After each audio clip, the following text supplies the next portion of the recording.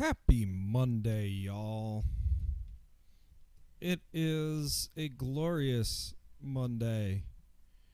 I hope y'all's was just as glorious. We are, with any luck, on the 10th stream of this game, going to finish one of the two campaigns of Nethergate Resurrection. It is a... Well, now it's a vintage computer RPG, but it is a very vintage-styled computer RPG. It is a tile-based, sort of isometric. It's a 45-degree angle. It is all turn-based. It is in the middle of dungeon crawls and whatnots. It is definitely a game that I grew up with. The original version, I grew up with just the unregistered copy. So this has been a kind of nostalgia trip for me while still being completely new. So let me send off all my... Oops.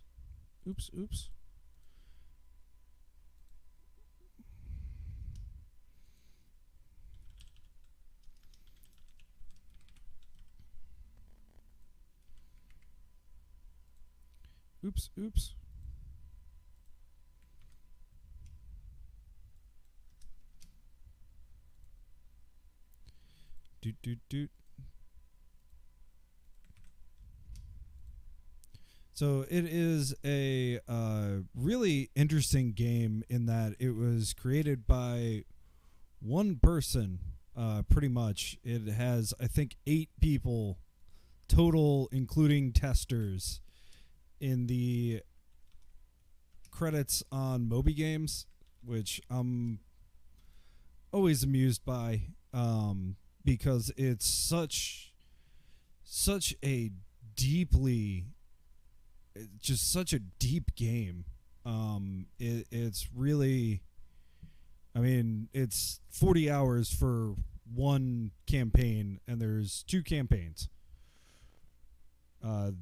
We are... Let's get the game up.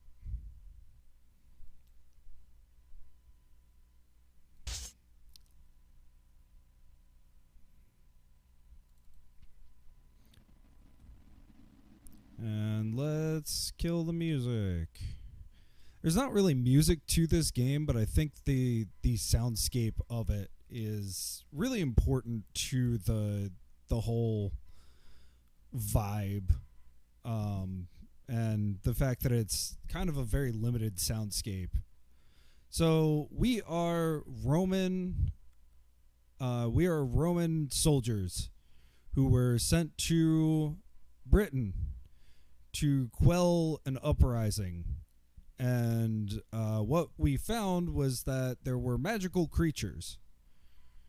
We have 4 Romans with us. We have Fighting Man, who is good at swords. We have Funny Man, who is good at spears.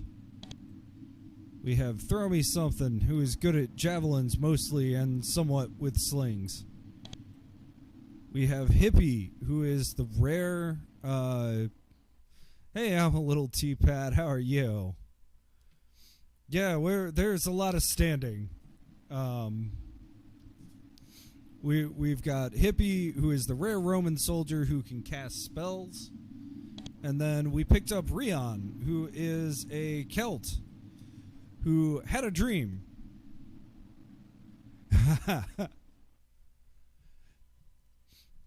Yeah, I heard the new Monkey Island came out. I feel like I should play some of the earlier Monkey Islands before I dive into the latest one. I'm doing good. It's been a pretty good Monday.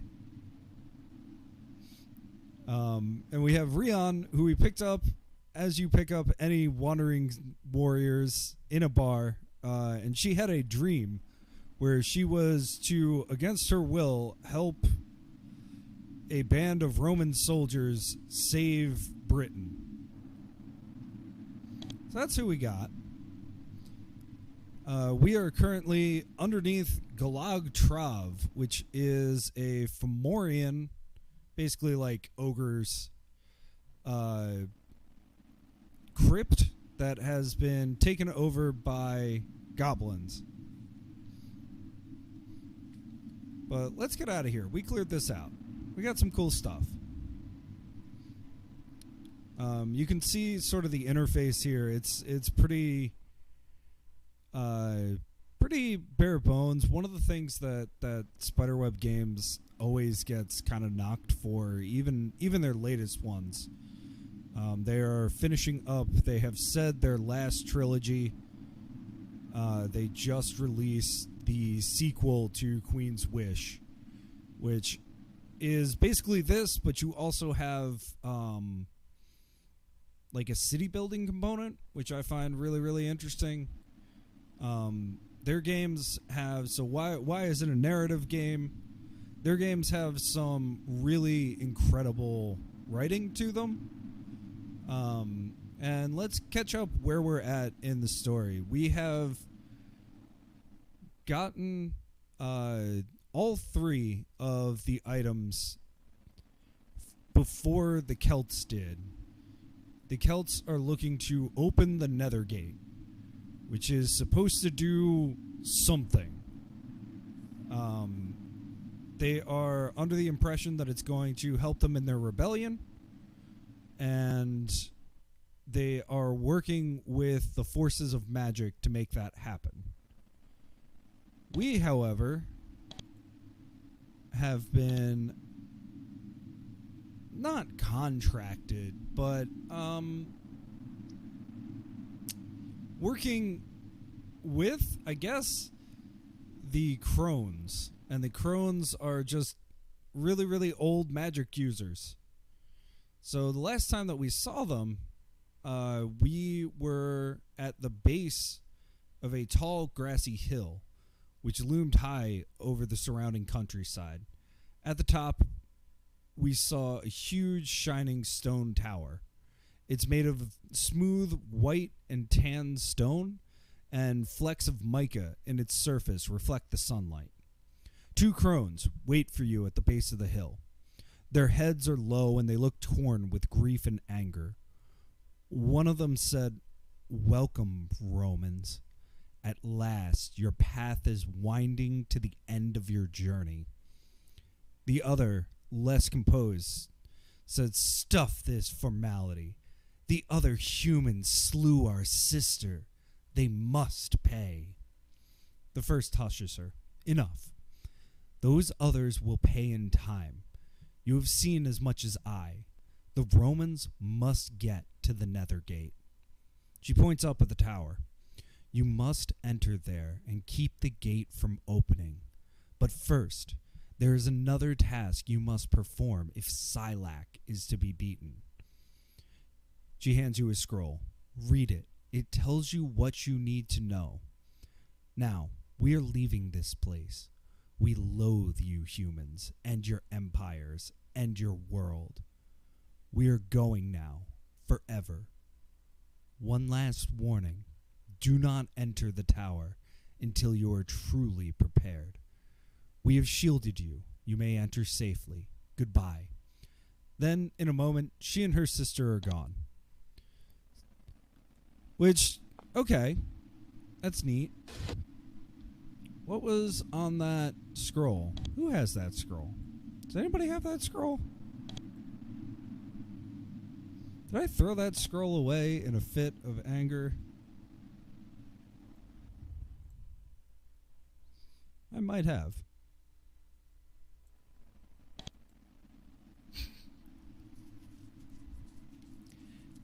Yeah, one day I will have better captions, but for now, this is good. This works. Sort of. We have a Fomorian scroll. You read the scroll. The handwriting is crude, but you manage to decipher it. You want to go destroy tablets in a spiral passage far below. This tells you how to get there. Go up to Lizard Pen and look for wall that not really there. Go in and down steps. You in bad Fomorian territory now. Go east and over bridge and through storeroom. You at entrance to spiral. Go down into spiral and tablets at bottom. Come back out the way you came. If you have troubles getting back from spiral entrance, go east to trees and short way south to cells of self-punishment. One cell has secret hidden exit. Go through and north to escape out place. I have a feeling that's not the right one. Oh, here we go.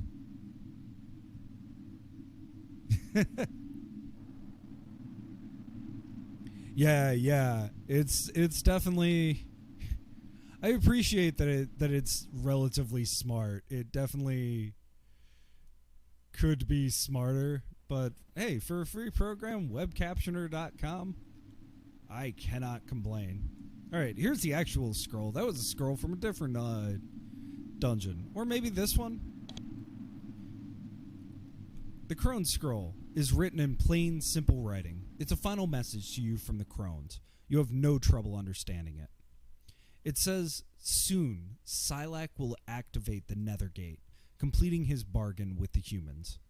In return, he will lay a devastating curse upon your empire. Your fate matters not to us, but we do not wish to see his cowardly plan succeed. When you are fully prepared, enter the tower. We can, for a short time, hide you from the guards. You must make your way to the highest level of the tower and keep the gate from being opened. Alas, we do not know how the gate works.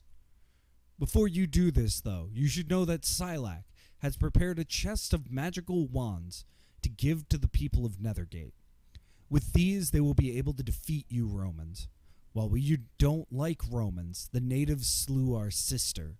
They must pay. If your people on this isle are to be saved, find the chest and destroy it. And remember, if they had not slain one of us, we would have been content to let you burn. Farewell to you, accursed humans, and curse the day we ever allowed any of you to live. So, we were preparing ourselves. And at the end of last stream, I was very confused because this gate is very locked. There are many locked gates. I have figured it out. There was a door with a pedestal, and we press it. And like that's one of the things that has been frustrating about playing this has been while in general the map or the like isometric display hasn't been like a huge problem, it sometimes gets in trouble. You'll see it every so often. I drop it says some trash falls out of your pack.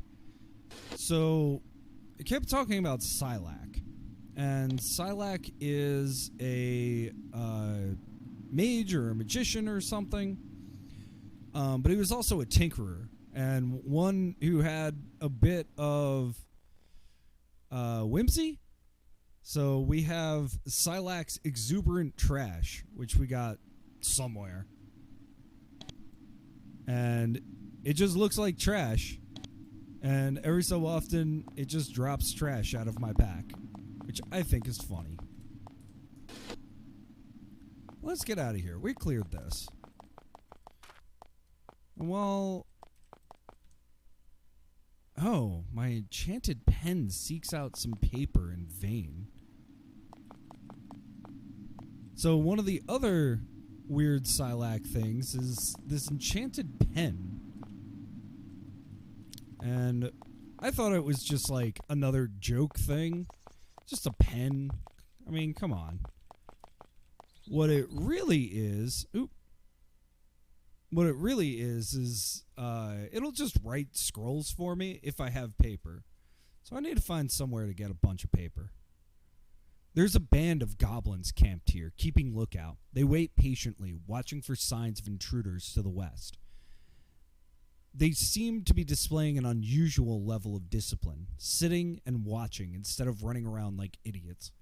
And when they see you, they have orders for how to react. So hey, we got into some combat almost immediately. What's great, these are goblins. We're pretty high level. I'm not terribly worried about anything. We'll find out though. Oh yeah, I'm definitely not worried. Cool. So, you know, basic combat, pretty straightforward. You also have spells, so it's an initiative, sort of an initiative-based combat order. It's not like just in order of who's in your party. I forget what thing controls it. The older Spiderweb games, the ones before this, had a more traditional, like, random order based off of agility. It was very, very Dungeons and Dragons based. This one's a little bit simpler. This game was actually a watershed moment for Spiderweb, where they started going in the direction of simplifying their games away from, you know, really crunchy kinds of stats. And, I mean, Exile 3 had 8 tiers of mage spells, 7 tiers of priest spells, and each tier had like 8 or 10 spells in it. They did wild things. I'm a little bummed that I went with the Romans on this run because they don't get all the spells. And one of my favorite spells, it's called Simulacrum, made its way into this game. There's a couple of things that reference their older games in this. There are some adorable, happy, friendly, talking spiders that are just wonderful. They're just cute and just want to eat bugs, and they're having a population crisis right now because all of the female spiders are eating the male spiders because they're so hungry. It's adorable. But oh, I thought he was going to take a little bit more damage. But in general, like, combat pretty straightforward. Most of what the Roman spells are for is keeping people alive and blessing them in combat. Which is nice for sure, but definitely less fun than throwing, you know, a bunch of elemental spells around and things like that. You search the goblin camp, delicately picking through the piles of trash, smelly clothes, and half-used food. The goblins were left with some supplies to help them in their vigil. There are 2 potions and a pouch of coins. You take them. Nice. I'll take that. I do have a walkthrough that I needed for the last major dungeon because it was a confusing dungeon. And even with the walkthrough, it took me a while to get through. I'm kind of looking forward to this being a little bit less dungeon crawly and a little more finishing up some of the quests that I have and things like that. So let's talk about those quests real quick. Let's see which ones I can do. We have the main quest, which is the Spire of Ages. We have Vibi has told you as best that you can understand that you can still stop the barbarians by entering the Spire of Ages at the very center of Shadowvale. As this came to him in a dream, details are sketchy.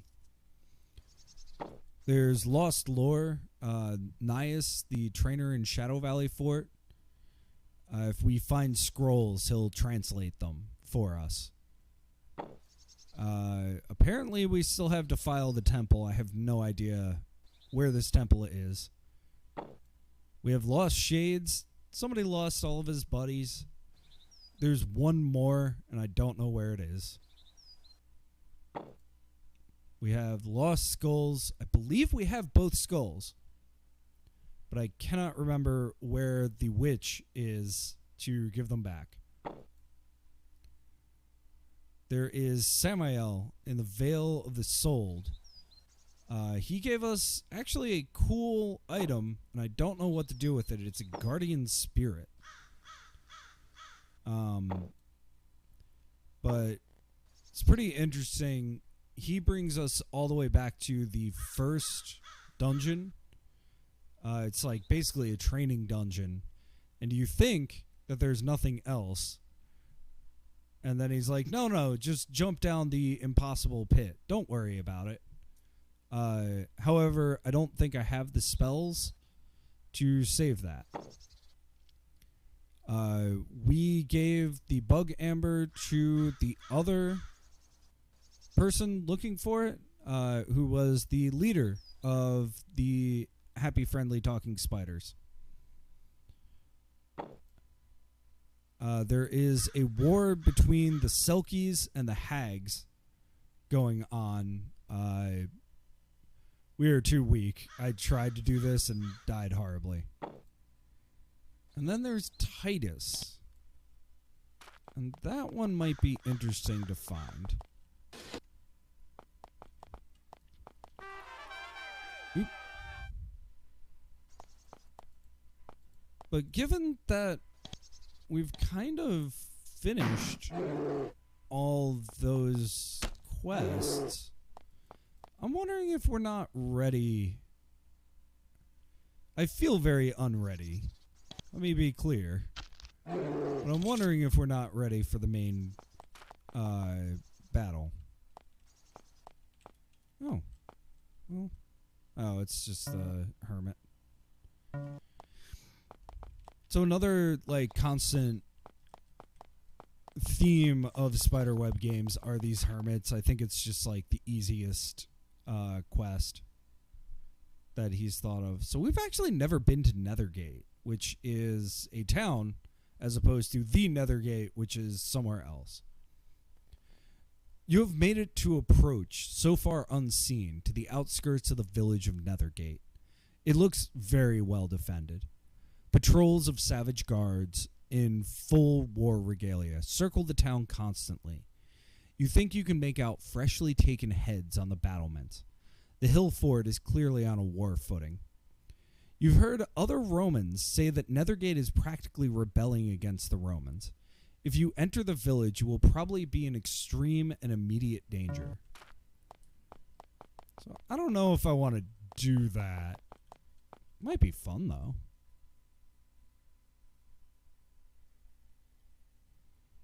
I'm going to leave that. Gan's little shop. Do we have anything here? Piercing crystals.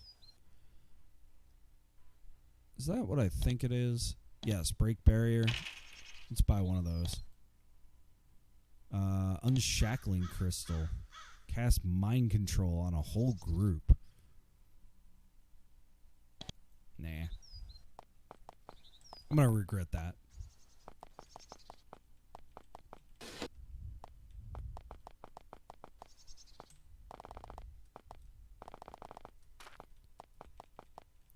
See, because, well, here's a hut. Oh, goblins, gambling. Yeah, I'll sit and gamble. I lost 5 gold.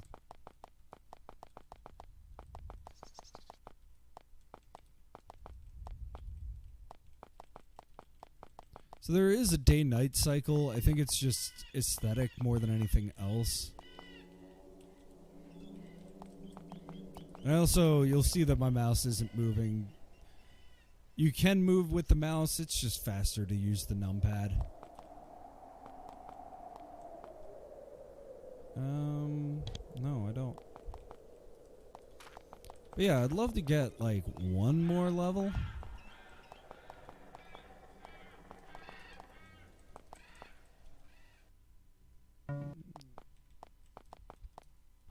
But I don't know if I will. Oh, there's some flowers there. Ooh, okay. This is new. You notice a small ledge on the cliff above you. There's an old nest sitting on it, formed of mud and sticks. There might be something inside it. However, it's about 50 feet up, and there's no convenient handholds which could help you get up there. Though there's no way you could climb up there, you could send the spirit you've rented in the Vale of the Soul up to look around. Do you? Why, yes. You release the spirit. It flies upward, circles the old nest a few times, then descends into it. A few moments later, 2 pieces of jewelry fly out of it and land at your feet. The bird who built the nest must have collected glittering items. The spirit soars up into the air and attempts to fly out of Shadow Vale. An invisible force grabs it, though, and drags it quickly back to you. You pick up the necklaces. That is interesting. And we got a war charm and a crystal charm. What do those do? War charm. +2 to armor use, +2 to hardiness. Buddy, you're getting that. And then a crystal charm. 80% protection from petrification. Oh, now that's interesting.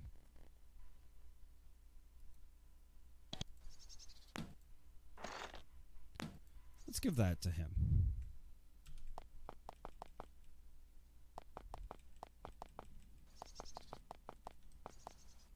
Ooh.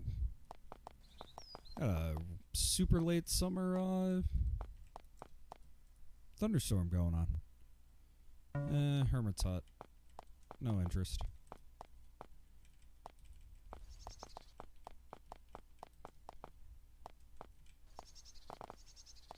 So down there is the happy talking friendly spiders.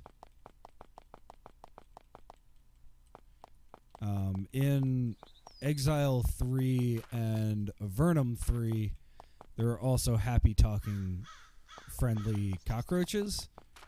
And your main your quest is to broker a peace between them. It is literally my favorite part of that game. Exile 3 was my introduction to what's going on in Hagfen? Now that they're gone, they should all be gone. They are all gone. Now, they're all gone. I wonder.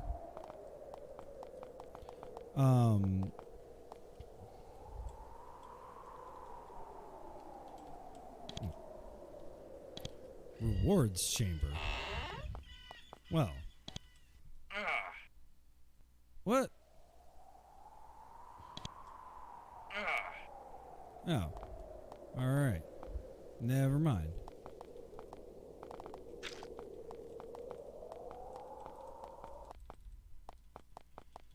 Fine then. We won't go look at that.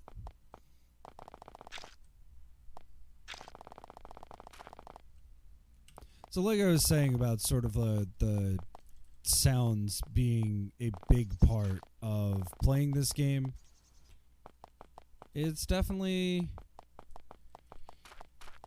it's a soundscape.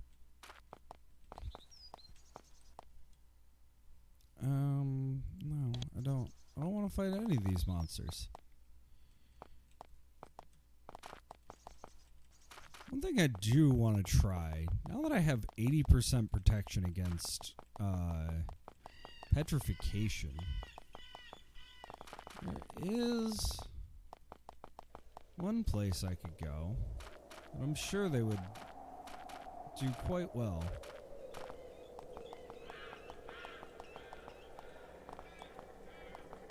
Which is right here. Whoops. Get to see my start menu.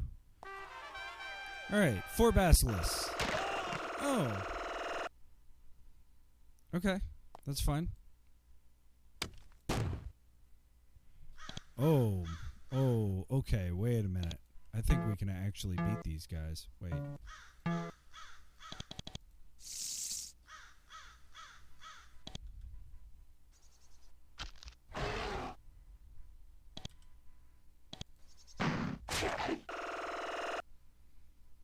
Ooh. Fighting man has a lucky escape. Let's heal him.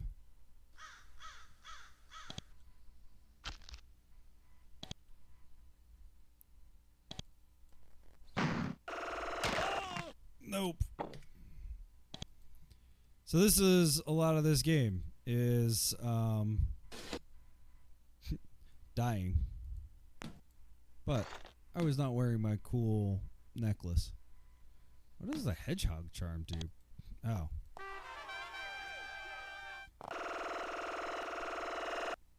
Ooh.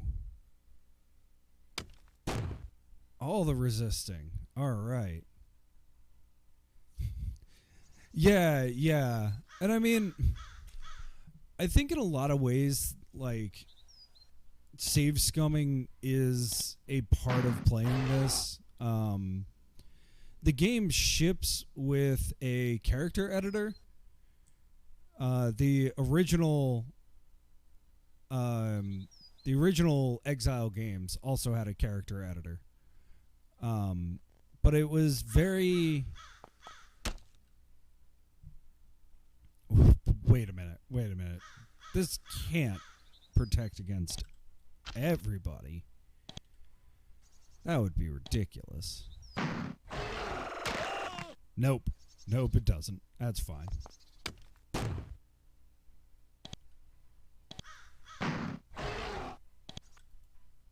Oh, and he misses.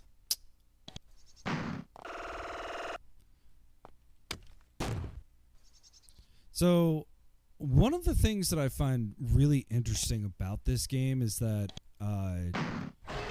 so in the old games, if item is too heavy.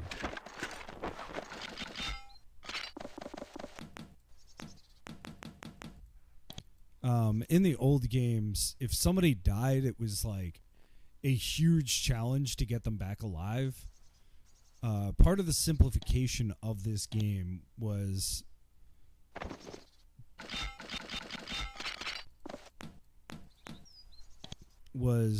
making it easier for people to get back alive. So all I've got to do is come back to the main town and go to the healer. And he'll be back, and I can give him all the stuff back.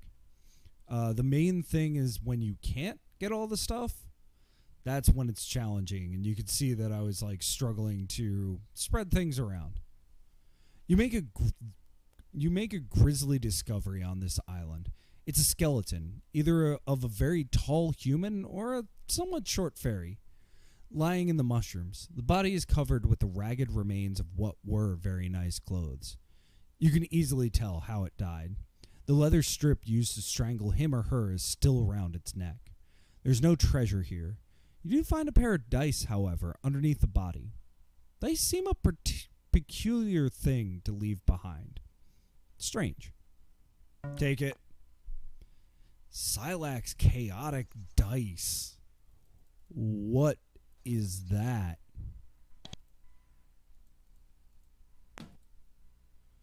Unusual ability. Alright, let's see what it does. You roll a 12. You always seem to roll an 11 or a 12. Interesting. So that's one of the things that I've really enjoyed about this game is like the depth put into the unique items. Like, I don't know, just to have that.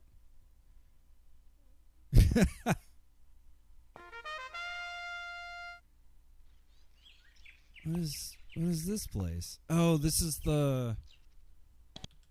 Right? Yeah, Hollow Hills. I don't want to be here.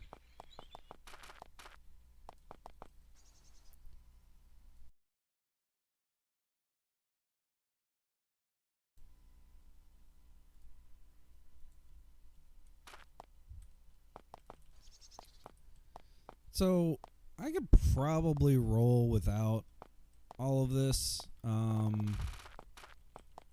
without having the extra party member. Seems a little dicey, though. No, I don't want to fight a bear. And, like, again, one of the things that I find, like, wild is how much is in this game. And there's 2 campaigns, and they're different, and the things that you can do are different.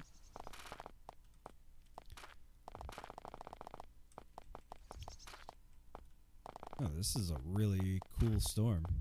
It's lighting up my whole apartment.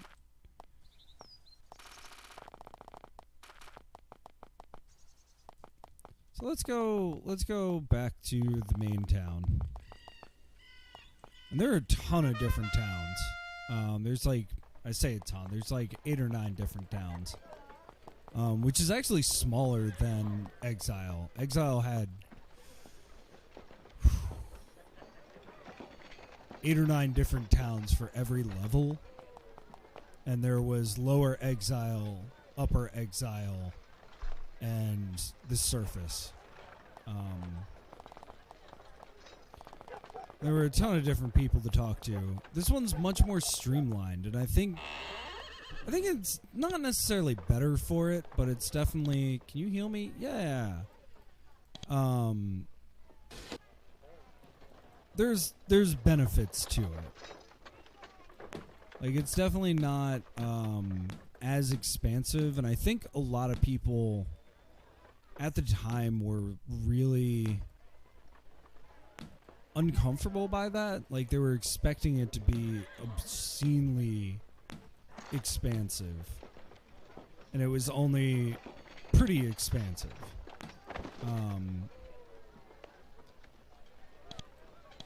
And so this game in particular got a lot of flack from fans, which is unfortunate. It definitely didn't deserve all that, though.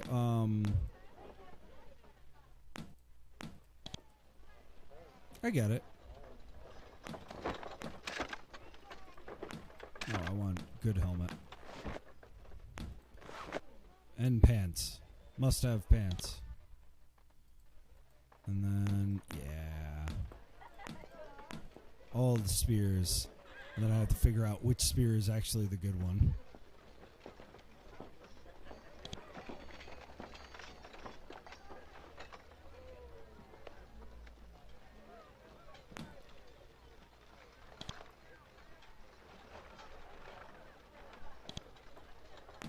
This one. You can't use a shield, can you? Oh, you can use a shield with the spear. Oh, funny man. You're gonna do so well. And let me just check to see if this guy's got paper. I don't think he does. General supplies. Lockpicks. Nope. No paper.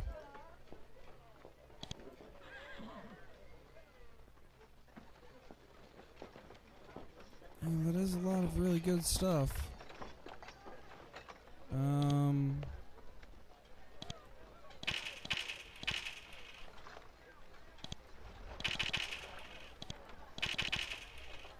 Just gonna stock up since I'm here. Let's actually do 4. And I've got all this gold. Basically because I haven't bought anything. I'm pretty terrible when it comes to actually buying things. So this is actually pretty great. You just chill and spend 2,000 gold on a bunch of potions.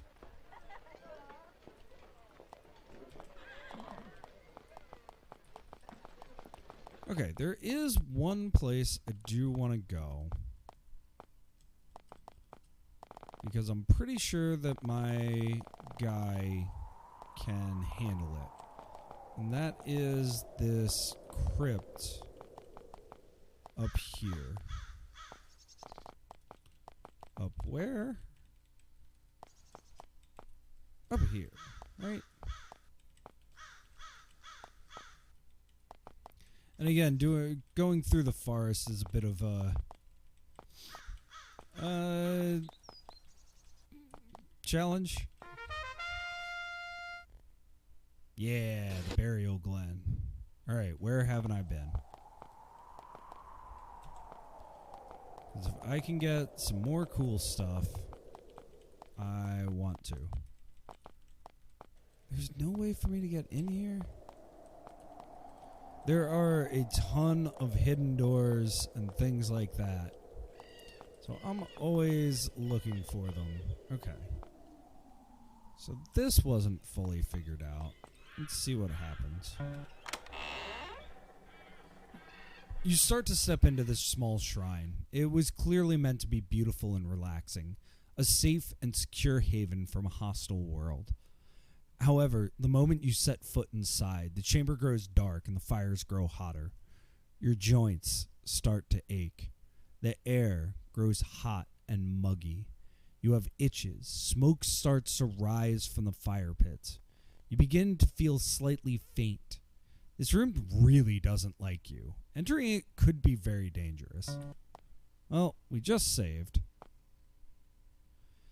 Since you didn't take the warning, the shrine decides to glow stronger, to take stronger steps to expel you. The tile designs on the floor glow briefly, and hideous, drooling, undead creatures appear there. They move forward to attack. Woo! Let's fight. Lost souls. Okay, these guys are pretty powerful.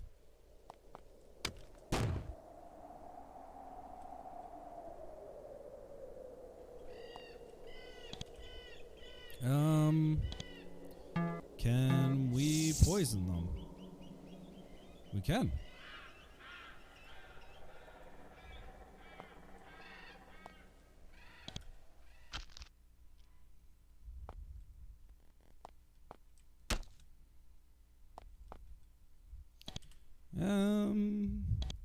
Shield.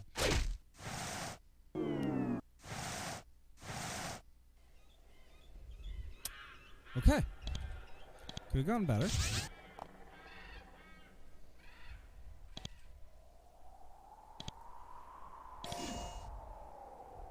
There we go. Nice.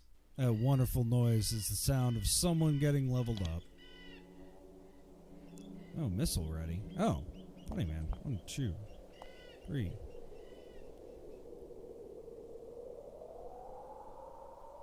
Oh, okay, great. 4.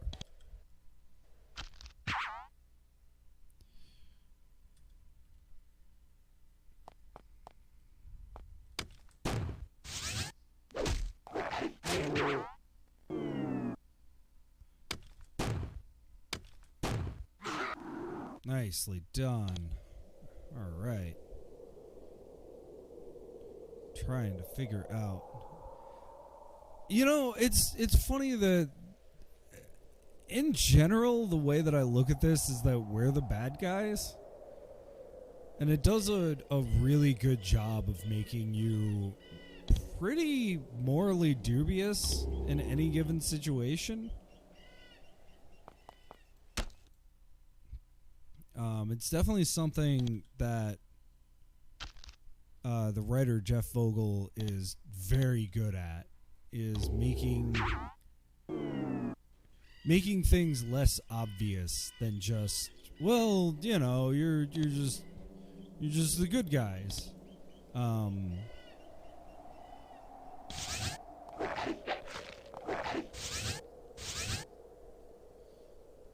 one, two. Attack of opportunity. Oh no, he died again. Yeah. There's two quests that have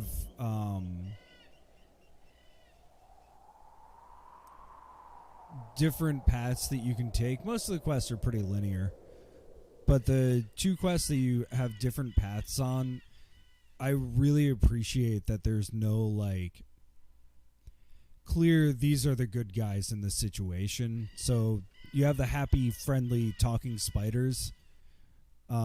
They're actually new to Britain, and they are an invasive species, and basically that's why the evil seeming Widow Queen doesn't really want them around. She's like, I guess they're worshiping me, but like this is not what I care about. And so I really like that. The other one is the Selkies. And you meet the Selkies and they're like, oh my gosh, the hags, they were so mean to us. They attack us, they kill us. It's horrible. Can you just, all we want is the pelts of our brethren. And then you go over to the Selkies and they're like, we did not start this war. Please deal with this. And he doesn't even need to move. That was just a mistake. I think we're gonna die.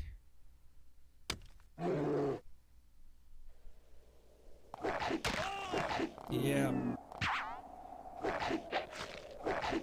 And one thing, total party kill. Let's just finish this off. You know what? Let's not even. Alright, let's try this one more time. Pick the lock. Save with the door open. Why not? Yep, okay. Could be very dangerous. Let's get everybody inside.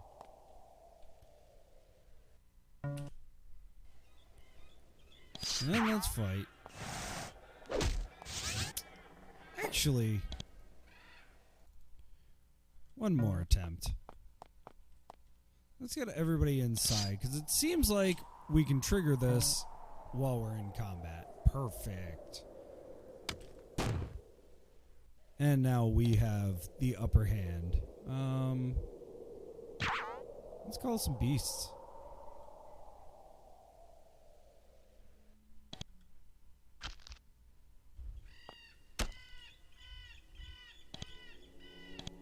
And actually, so I picked up a lot of interesting things for Hippie. The character traits on this, there's a ton of them. Everything from like, oh, you were born on Britannia and one of your parents was a bit exotic. You have fairy blood, and fairy folk will sometimes treat you more kindly. That might have been useful in the fairy town. Maybe. But he has a fairy familiar, which means that I can, once in a while, do this and call my own spirit. So there. Oop, that was the wrong icon. This is why I used... Ho ho ho. Alright.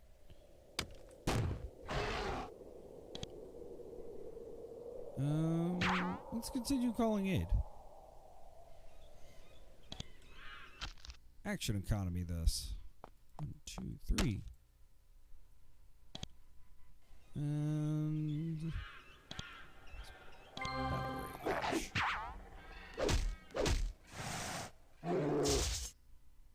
Nicely done. He is taken care of.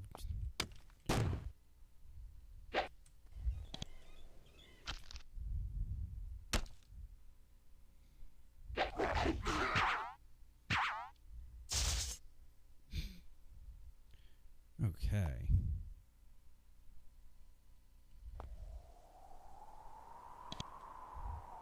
Oh. Wrong one.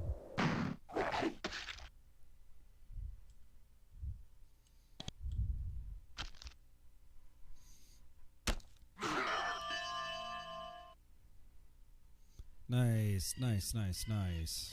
Let's just keep this rolling.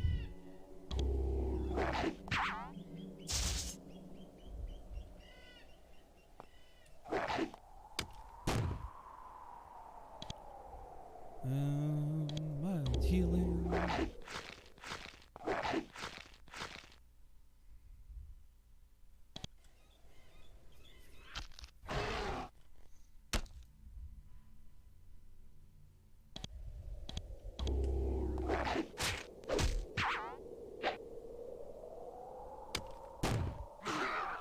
Alright. Cleared out the undead. Now we just need to deal with all these pesky summons.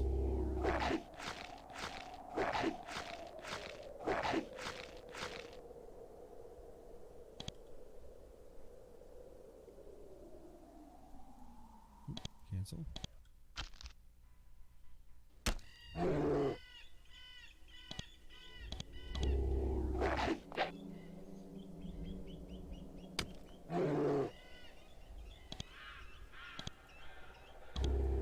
Keep healing. Frantically healing.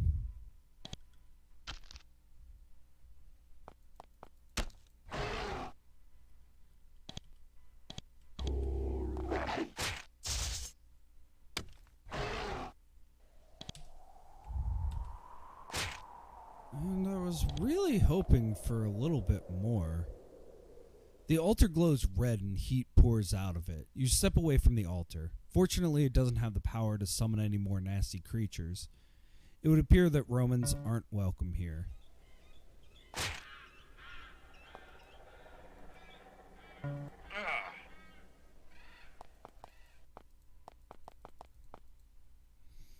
Okay. Well, that was one thing I never got around to. What about this?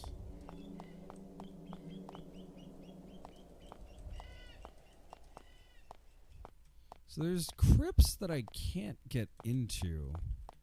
I find that just so rude.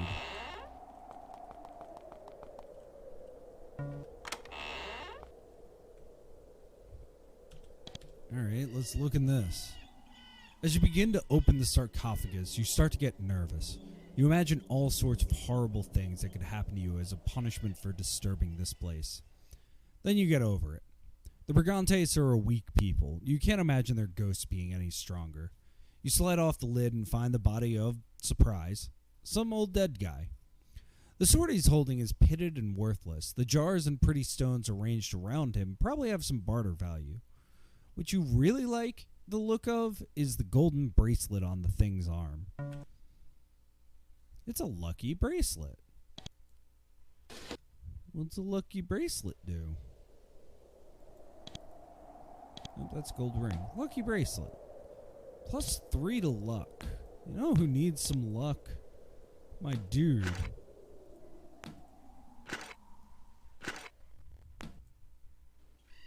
Also needs a ring and some gloves. Ring of warmth. Ring of will. Let's do warmth.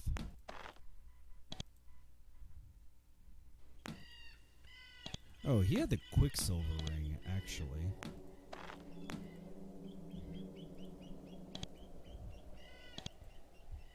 So his hardiness and armor use should be way higher than it actually is.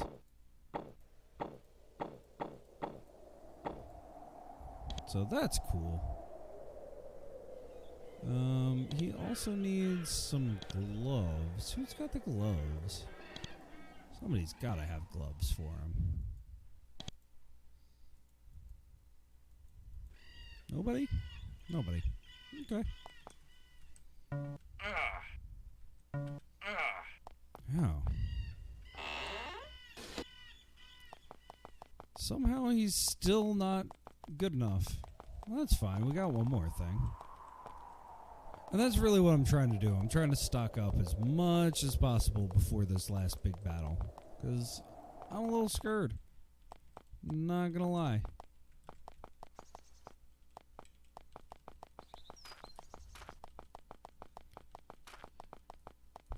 And it's a little disappointing that the plot line kind of slows down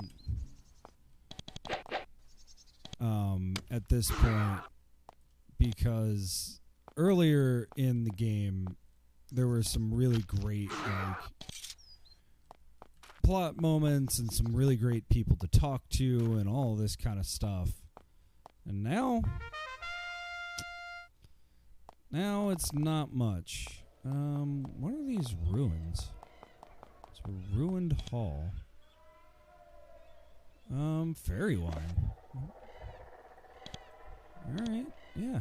Get some fairy wine.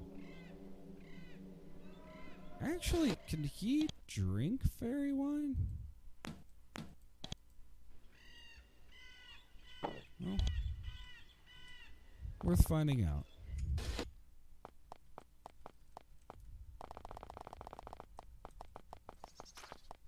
Okay. So we are in pretty good shape. And we've been playing for an hour. Let's see if I can't find my way back to the center area.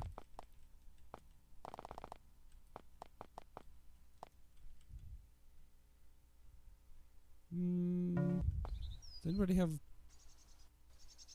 paper? No paper.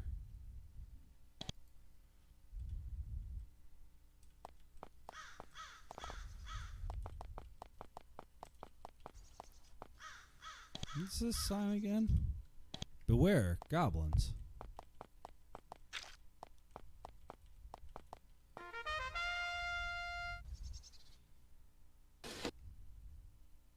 Oh, the Goblin Pits. Well.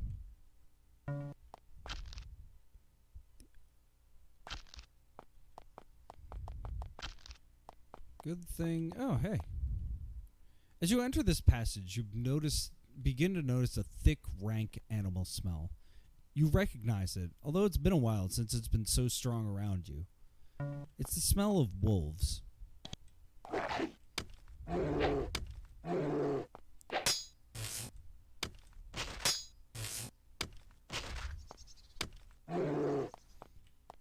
Well, all right.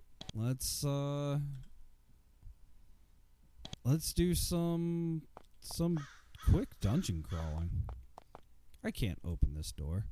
This gate is secured by a heavy metal padlock of too ingenious and careful a construction to have been made by even the industrious local goblins. You try to get it open, but none of your keys fit the lock. The gate at the top of this stairway is bound with heavy bands of iron. It looks very strong, possibly even strong enough to thwart your best efforts to open it. Difficulty 200. That is literally an impossible lock. Okay. It's gotta be another way in then. Oof. This seems promising. A few hundred feet from the main gate, you find a small side tunnel in the clay of the fortress. It's dank and smells of rotting meat, and worse, but it looks to be unguarded. And everybody gets diseased, which slowly takes away my health. Totally normal stuff. Got a lot of trash, got who knows what. You figure out why none of the goblins want to come down here. This is their dump. You're staining your boots with years of goblin dinner leavings, used up clothing, and worse. Sprinkled with broken weapons and the occasional rat.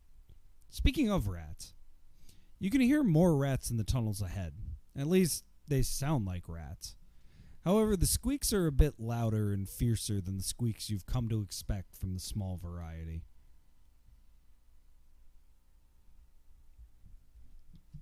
Okay. What kind of rats are we dealing with here? Hostile giant rat. Alright, the kind that I can squish. So it's really nice that you don't need to be in combat all the time to do combat. Ooh, lockpicks. You can just chill and walk around. This is how I think all of the games have worked, and like I know that this has a ton of lineage to like Ultima, but I've never played Ultima, any of them. So I don't know if that's like an Ultima thing or if that's something that's just specific to this. There's a ledge running along the north wall of this filthy room. Trash is splattered along the floor underneath. This is where the goblins have, of late, been dumping most of their trash. The slingstones and dead rats also indicate that some goblins come here for target practice. Good thing for you that none of them are here now. And we can go up, and we're in. All right. Nothing cool. Whoa, hey. Hey. There's sunlight and fresh air coming from the passage to the north. Looking to the north, you can see several low stone buildings. The goblin village is out there. As you look for their defenses, you see several goblin guards approaching. You step back into the shadows, hoping they will pass. They're searching very thoroughly. When they walk into this cave and see you, one says, "Oh no, not humans again." Whoa, there's a lot of them.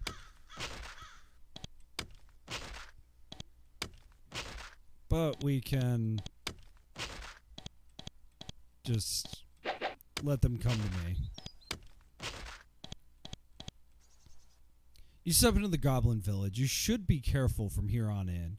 It's likely that a lot of them are waiting for you, and you probably can't expect much mercy on their home ground. Fortunately,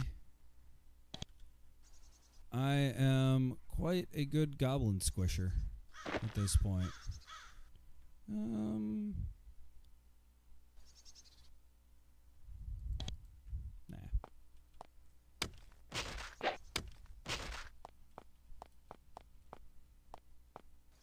Is that a moo cow? It's a moo cow. What's the moo cow say? The beast looks up at you mutely. You match gazes with it, trying to achieve some sort of common ground. In the end, you feel personally enriched, but you learn nothing. Oh gosh, guys. I am so sorry. And again, like, I kind of feel bad playing through some of this, because it's like, no, I don't necessarily want to attack everybody. It just kind of happens that way.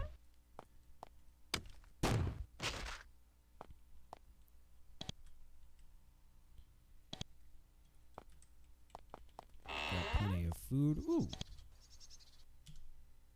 A scroll. Scroll of haste. Take that. Yeah, these are goblins. They're not that great. You think that you have detected a trap. Your character with the highest tool use skill can attempt to disarm it. The trap doesn't seem difficult. Alright. You get a wand of ice. You get a healing draft. Scroll withering. Change to 1 statistic. Interesting. I have another one. And some amber. A shard of release. It cures all negative effects. And the earrings are nice, but not worth much.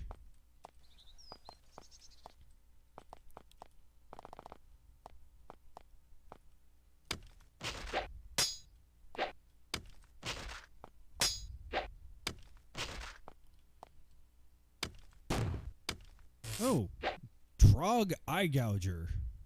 And this might actually be worth getting into combat for.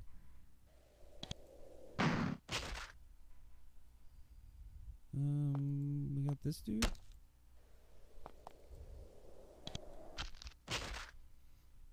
Alright, that was easy. With a final furious growl, the chief of the goblin fort drops to the floor. The growl turns into a groan of pain, then fades away. You notice that he has a brass key with a 1 etched on the side on a thong around his neck. You run up and grab it. Yup. I think of it a lot like roguelike games. Okay, so these keys. What do we have? Special items. These keys open Silax chests around. These are Silax keys. Ow.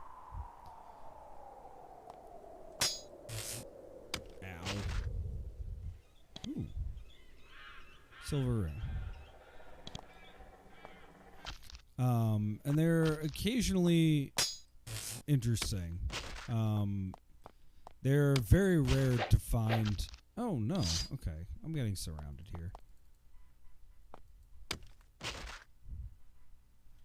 Am I actually getting surrounded?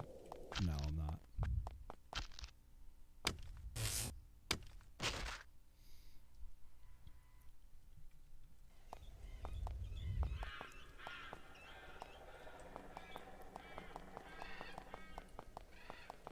So it's kind of interesting. I wonder, like, if I came here... Whoa. Yes, we opened that. All working together, you strain and push to try and turn the massive wheel. Your leg muscles start to ache. Sweat runs down your face. Eventually, with a mighty creak, the wheel turns. The chain pulls out of the floor. To the south, you can hear the front gates of the fort opening. When they're open, you smash a few choice bits of the wheel mechanism. It's stuck open. Cool. Open the front door.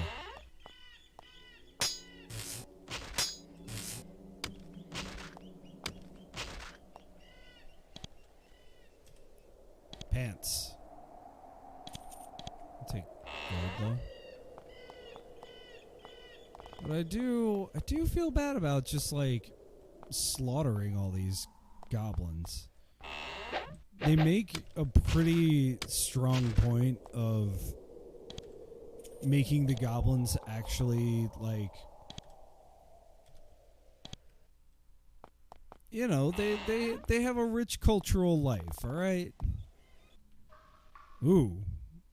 Okay. There's an under. Oh, there's a lot.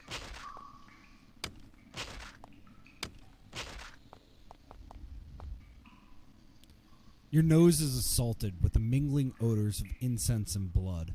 Grim, guttural chants echo through the halls. You can see a large temple to the north. This can't be the temple that they meant for me to... Oh, hey! Who said that you could cast spells? Okay.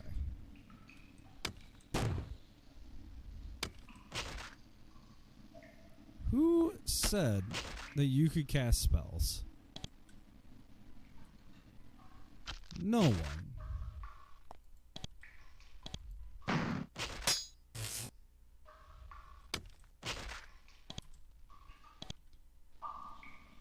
And we're gonna heal. There we go.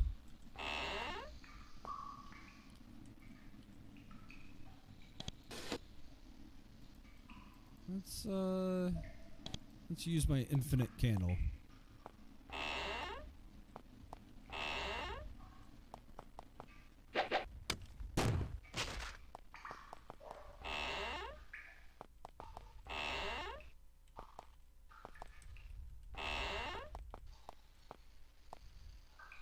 One of your keys unlocks the gate. Interesting. This is a meditation room. There's a prayer mat and a low brazier which puts off thick, bitter-smelling smoke.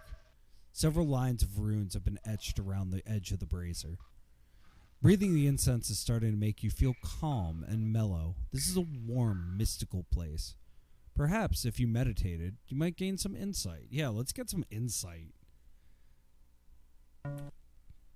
First, you close and lock the door so you aren't found.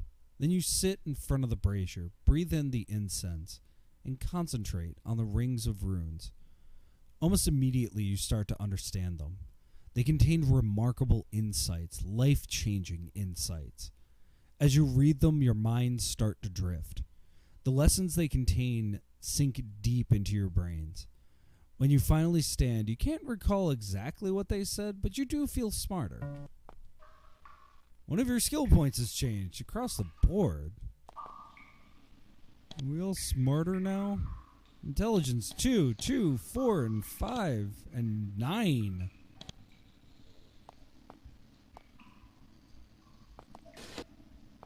I think we're smarter. Ow. Hey, stop hitting me.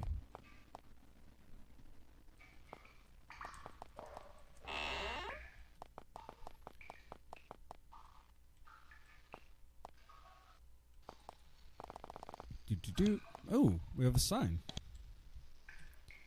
First Hall of Learning.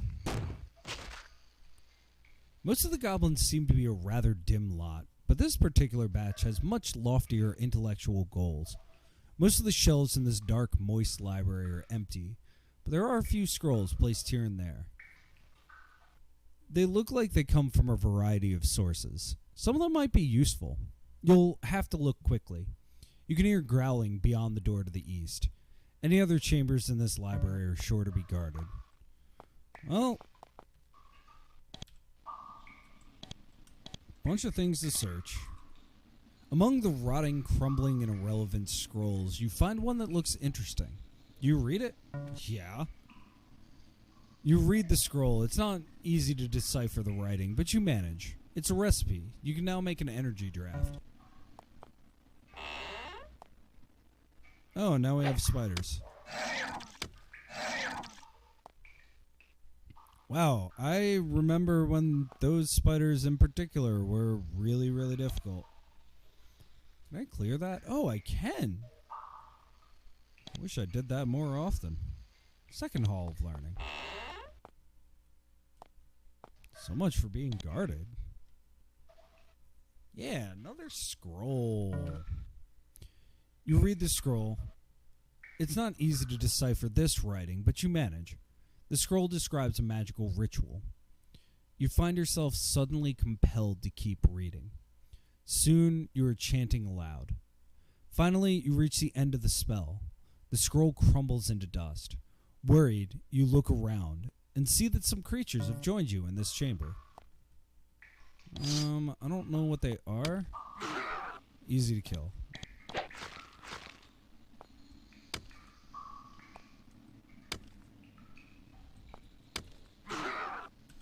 Okay. Not a concern. Very well. Energy draft. Anything on this? Ooh, there's another scroll. Ooh, alright. Wish I had this. You read the scrolls. It's not easy to decipher this writing, but you manage. It's a spell book containing the lesser rituals of the craft circle. You can now cast Create Light, Piercing Sight, Pass Portal, and Hovering Feet.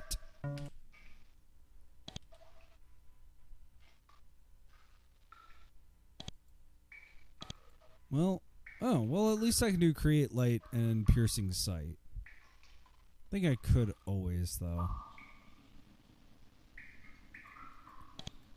Interesting.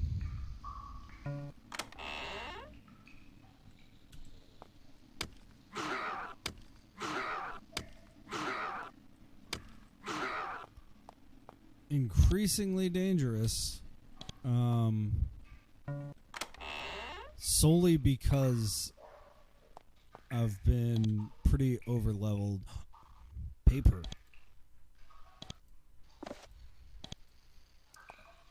Has this been super easy, and I appreciate it. You read the scrolls. It's not easy to decipher this writing, but you manage. The sheets of vellum contain magical rituals for the summoning and controlling of animals. It's a spell book for the beast circle. You can now cast the spells Call Aid, Serpent's Fang, Serpent's Coil, and Charm Beast.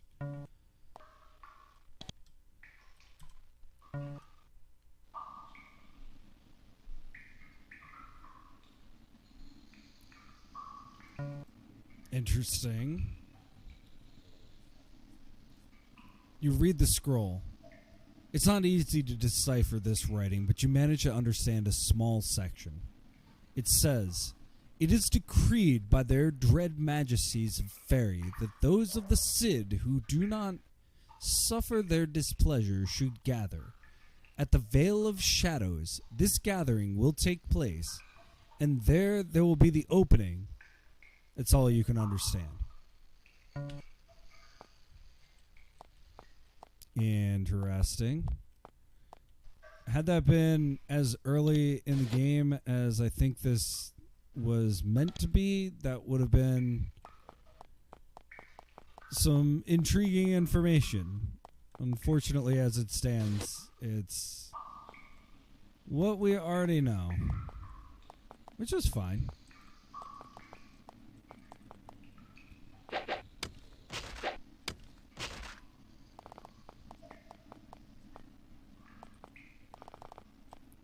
Just exploring. Whoops. Stop hitting people. Something to read. The air down here is even ranker than elsewhere. Your eyes water at the rancid, beast-like stench. There are fewer tracks on the floor here than elsewhere. The goblins must not come down here much. Vazek Lair. Goblins keep woot. Alright. What do we got? Gold. This box is empty. Thank you for telling me. The gate is held shut by a padlock, a beautiful and well-crafted piece of handiwork, even by Roman standards. You try to unlock it, but you don't have a key that fits.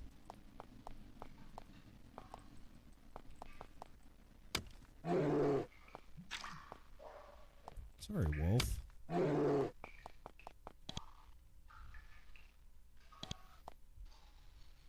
What about you? Do you got Charm Beast? Cool. That can't be it. No. Keep breaking picks, though. No. B. Yet another unpleasant surprise. This box is mostly full of old bones. Probably from a sheep, gnawed and dried out. You see the glint of metal under the leavings. Someone has accidentally left a key in here. It's made of bronze and has a 2 etched in it. Key 2.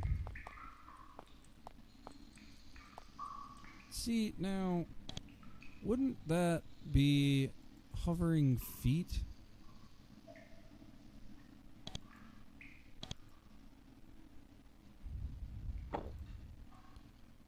Druid spells.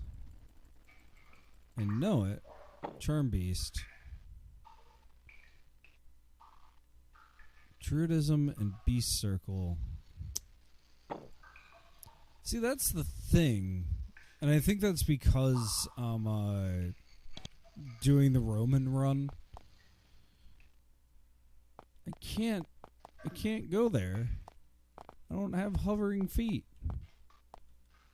Oh, one of my keys unlocks the gate. Oh, nice. Poor chainmail, but a ring of skill. Plus 5% chance to hit in melee. Well, melee. Melee.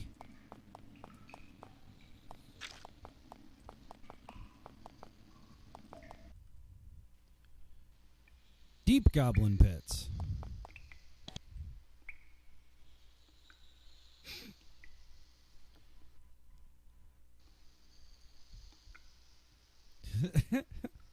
Oh no, you're fine. I appreciate you coming out. Oh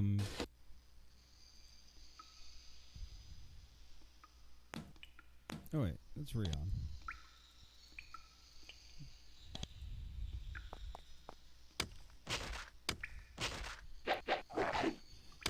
Yeah, this game definitely oof, come on.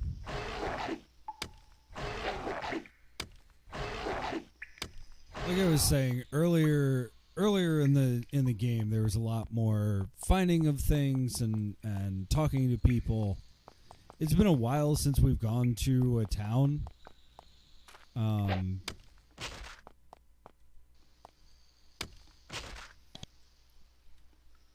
Treasure room, stay oot or die.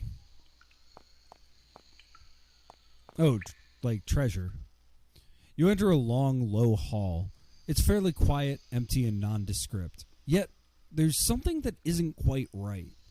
You think you can detect the scent of rotten decay hovering just at the edge of perception. Listening carefully, you almost think you hear scratching coming from somewhere. You suspect it's your imagination. Yet, this room makes you pretty uneasy. You step into the Goblin Fort's treasure chamber. A pair of heavy chests lie before you, waiting to be plundered. When you step inside, however, your dreams of loot are rudely interrupted. You hear the grinding of heavy gears, making the floor tremble and your teeth chatter. Behind you, two walls sink slowly into the floor, revealing vicious, slavering creatures. They've been waiting a very long time for someone to devour. Oh gosh, there's a lot of them. I have not saved in a while. And they drain experience. Great.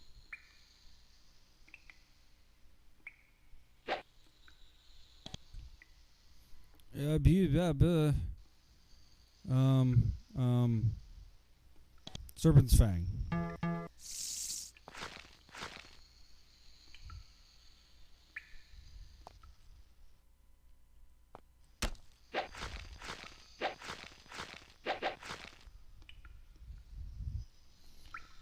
Okay. We're good.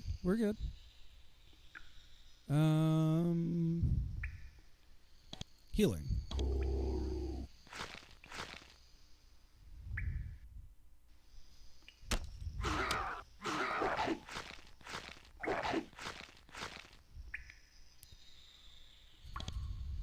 Mild healing.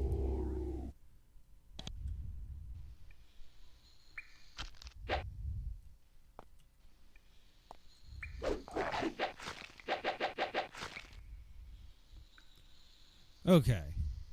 What I thought was going to be really rough is now just not great.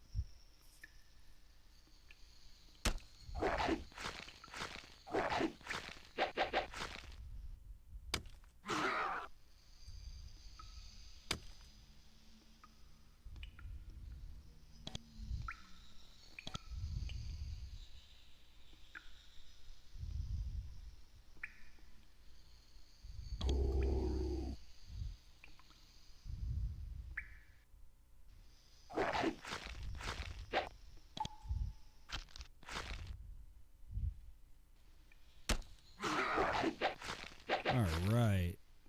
Just powering through slowly here. That was a little dicier than I wanted it to be.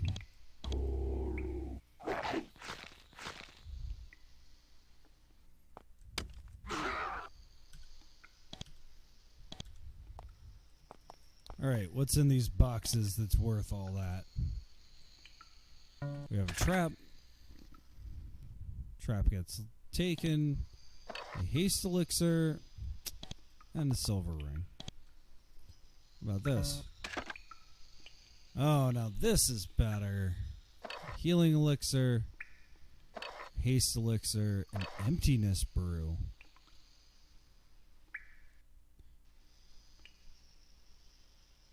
Changes experience and -5 skill points. And a resistance ring. Useful.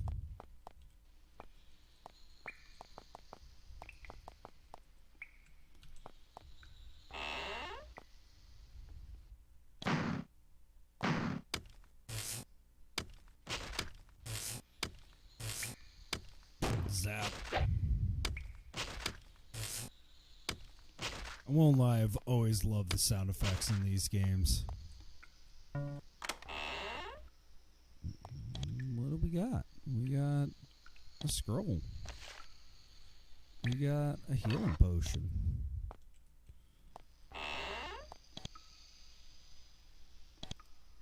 Energy potion. Healing potion.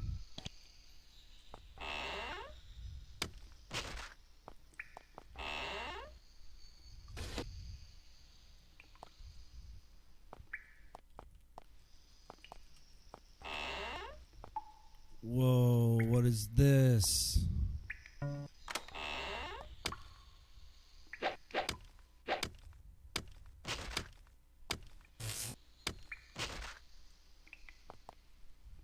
You find the fragment remains of a dead Britannian. The goblins threw him in here and left them to starve.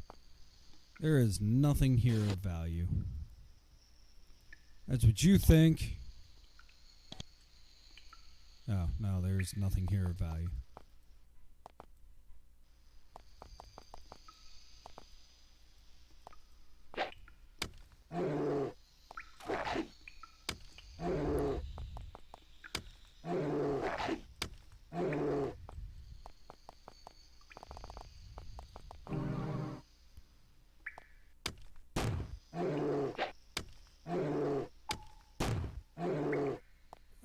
Okay, we've got some harsher dudes. No big deal. Some nice furs, I guess.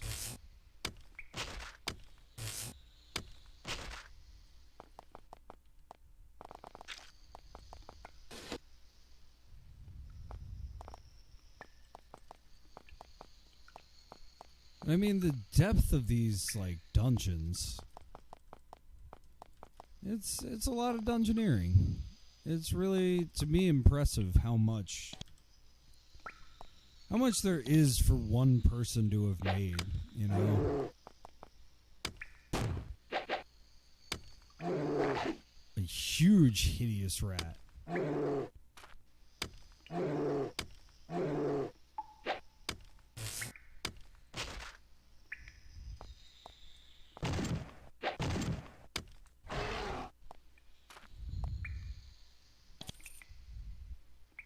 A ruby. Good vendor trash. Do I want that weird meat? No.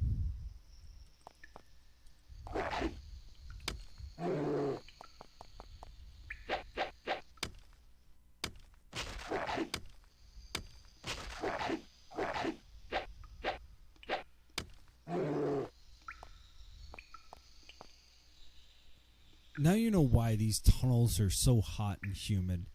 These low caverns have several natural steam vents, providing constant natural heating for the goblin fort. It's very hot down here. You'll have to watch your step. Surely it's so hot that nothing would choose to live down here. Yet, to the south, you can hear growling and hissing. This area is definitely inhabited, though you're not sure you want to find out by what. Well, you say that, but no, I absolutely do. I do also want to save. And let's heal up some people. It's been a minute.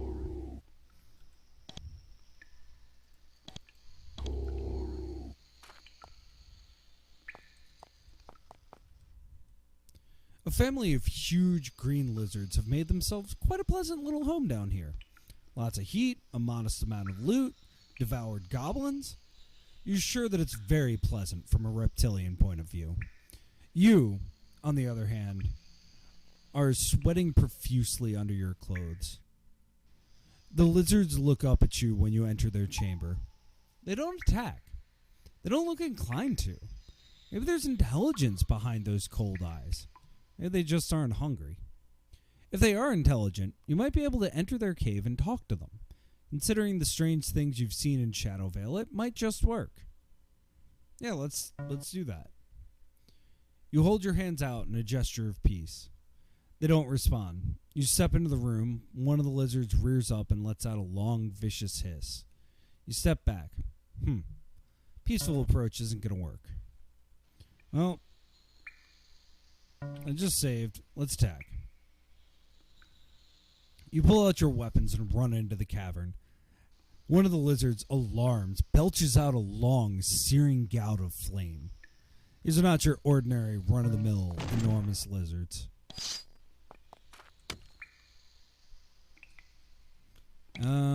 Flame is probably not going to work on them.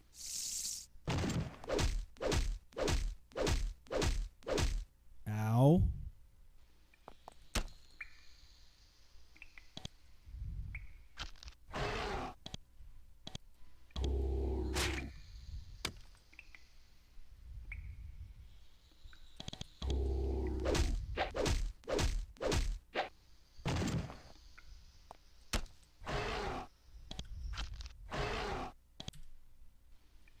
See what this modest amount of loot. Nothing. Some wine. Alright. Well, that was intriguing. Oh, come on,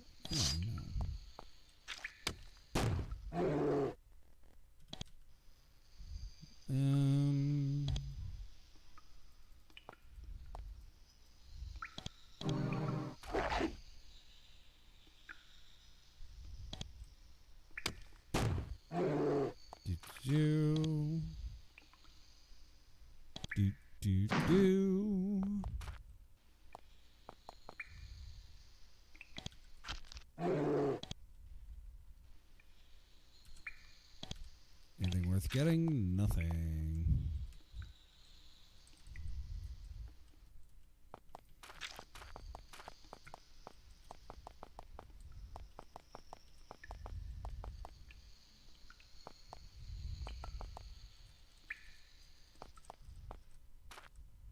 Found the hidden well.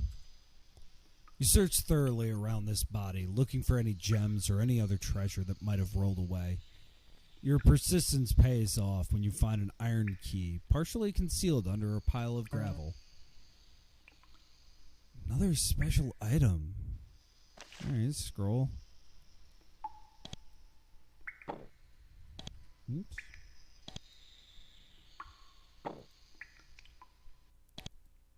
So many keys.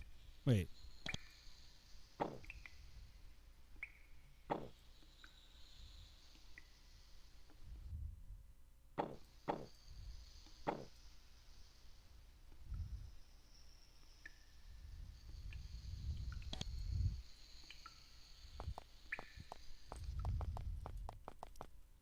It does remind me, there is that other section, but not terribly.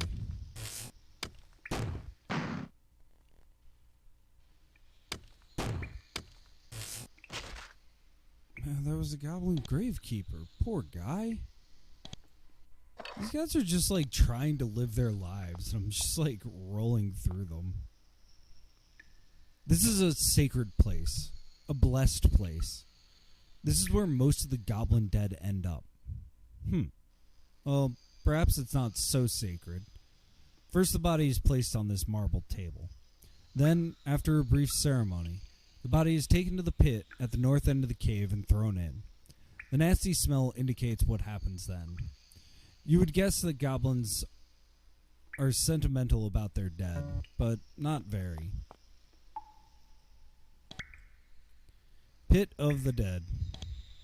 Thank you. There's no way for me to get in the Pit of the Dead, is there? That would be ridiculous.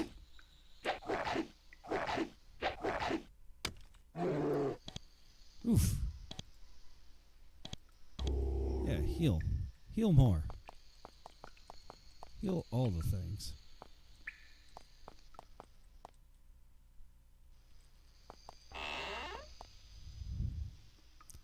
Now, what would be buried behind that? Nothing.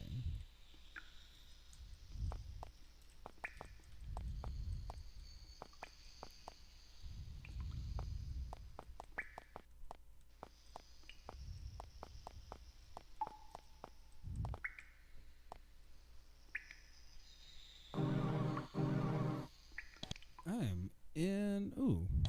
Let's just create light. There we go. Oh. What a big rat.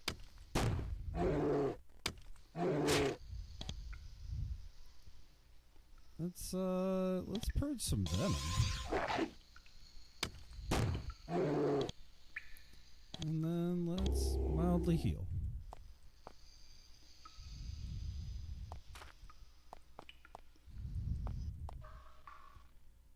Oh.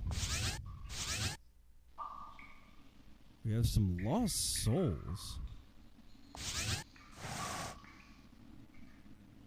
Which I cannot get to.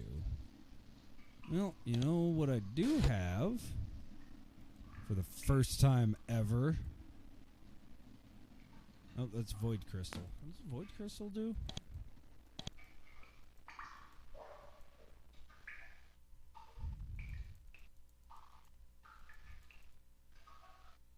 Well, I thought I had it. Yeah. Yeah, Piercing Crystal. Oh. Well. Load a saved game.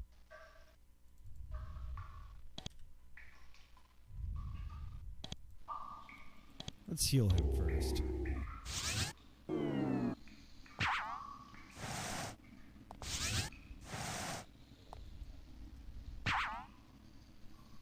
Okay. Let's take a quick minute to heal up.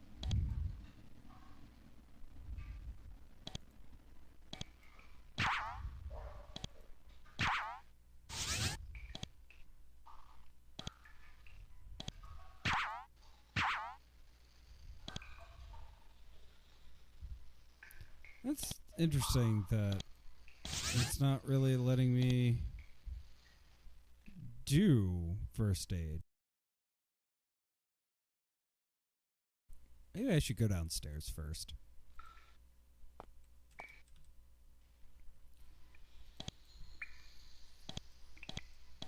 There we are. Now everybody's in good shape.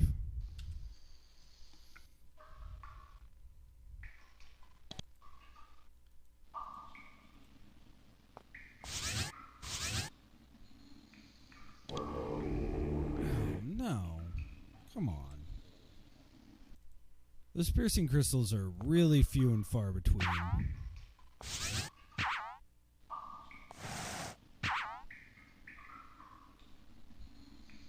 And I just want...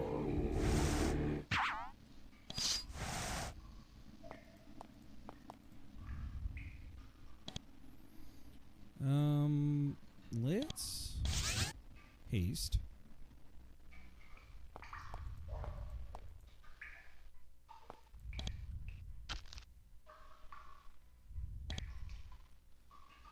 Let's shield.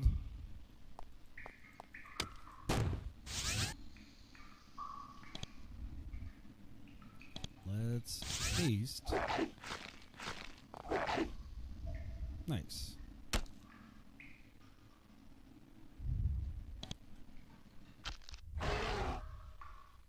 Nobody gets poisoned.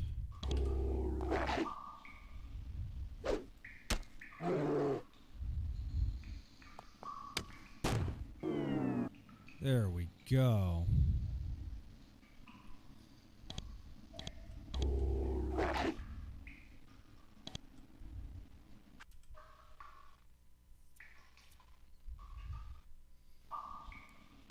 Yippee. Battle Rage. Why not?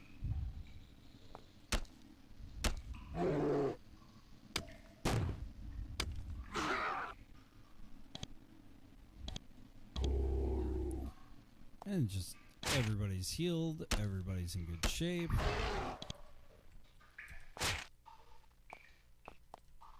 And we've got 3. Ooh, a shielding charm. What else? Blessed leather armor. Good vendor trash. And 240 coins.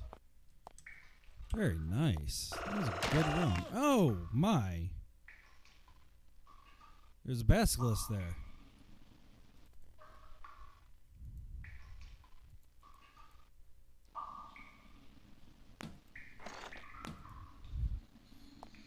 Switch my way out. And just everybody hides.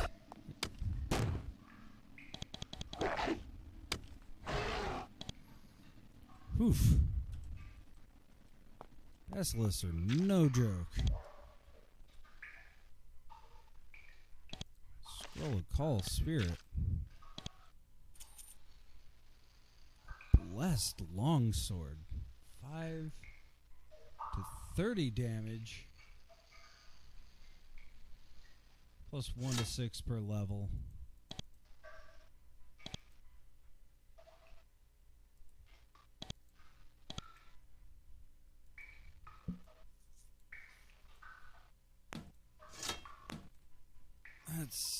That's just great.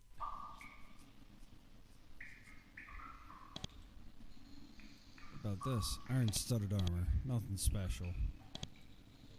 Oh, wait a minute. Okay, just Druid's Root. So again... Oh, this is the other side of this. Nice. Well, that was interesting.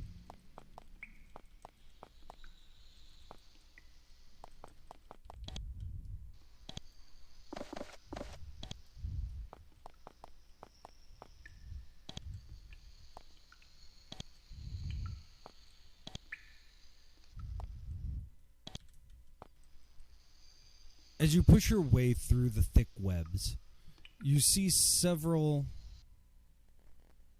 pairs of red eyes peering out at you from the darkness. You hear a long, low hiss. Funny, you thought that spiders were generally quiet creatures. Now you know different. Oh, there's a lot of them. But they're easy. It's those dark spiders. I've seen them a bunch lately.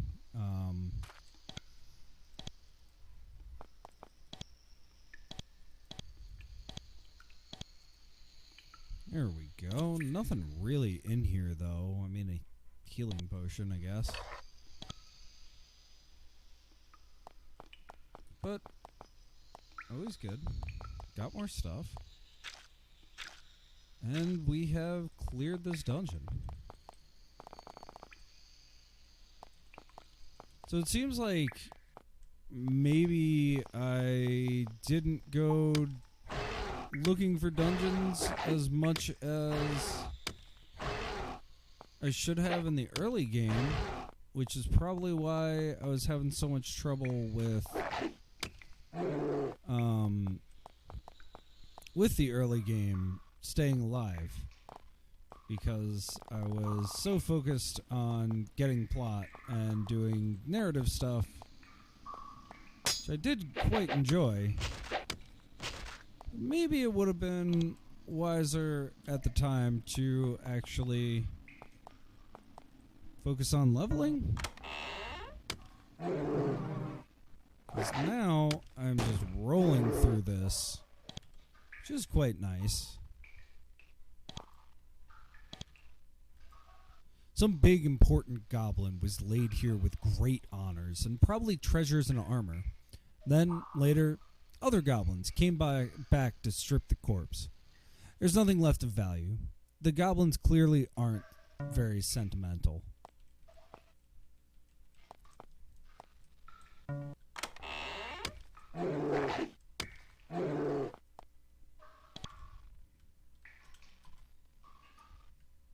Alright, same text. And at some point, like, I think in like a bigger game, I would have been kind of, not irritated, but a little disappointed if there was that much repeated text. But given, again, like, the biggest thing to keep in mind about this game is that there's count them one, writer and developer for this game. Some of the ports to other platforms got, a little bit of dev help here and there. There were definitely QA people, but, like, I'm okay with the limitations there. This burial chamber contains several long rows of bronze urns intended for the placement of the ashes of dead goblins. Unfortunately, the still living goblins aren't too fussy about the process. When all the urns are full, apparently the standard procedure is to dump them all out on the ground and start over. As a result, you're breathing in a thick mixture which is half air and half used goblin. Bones. Bones. Bones.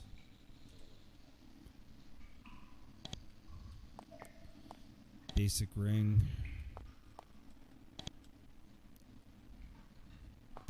Nothing.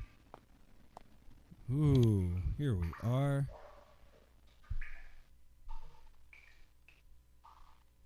Yeah, and I mean, like, the thing I keep coming back to is, like, I am completing this stream will be over 40 hours of one of the two campaigns. And that is just wild for one person to do. And it's impressive to me, like, Spiderweb Software has put out a game at least every couple of years since the 90s. And yeah, they get, the engines get kind of long in the teeth, and, sometimes they're just remaking this game, the same game. Like, this isn't a remake, this is more of a polishing. That's why it says 1998, 2008. You can't. I mean, actually, you can download the original. But why, when you can just buy it on Steam? So, like, there's definitely, like, a little bit of, like, doing what you have to do to put out games at that pace.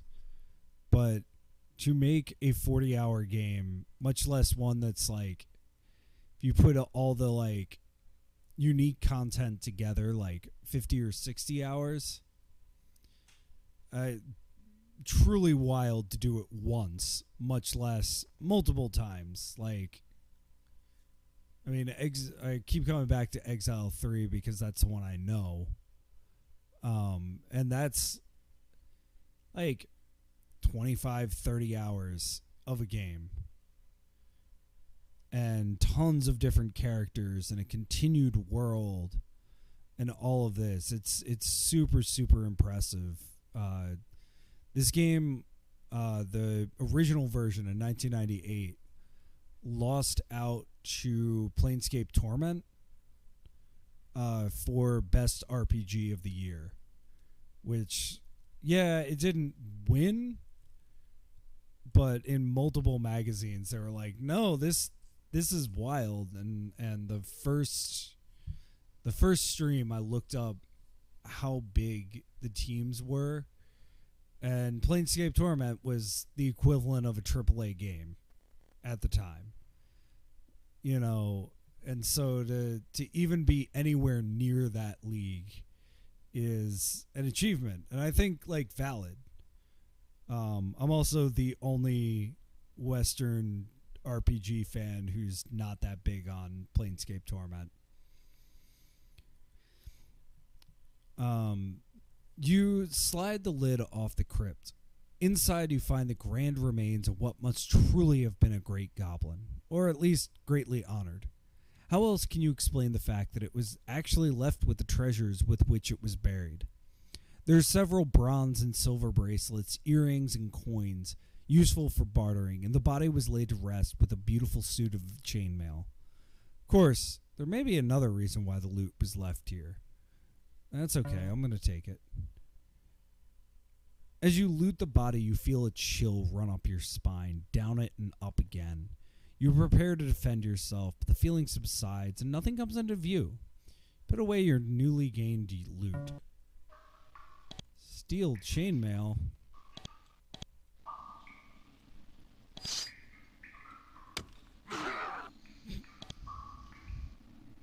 Trying to sneak up on me.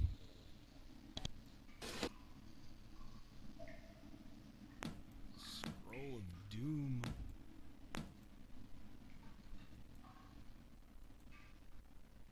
Is it just like regular steel chainmail? Huh. Weird. Oh, there's another one. Oh, there's a lot of them. Oh, I might have... That might not have been the wisest thing. Oh, there's a lot of them. It's a good thing that they're squishy.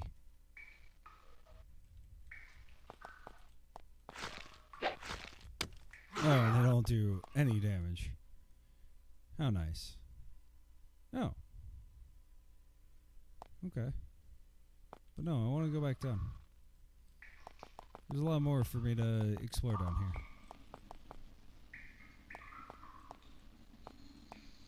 More dice. This is certainly a sight that would warm a Roman's heart. It's a small arena in which the goblins enjoy all manner of vicious blood sport. 2 sections of chairs above look on the bloody field below. Anything cool? Wine. Wine.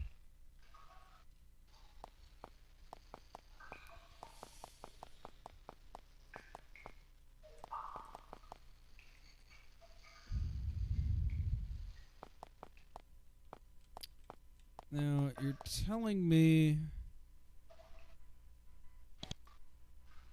You mean to tell me there's no way to get down there? I just don't buy that.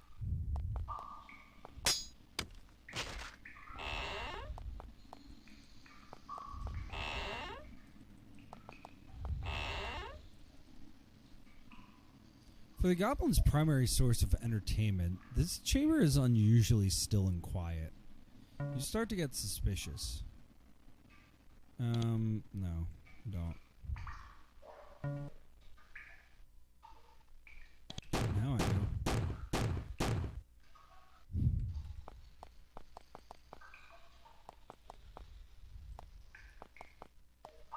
Oh, there was a much easier way to deal with that. Arena, fighters only. Only fighters. Suddenly, the chamber erupts with noise. To the south, you hear the clattering of a closing gate. To the north, you hear grunts and laughter. You've stepped into a trap. Goblins rush into the chamber above, eager to see the carnage. As they sit in the chairs, you hear vicious hissing. At the far end of the arena, a pair of huge lizards walk in. They fix their beady eyes on you, hiss hungrily, and charge. And immediately get squished. Well, that was easy.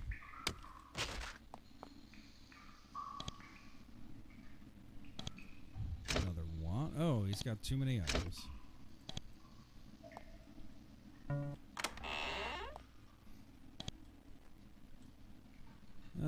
A sword, a cloak, and a whip.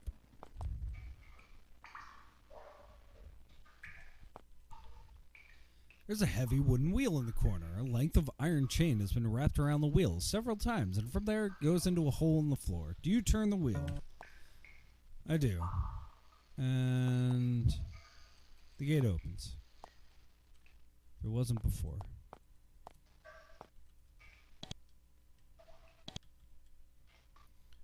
I have no use for woad, but I'll take it. Oops.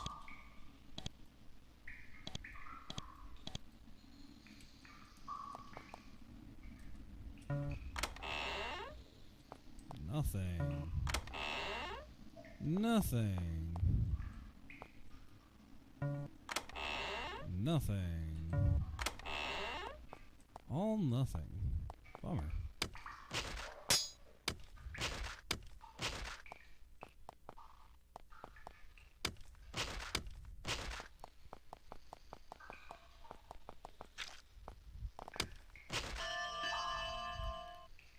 There we go. Just keep leveling up a little bit. One by one. Okay. Now I feel pretty confident that I have 100%ed this pretty thoroughly. To the north, you see a stairway leading down into the darkness. You listen. It's quiet down there. Perhaps for now, exploring below would be safer than a full assault on the Goblin village.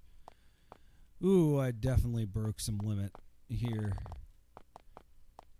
No, I just kind of want to go this way. Oh.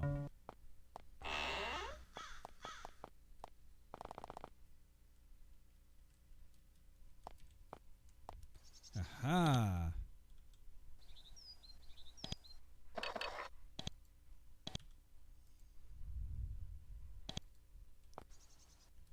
Some stuff that would have been really nice at the beginning of the game. Well, that's that.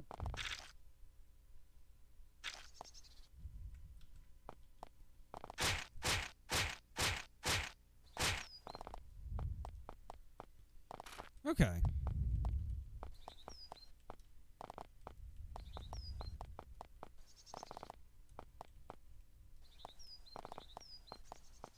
I really wish I could find that.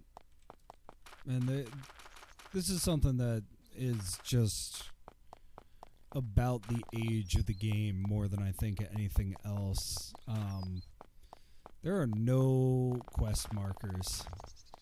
There's nothing that you can put down to say, hey, I might have, wanted something here. I don't quite remember where this was. I actually think it would have been really cool to have something like what Hollow Knight has, where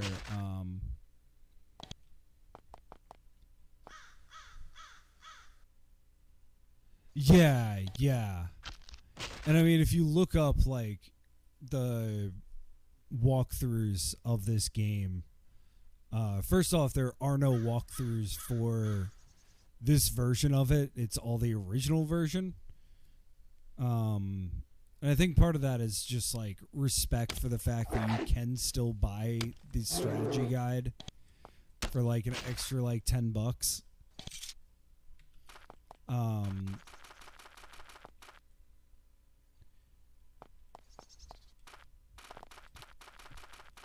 But without physically mapping things out, I think I would have even still been a little short of what I needed to know.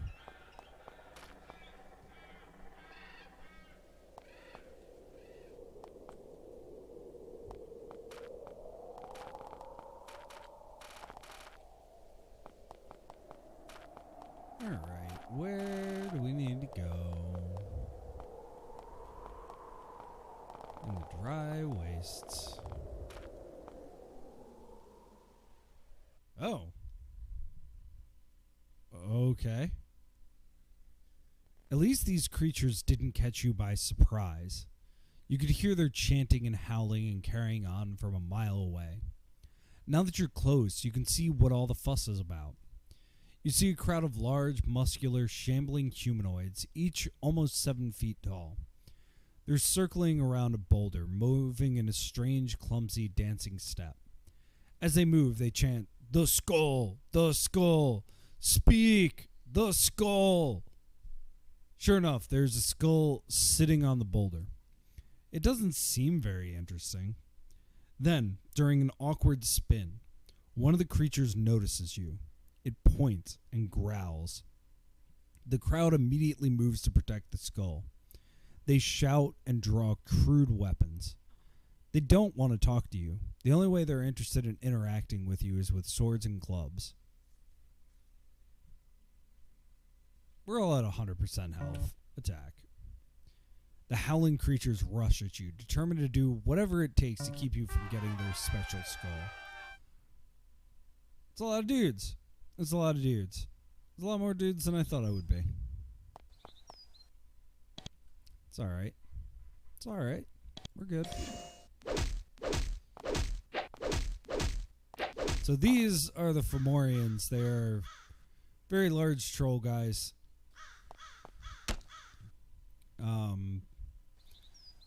Literally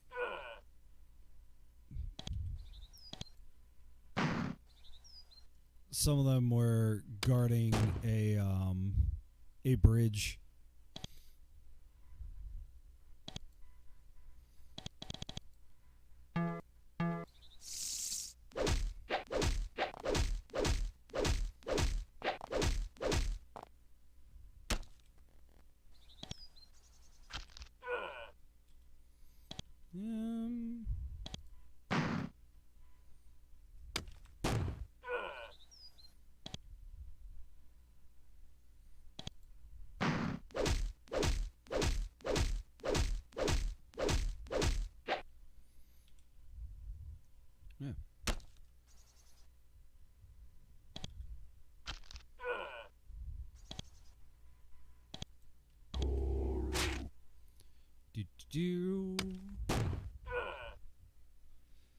And earlier, this is just kind of going to the progression here. Earlier, one of these guys would have been more than enough to take me out. And now, you know, I've had worse.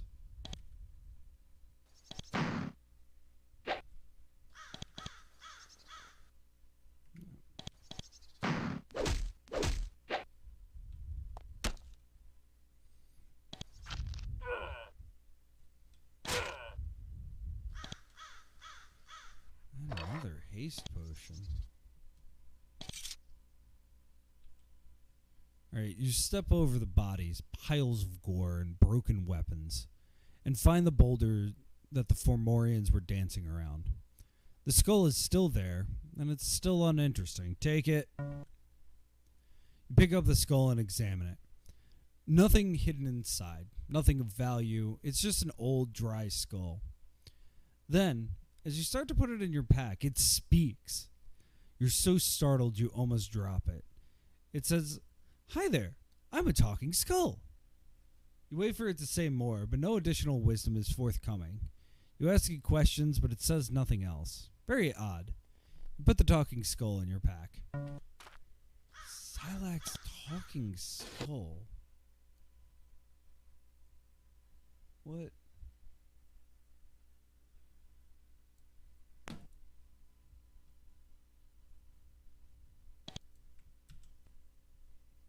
So we've gotten quite a few of the Silac items. I feel pretty good about that, actually.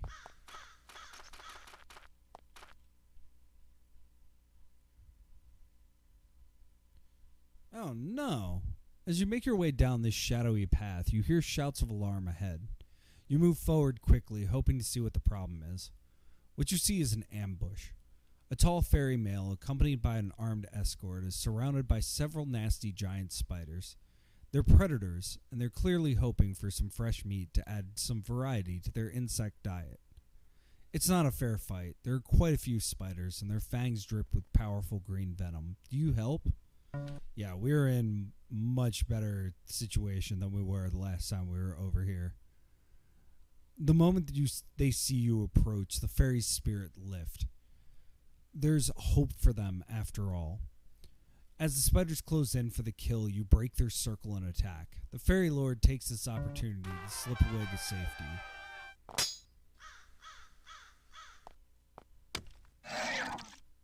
Oh boy.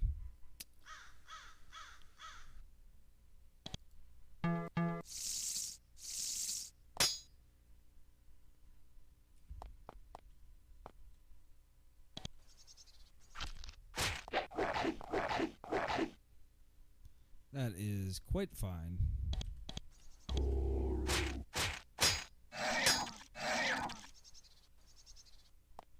I mean, it does kind of seem like they had this well in hand.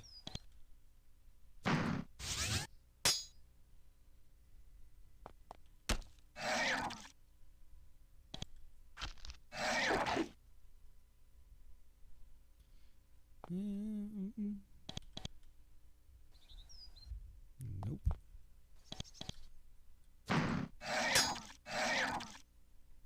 Alright. After the battle, the fairy lord emerges from his hiding place. When he sees that he was saved by Romans, he looks extremely uncomfortable. He nods his head, mumbles some quick, incoherent thanks, meets up with the remnants of his escort, and departs. Fine.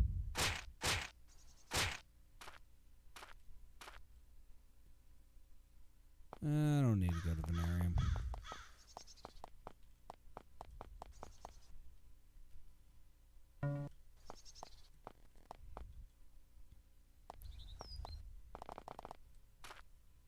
It should be... Yeah. Okay. I don't need to go this way.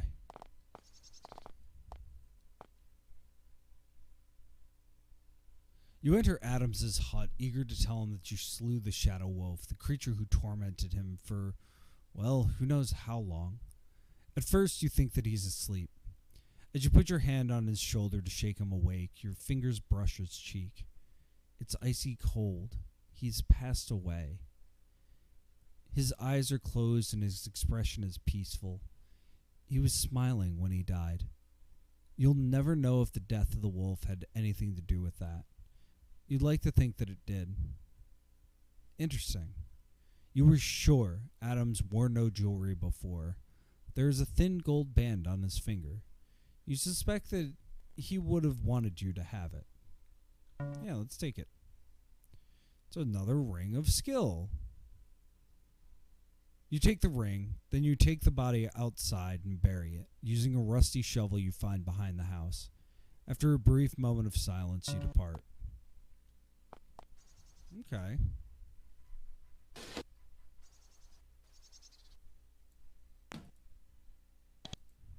Plus 5% chance to hit melee.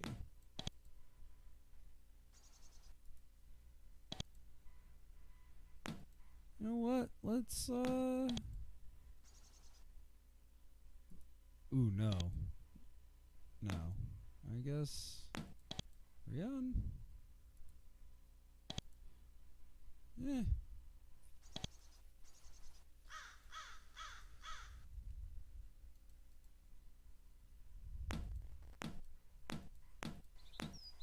Do some quick inventory management here.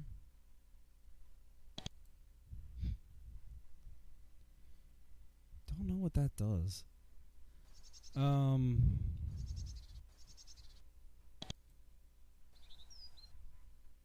how you doing? Silax Talking Skull says there's another art spell under the Fairy Bazaar.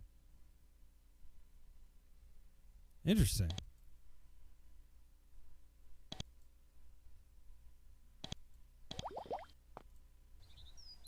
So I'm just going to sit here and make some potions for a little bit.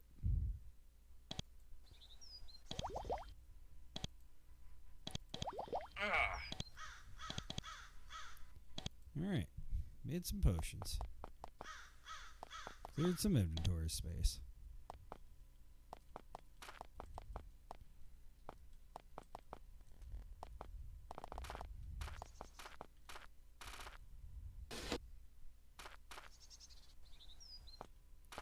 You know, the real question...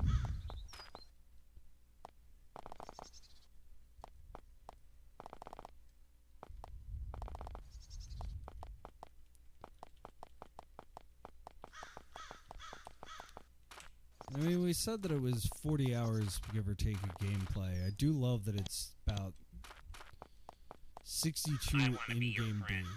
Oh, God. All right, there's another art spell under the fairy bazaar. Also, this talking skull talking to me is pretty great.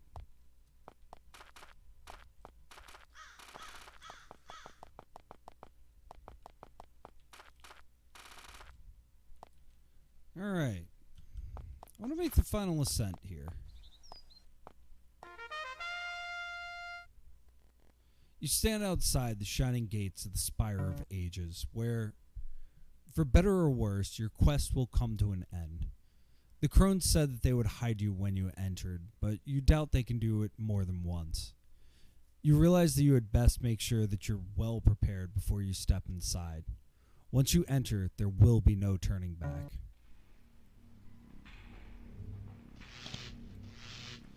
Alright, let's really quickly level up here.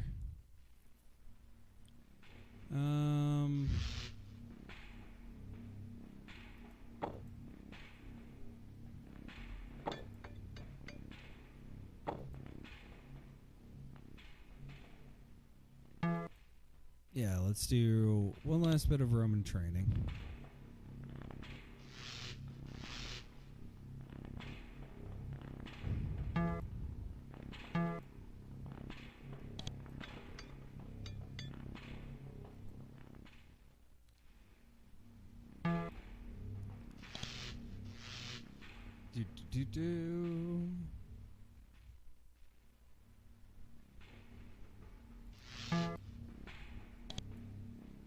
And do I have any real thought put into what I'm doing here? No, not really. Just kind of trying to continue leveling everything up. Let's give Rihanna a little bit more. Alright. Well, we made it to the Spire of Ages. I think I'm going to take a slightly early break and look away and see if it's still raining outside. See if I can't catch some more lightning. And I will be back in 10 minutes. I'm going to put on some tunes to listen to while we wait. All right, see you in 10.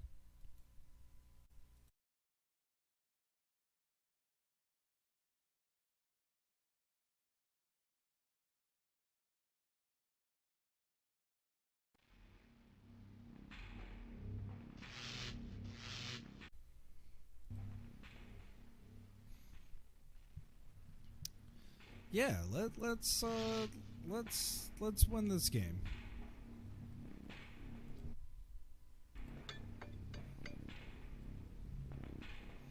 So we actually have music, or at least background noise. I don't think I want to go directly in. Let's see what's all around. Hi, I'm a talking skull. Okay, I guess.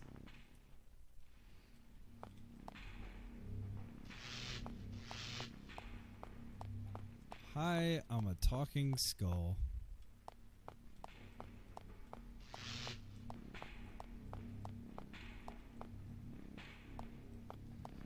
Just, you know, searching for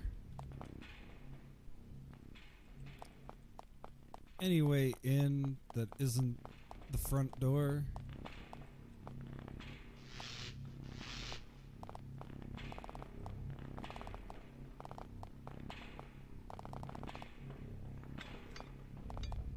Hey, how you doing? Why did the skull cross the road? Because you carried him. Please kill me. Alright. So, I feel like some of this did have a little bit of, influence from Planescape Torment. Alright, well. You enter the Spire of Ages, the shining fortress which has been the center of an insidious conspiracy of Shadowvale. You can tell that there is heavy-duty magic going on in here somewhere. The hair on your head and arms is standing up, and your ears start to ring. If you listen carefully, you think you can hear a persistent humming coming from above you. There are fairy guards watching you through windows to the north and south. There are two interesting things about this. First, they don't appear to be able to see or hear you, or smell you, for that matter. You have the nagging suspicion that this would change rapidly if you were to actually attack one of them. Second, they aren't armed with wood, swords, or spears, but with peculiar wooden scepters, each of which is tipped with a large blue crystal. They're unlike anything you've ever seen before. You wonder what they do. You have reached the Spire of Ages. Now, you have to find the Nethergate. Suddenly, you start to feel very small.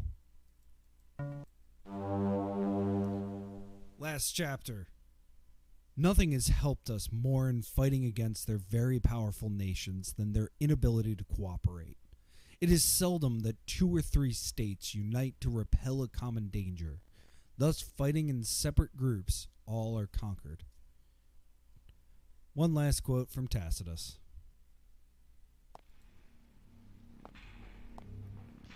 So what are these guys? Fairy wand bearers.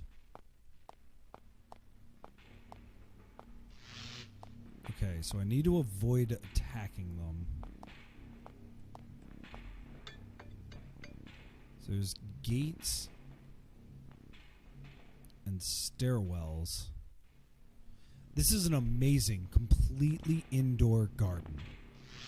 It is inside a dome of translucent quartz, which curves over you up to a height of 50 feet. The roof glows brightly, and the smell of trees and flowers is nearly overpowering. The effect is spoiled somewhat, however, by the way that the garden is being used as an overflow storage area. The grass has been torn up by the dragging of heavy boxes, and supplies are piled everywhere. Supplies?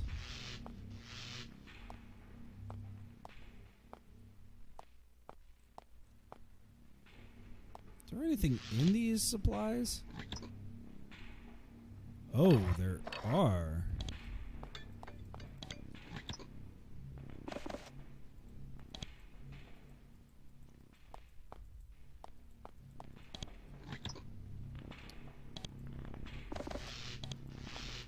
Just kind of spreading this all around. Energetic herbs.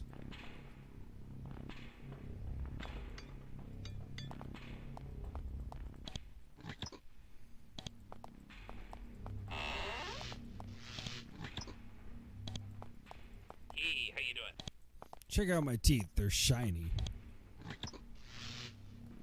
Blessed large shield. Is that better than what I have?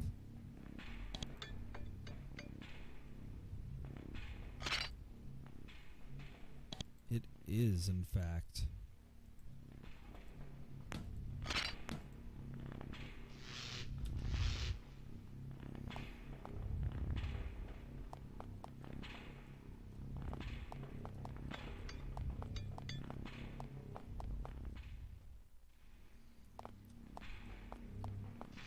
Oh, this is so bad.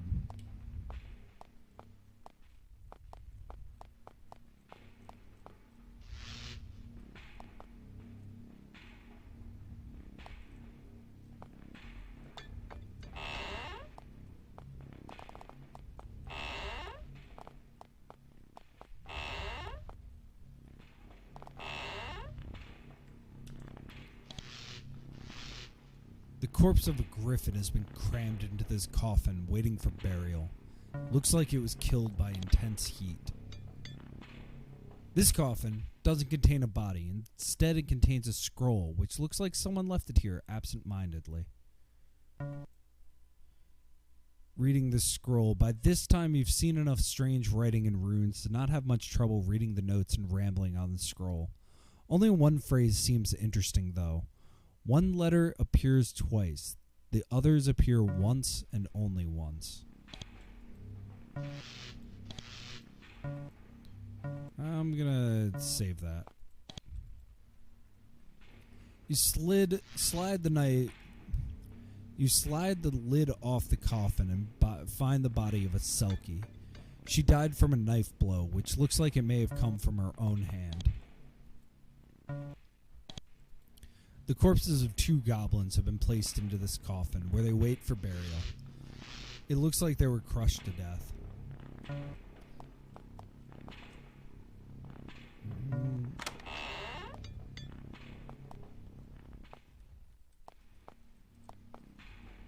Nothing. Okay. I definitely have paper. Who has the pen?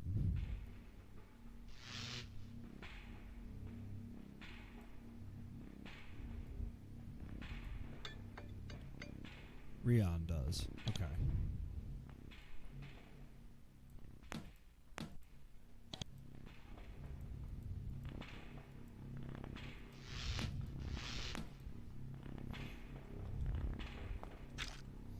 Nobody else have paper?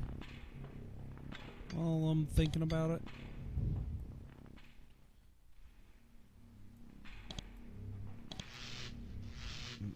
Wrong one.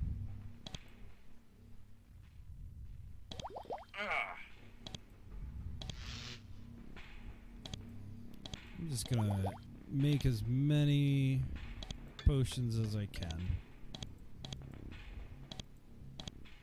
Alright, two whole potions.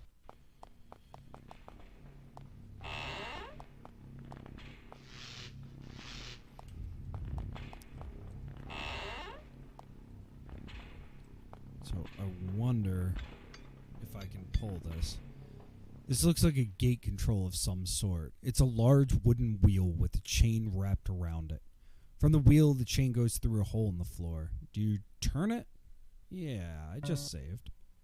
In the distance, you hear the sound of metal chains scraping over stone. I want to be your friend. Blessed leather armor, crystal wand. 5 to 50 damage, 1 to 10 per level. Another blessed large shield. Well, Hippie, you get a crystal wand.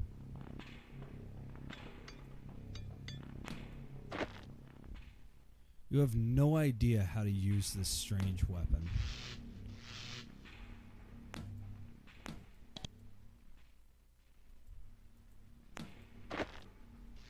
Rion does. Interesting.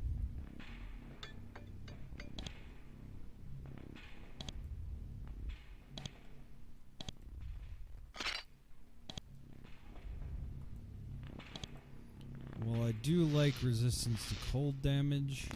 I think giving them the large shield is the right call.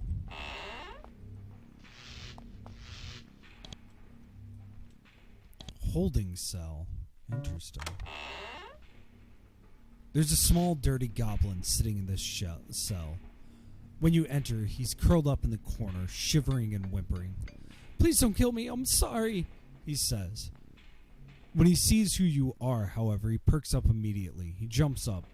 "I'm a prisoner here. I'm Karog. I'm scared. Please take me with you when you go. I know my way around here. The evil Silac put me here to be killed. I carrying a tray of bottles, and it fell and it broke, and he said to kill me. I get back at him. I help you if you take me. Please take me.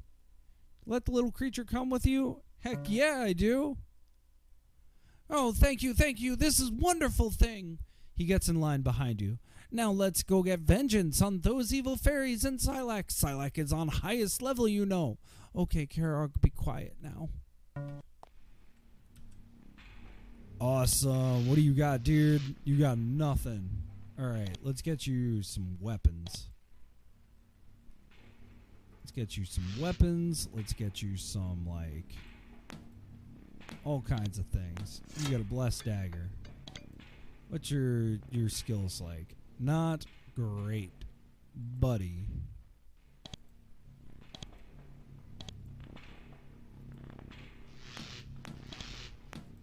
Let's get you some armor.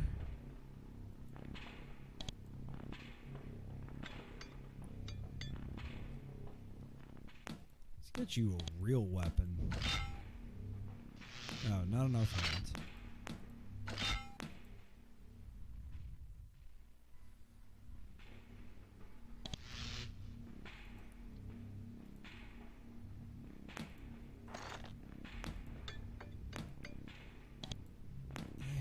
Let's give you shielding.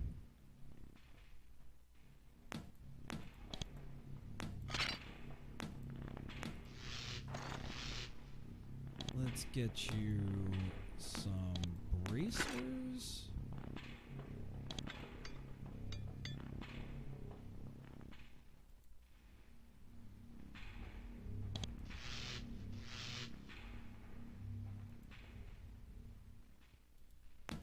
Just in case you're useful at it, let's get you a sling.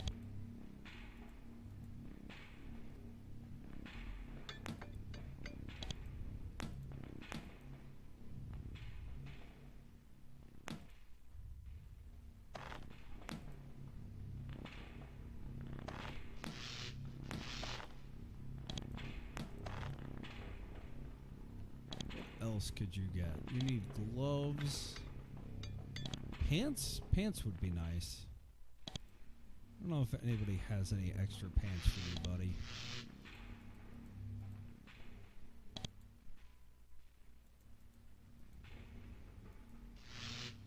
Nope, that's it. Okay. But we have one more dude.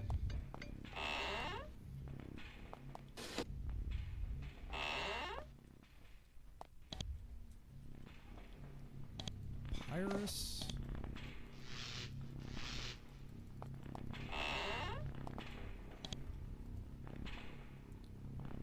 Poison elixir.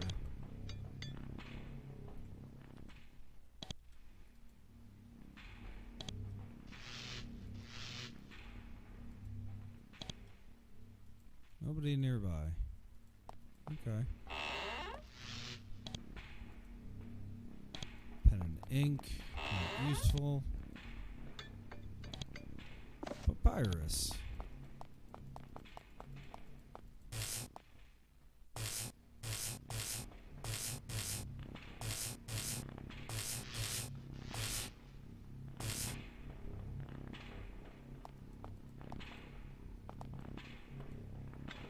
This well-oiled gate is held closed by a large padlock. Like most everything else in this tower, the padlock is formidably enchanted. Fortunately, you have a key that fits. Oh, alright. Bunch of scrolls.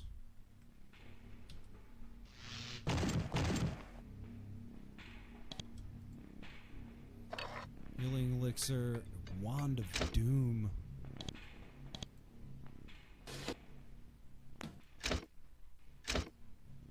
Can't equip this item. Why not? Wait, can Hippie not equip?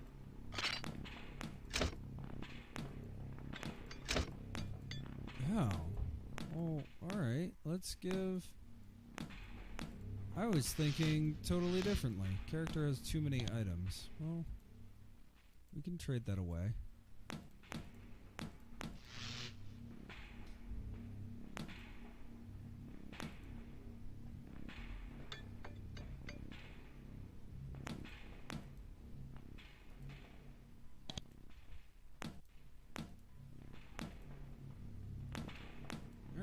We've done... So let's give all the scrolls.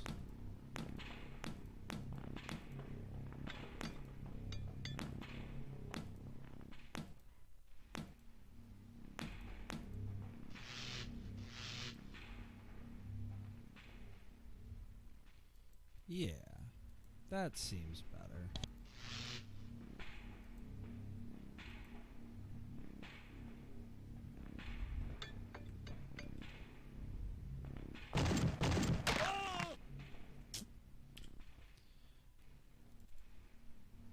Well, that wasn't very wise, now was it? Hey, how you doing? Ouch, I'm still chafing.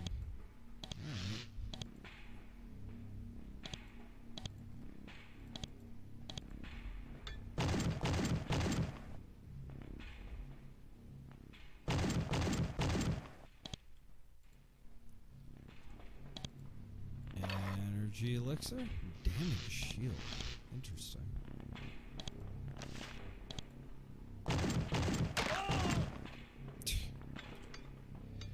Okay. There's probably a smarter way to go about this. And that's not it. Okay.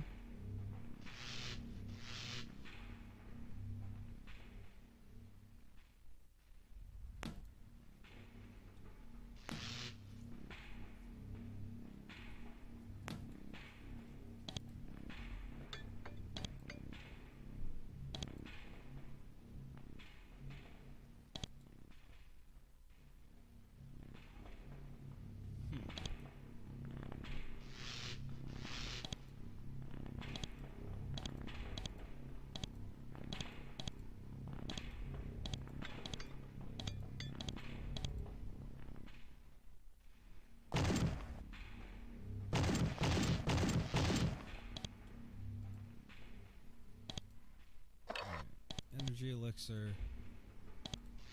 Another scroll. Let's save. And then heal everybody one last time. I'm gonna only do this so many times a day.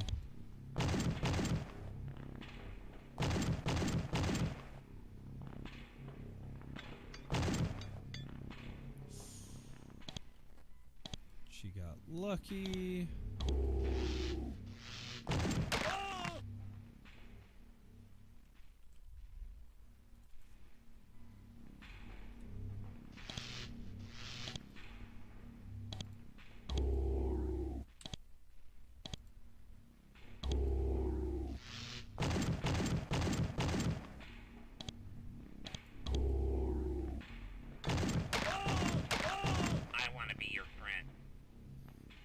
I have problems opening up myself to the unconditional love of others. I have problems being in this room.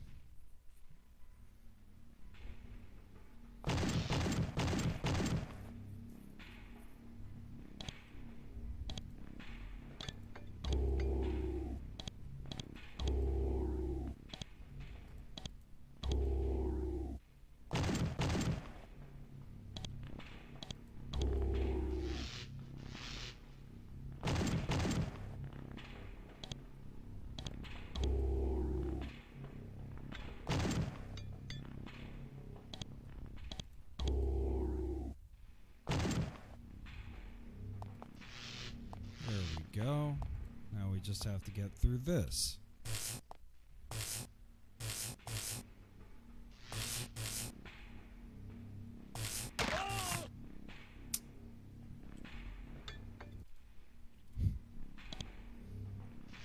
This is probably easier had I not.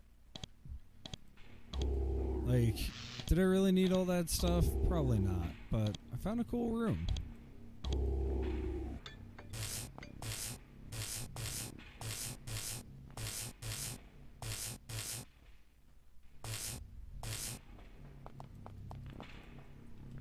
It hurt a lot, though.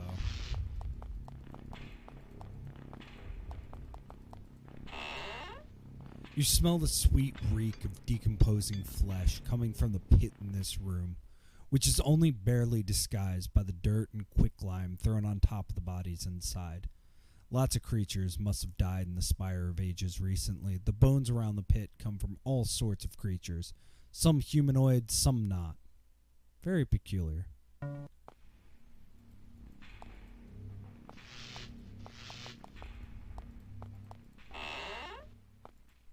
Swish, parry, parry, parry. Riposte. This well-oiled gate is held closed by a large padlock. I don't have the key. I don't have any of those keys. It's okay.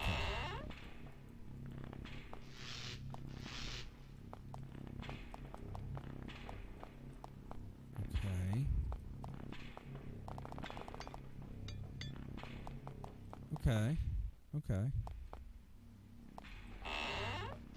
So it appears I'm just walking around. God, I hope I don't have to, like, battle my way out. These are a lot of dudes.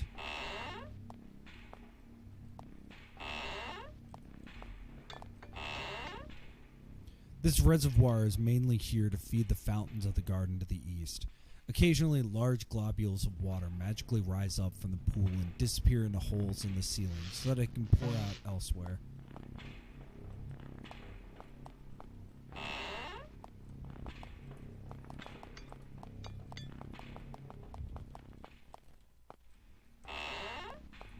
Hi, I'm a talking skull. I sure could use a deli sandwich.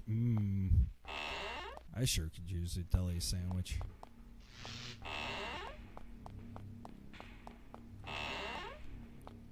Well, we're just kind of exploring right now. Oh, we're on the other side. Interesting. Water pours from 4 holes in this garden's domed ceiling. The water forms streams which flow to the east and disappear into the pit in the next garden over. You notice that one section of this stream glows slightly. A small section of the falling water seems brighter and bluer than the water elsewhere. It looks as nice and refreshing as possible as strangely glowing water goes. You cup your hands, so I went to drink it. You cup your hands and drink deep draughts of the sweet, warm water. You feel invigorated. Oh, nice. That makes up for losing all that health earlier. I think. Maybe. Okay.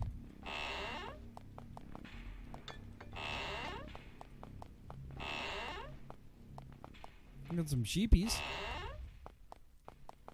Ooh, all sorts of fun stuff. A jeweled ring. A bladesman band. Some amber. It's the color of my energy.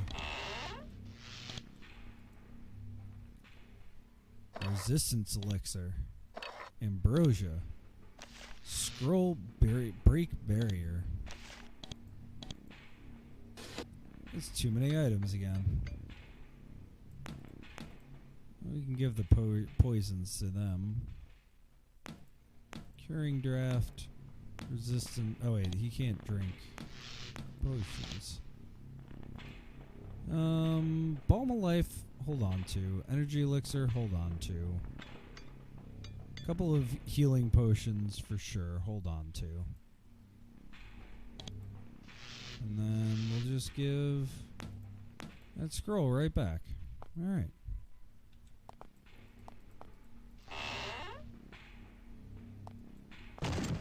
Oh, God.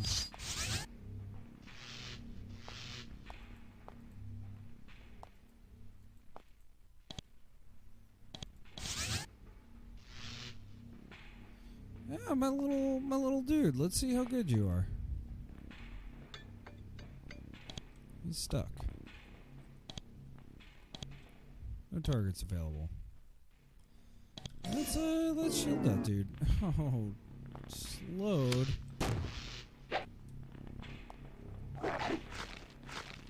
Ow. Serpent's Fang. Nah. Just burn him.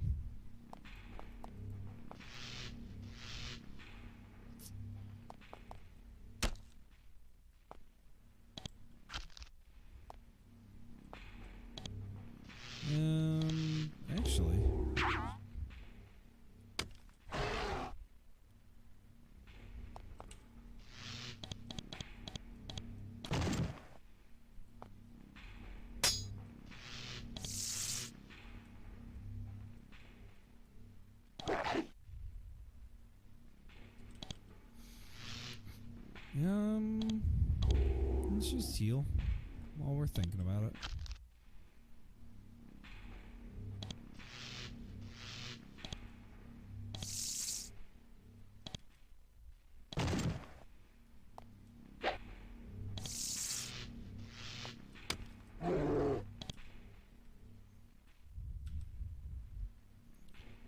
Alright.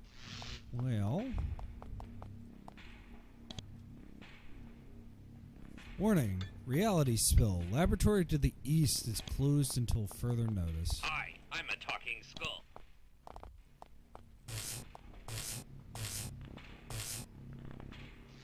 No, I don't have the key.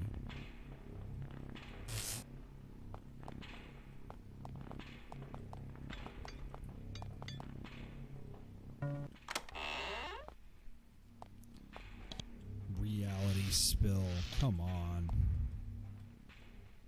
What does that even mean?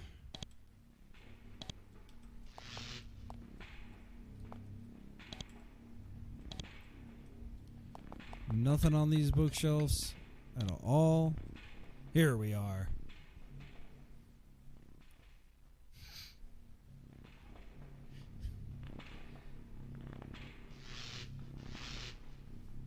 Most of the scrolls on these racks describe details on the construction of something called the Nethergate. It's all very complicated and you can't make any sense of it. You notice on this shelf, however, a balled up scrap of paper. It doesn't seem to fit in, so you examine it. All it says is, "No, fool, there are two A's. How could it be any other way? Silac." Okay. I feel like we're getting some kind of puzzle here. One letter appears twice. The others appear once and only once. So I think that's related to the same puzzle. Where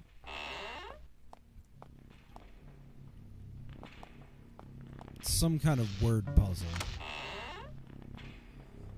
This room contains vats of turpentine, mercury, acid, and other valuable noxious chemicals, which were probably used in the creation of the Nethergate. The air in here is incredibly unpleasant. It burns your throat.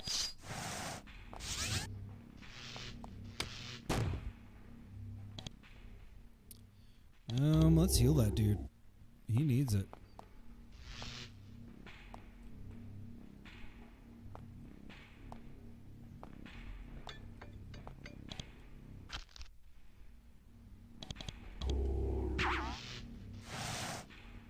Ow.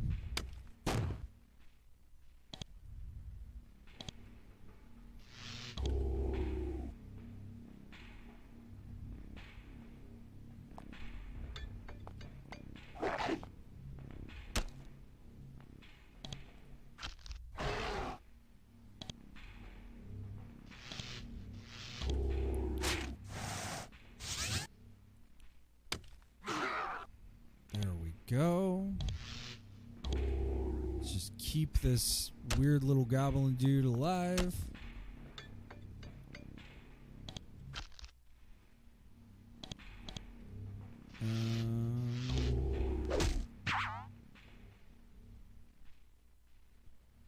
The nasty substances in this room are starting to get to you. You feel extremely ill. Love it.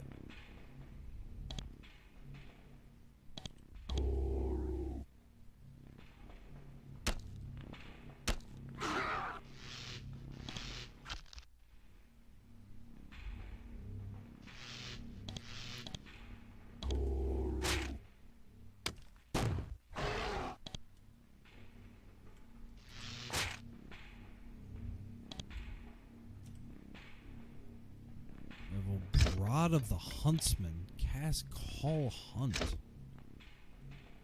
Gloves, staff, and boots. Ah, come on.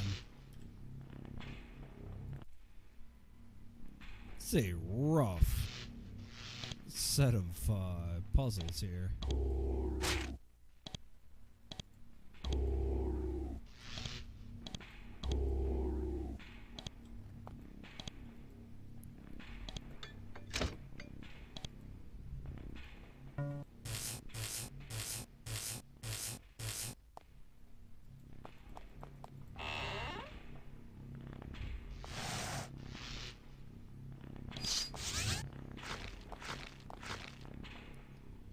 Alright.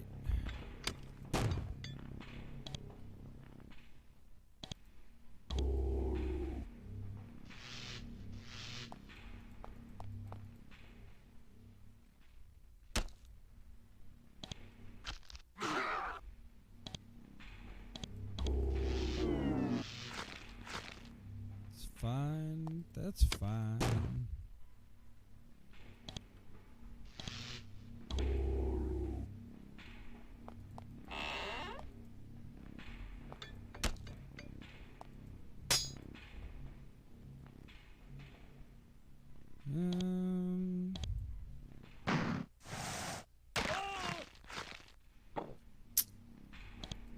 No, I really want that dude alive.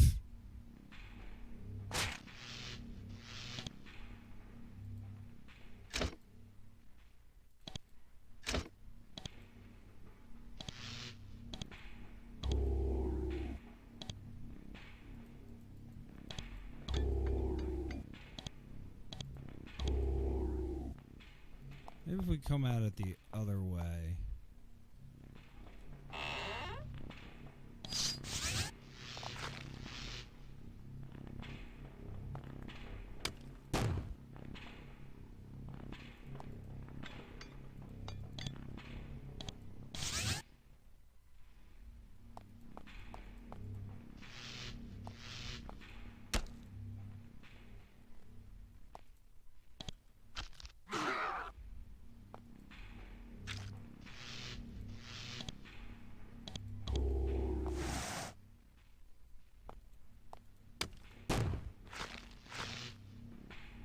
Very good, very good. Just really focusing on attacking more than anything else.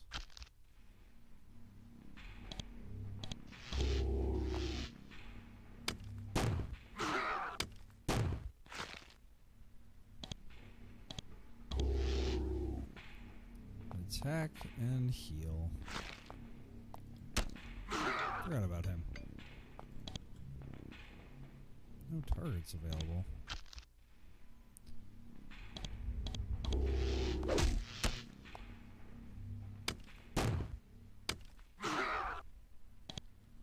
Alright.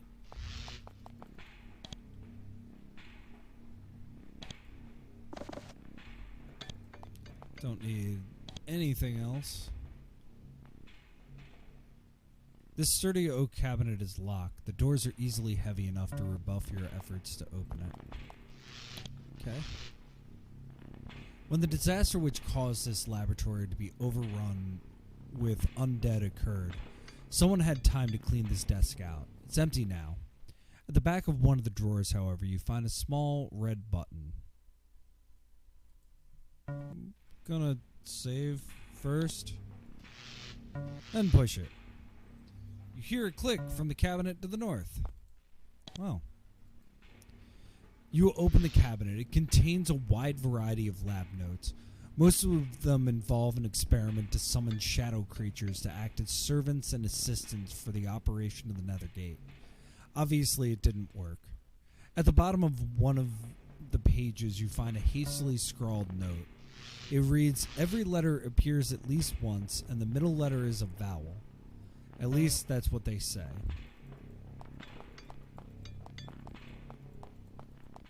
Okay. Making progress. Progress? And what's nice is that I can unlock everything. Oh yeah. Definitely unlock both of those. Hey. Nope. Blessed studded armor, blessed steel helmet. You know what, buddy? You're getting all of that. No, he doesn't know how to use it. Well, still gets a blessed steel helmet. And 21, 16, 21.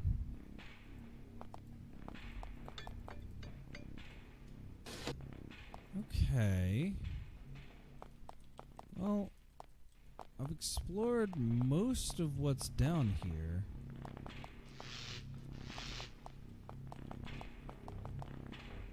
Hi, I'm a talking skull.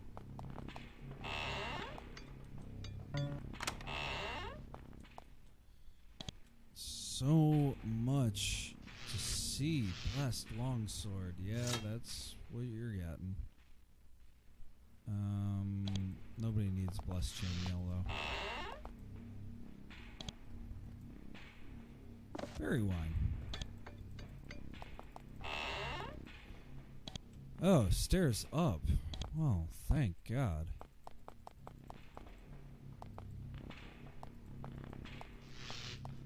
Okay, we're gonna ignore this.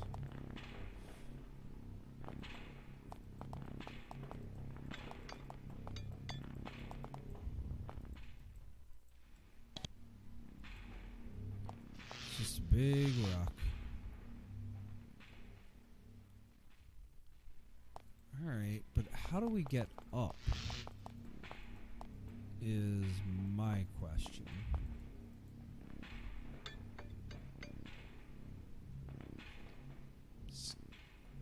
Scoping out.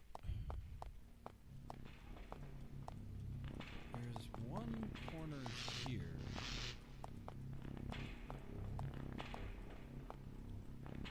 Oh. That's just a hole. Okay.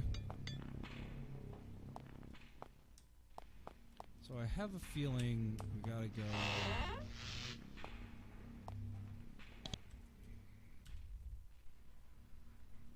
We gotta go to this central area that I was avoiding. Yep, okay. You reach the second floor of the Spire of Ages. It's much more beautiful than the first floor, which is saying quite a bit. You see massive, gleaming marble halls stretching one after another along the length of the building. There is one thing missing, though. Guards. There's nobody here, and you hear no sign that anyone besides you is on this floor. All you can hear is the persistent, bone-vibrating hum of the portal above you. What do these signs say? To Nethergate. To Nethergate.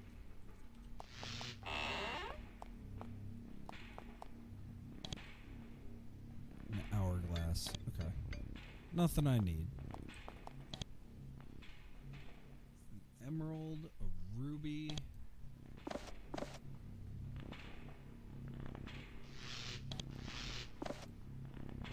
Some amber. Take that.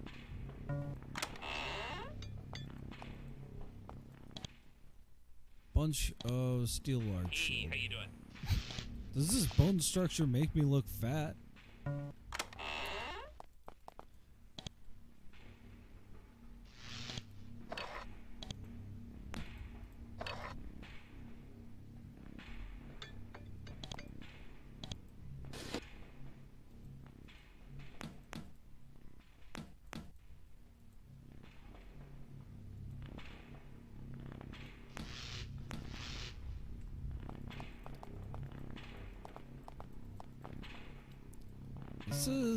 This is tense. I'm just kind of exploring really tentatively. Not really wanting to explore too much because I'm pretty scared. We have another sign. Preparation chambers.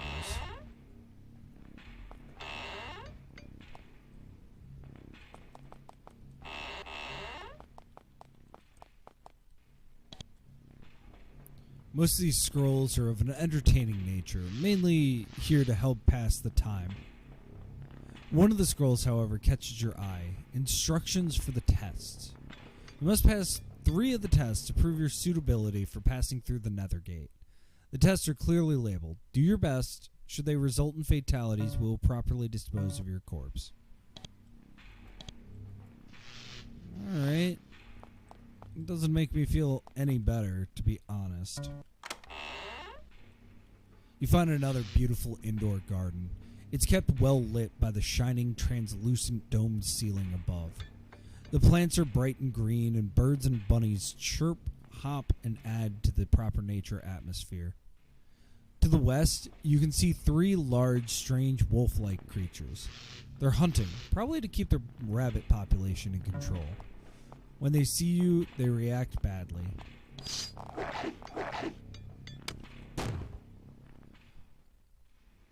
Oh, they take a lot of damage.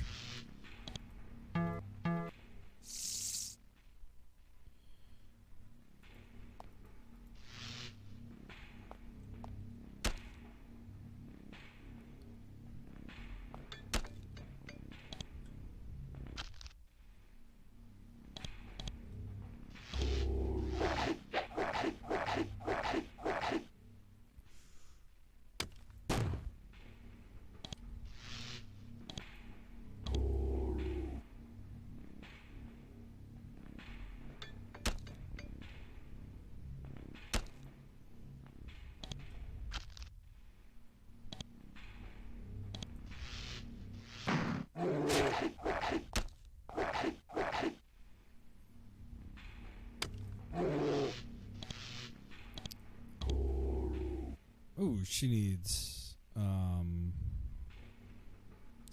something. Something to heal him.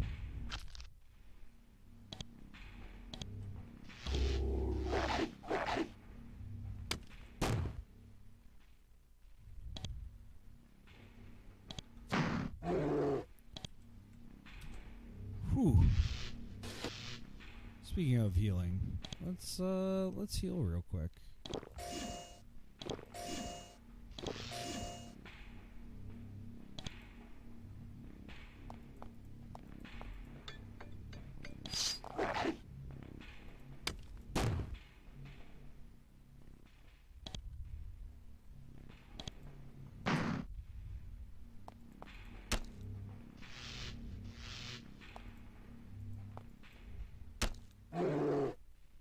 Nice.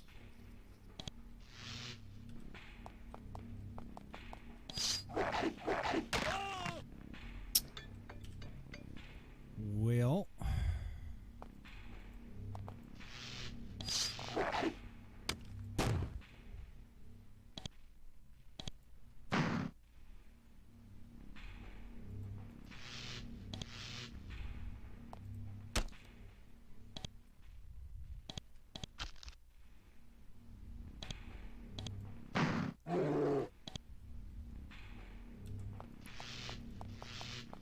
Hi, I'm a talking skull.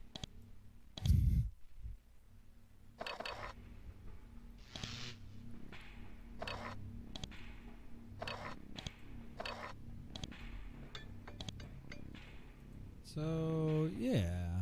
Let's,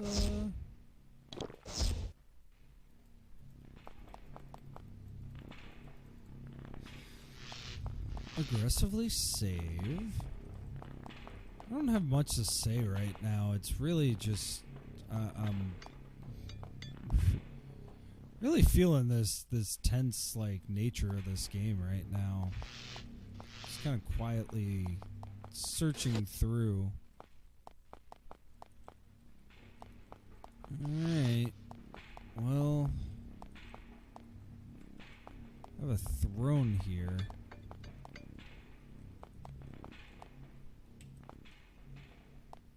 But nothing else. Okay.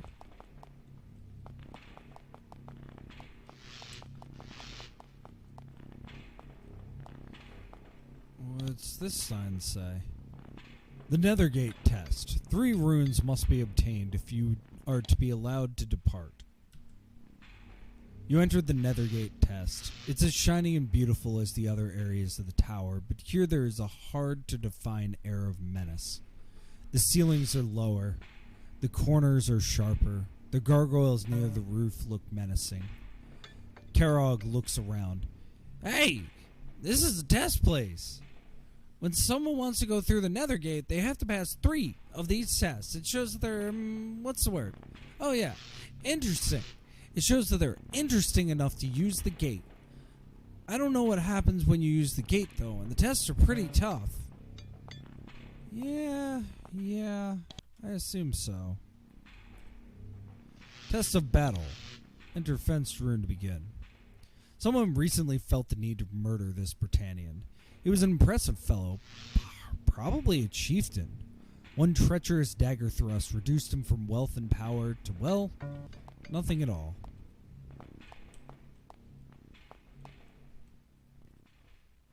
Oh, shit.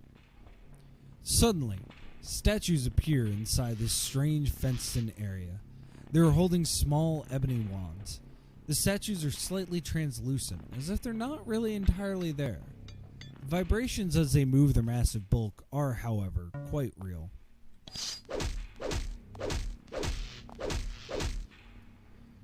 Yeah, that's fine.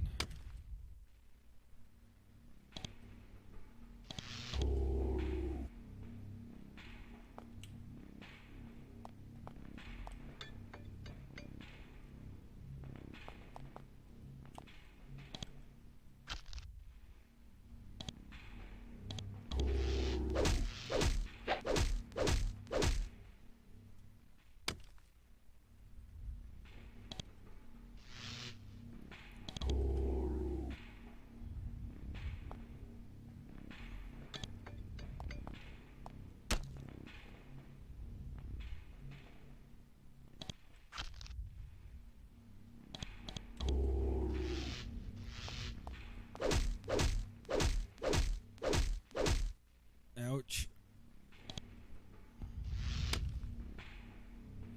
And they don't take any fire damage, which is unfortunate, to say the least.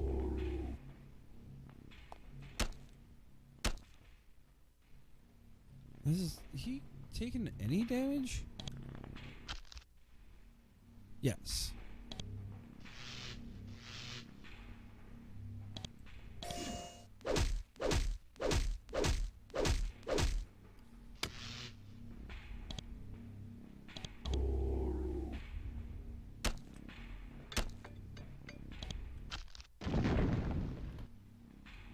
That is a lot of damage. That's fine.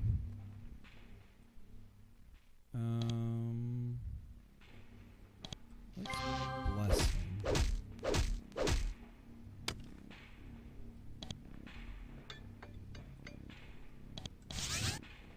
Let's haste him.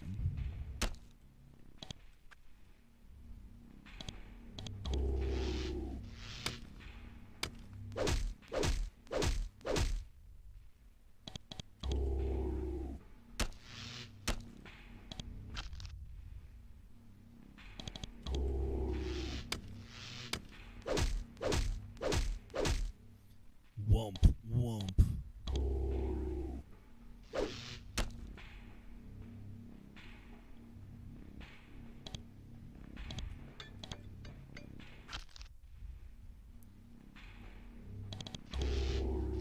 Just keep him fully healed.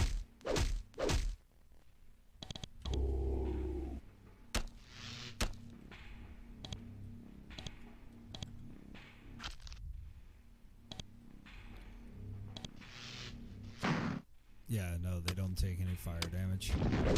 Nice.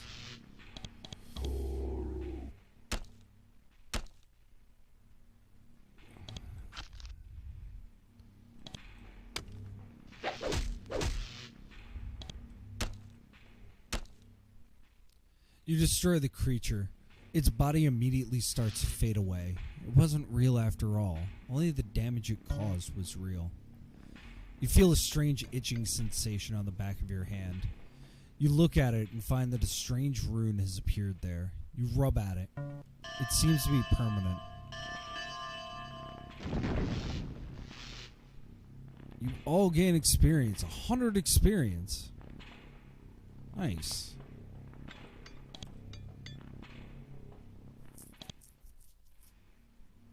You get some skill points. Let's give you melee weapons. And armor use.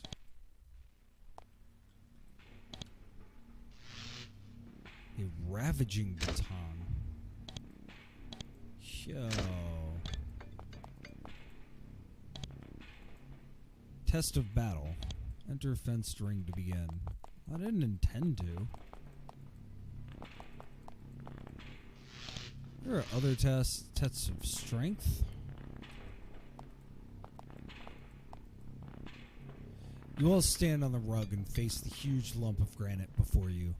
Brass handles have been set into the side. You quickly guess that you're supposed to lift the rock.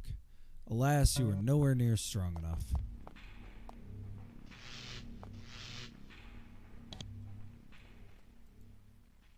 Blessed javelin. Oh.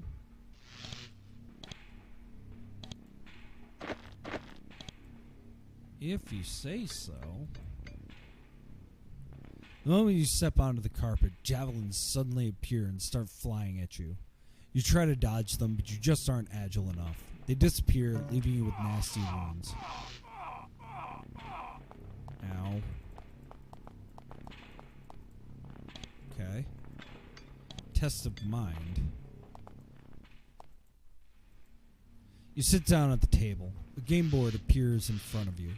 It's covered with red and black pieces. Suddenly find yourself playing a game you don't know the rules of versus an invisible opponent. Fortunately, you all are able to put your heads together and figure out how the game works. Something to do with jumping your pieces over the others to take them, and eventually you defeat the invisible opponent. You feel a strange itching sensation on the back of your hand. You look at it and find that a strange rune has appeared there. You rub at it. It seems to be permanent.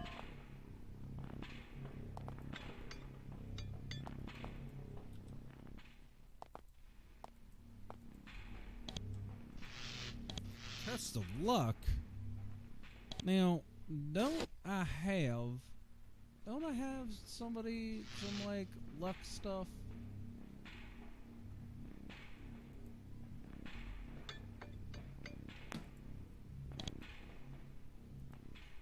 Don't I have some luck stuff?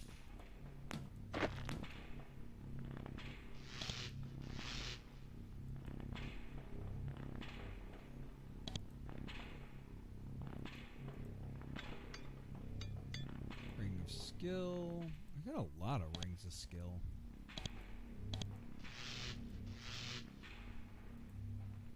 I thought I did. You sit down at the table. 3 dice suddenly appear in front of you. Pick them up and roll them.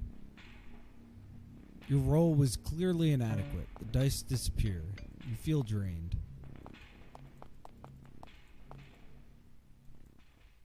Let's try one more time.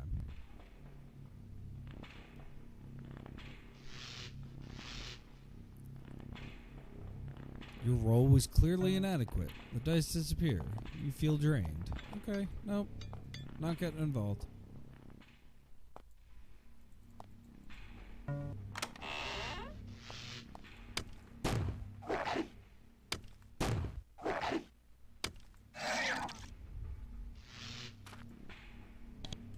Well, that was a big old spider.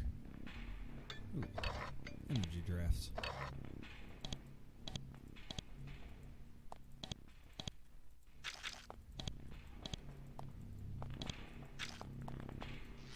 Sufficiently cleared out.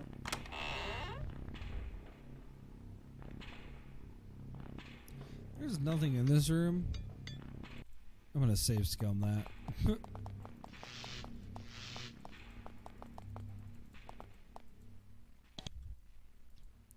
The test of pain.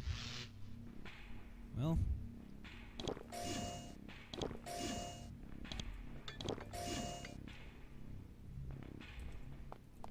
See if I can get...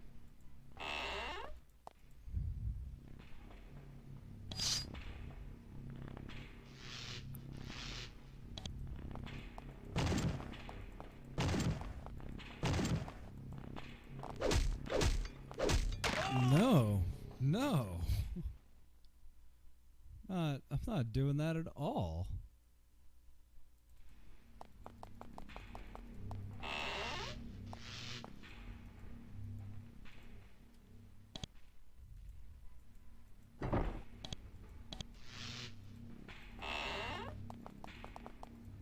All these tests, it's so interesting. You approach this sinister black altar. You feel the sensation of literal feathery fingers running all over your body, feeling you, evaluating you. Then they disappear. A voice says, "You have not shown sufficient darkness of spirit to be an aid in maintaining the balance. Move on." Okay. The Nethergate test. Oh, this is the entrance to the test. About lightness of spirit.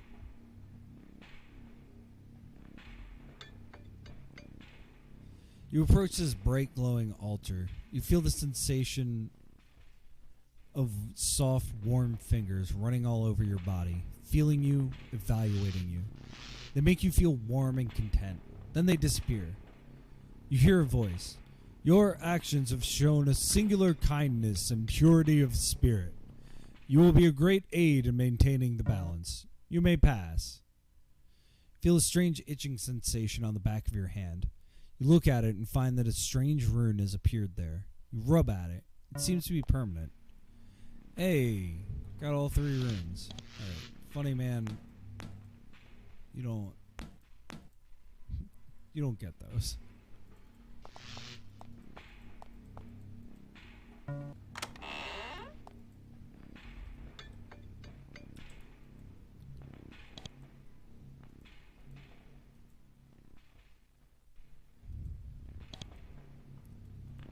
Void crystal. Alright, well.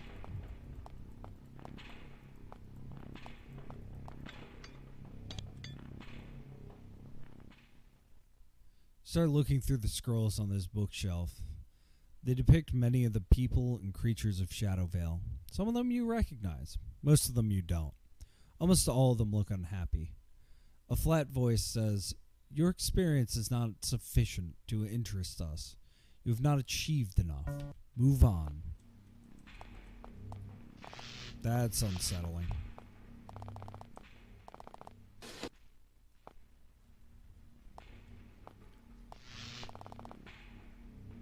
So yeah, no interest in the... well, I have 3, don't I?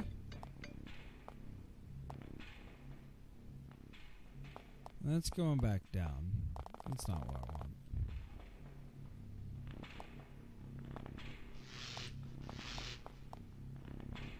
Yeah. To Nethergate.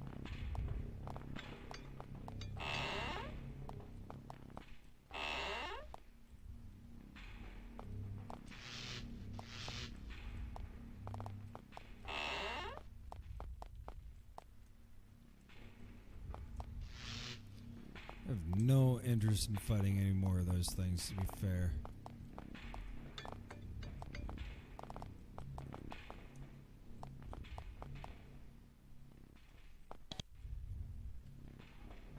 Nethergate construction and development. You have reached the Spires of Ages factory floor, where all the heavy lifting and dirty, hands-on work takes place. Whatever has been constructed upstairs, the painstaking craftsmanship took place here. Here, the floors are dirty, and the walls are soot-stained. The ceiling is 50 feet high, and the buildings to the north and south are only 20 feet high, creating the impression of an entire village which was just brought inside for a while. You smell sulfur and wood dust, ozone and peat, plus a lot of sweat and a little bit of blood. And you see fairy guards, lots of them. And those foes can see you. They are standing to the west at the end of this long gallery. Half of them have swords and half of them wield those strange-looking wooden scepters with the blue crystals at the tip. Since you came in through the main entry, they were ready for you. For a moment, they watch you, their fairy arrogance mixed with fear of your people and for the cold iron weapons you bear. Then, resigned to their fates, they attack.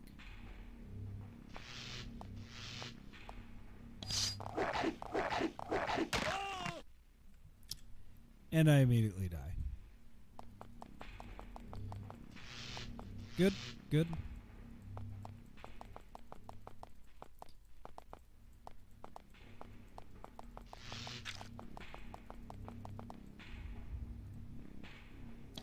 What's this one? Oh, the test of pain. Yeah, absolutely not.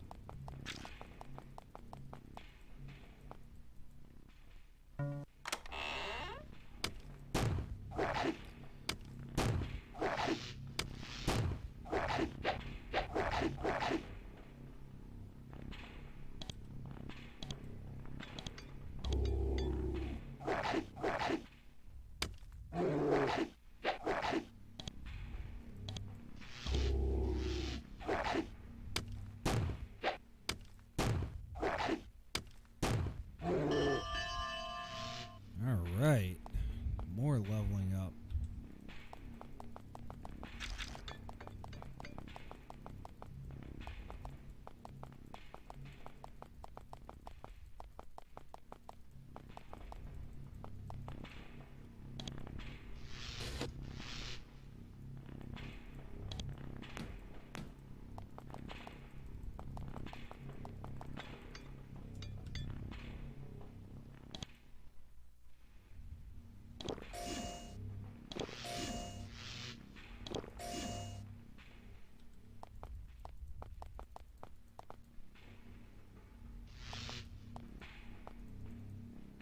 Kellogg points to the south and says, that's the way in Nethergate. You have to pass Nazi tests to go there, and even if you did, Silac is up there, and believe me, he's really mean. You sure you want to go that way? Yeah, I am, actually. I think I don't need to go that way. The stairway up to the highest level is blocked off by an enormous black wrought iron gate. The words are etched into it at eye height. Only those who have proven their worth beyond may pass. When you get close, the gates silently open to allow your passage. As you climb the final stairway, you start to get the nagging suspicion that something important has been left undone. Perhaps you shouldn't be going this way quite yet. Do you continue? Let's save first. Guess I need to go this way. I do love that.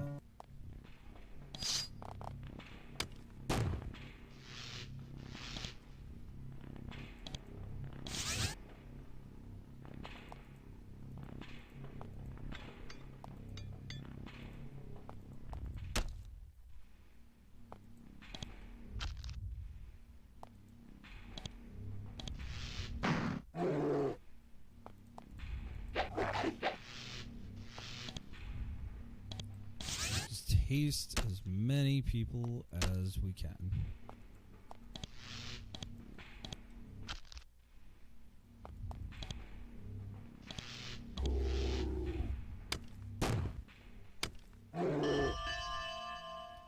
Nice, just keep leveling.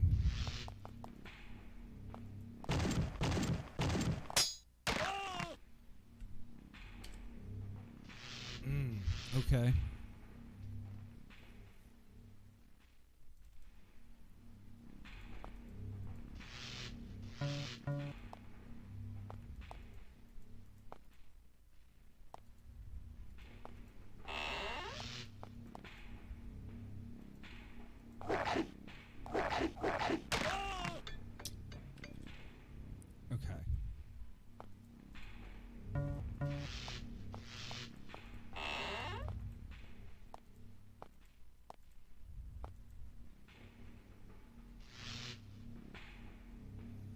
Fight them from in here.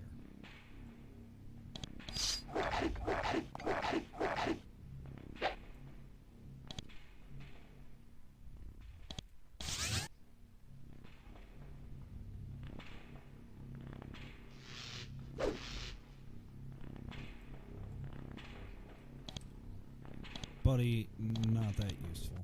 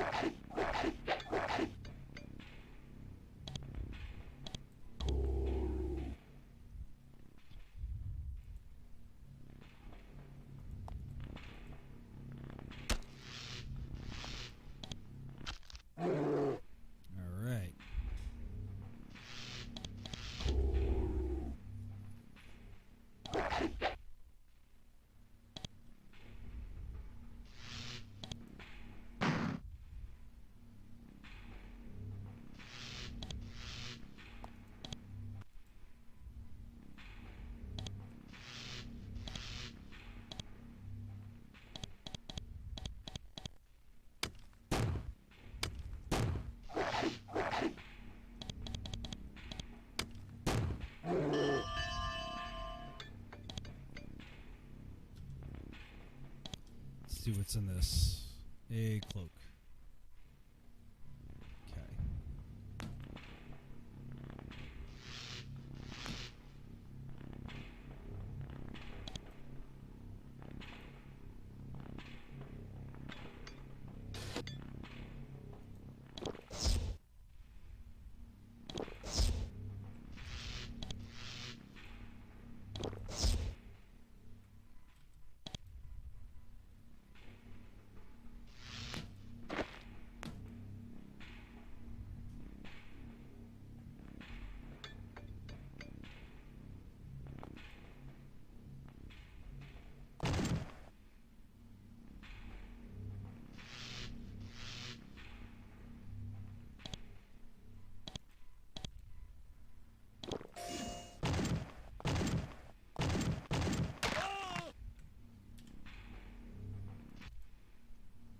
So, okay.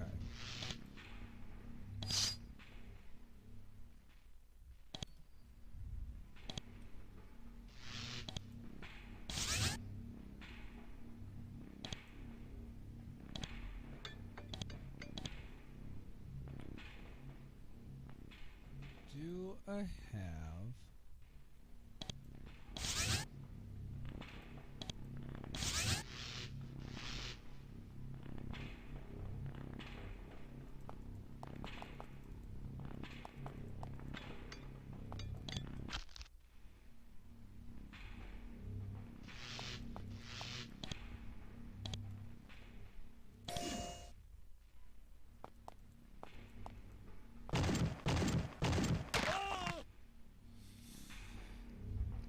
Nope, that's not it. Okay,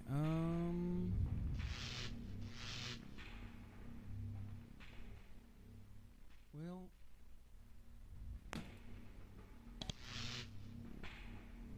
a heroic brew.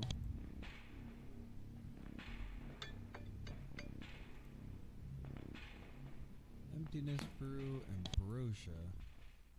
Definitely ambrosia.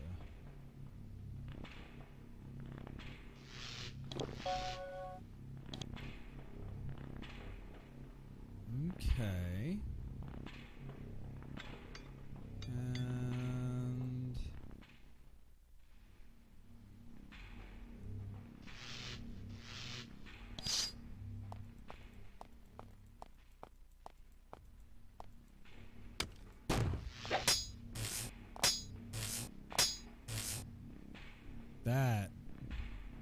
that is the best that's gone.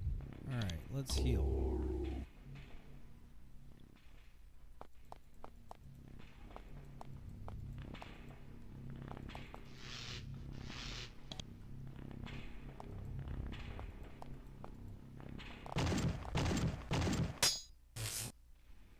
Wonderful. One down.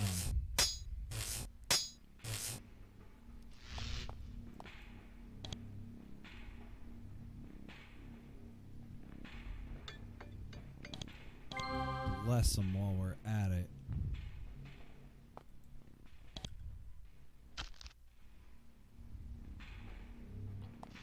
Two, three, four.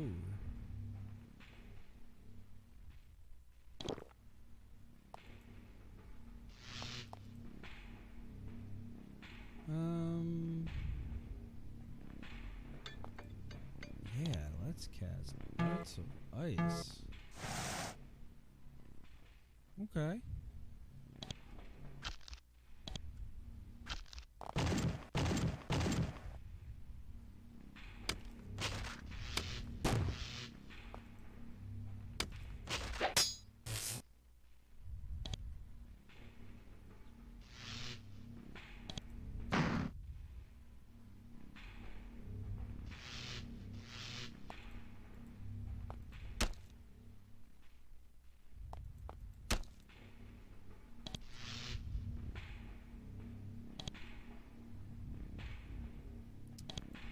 And shield old Karog. And throw me something.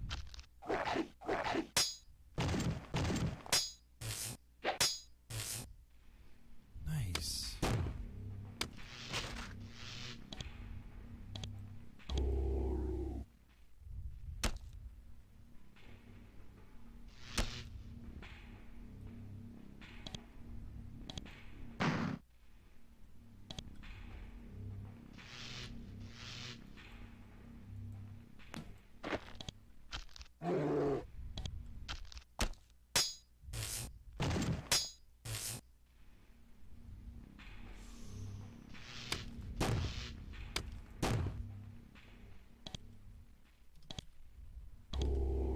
Keeping him alive.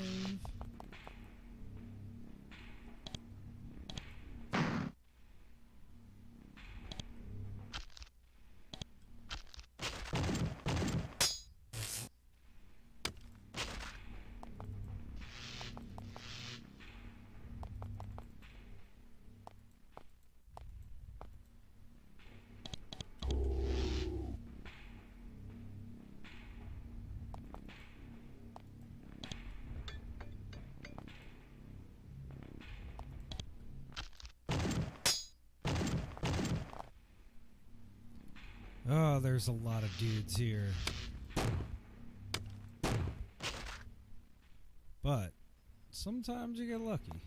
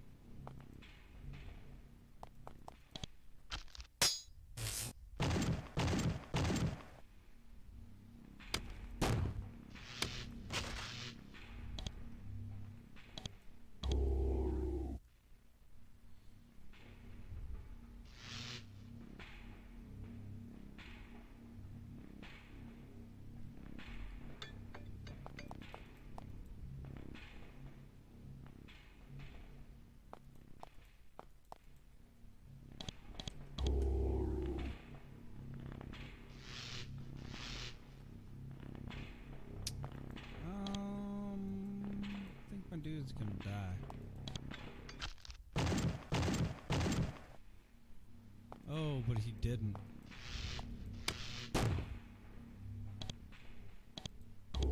So lucky.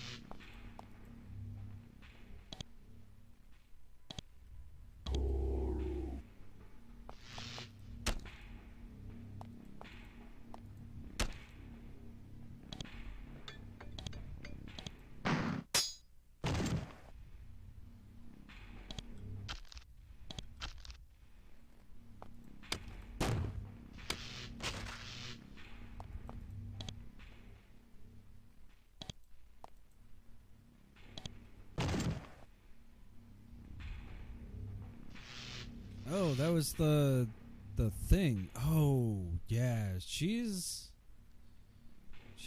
less of a man. She's just the most competent of all of the characters I have. Don't really know what to do with that fact.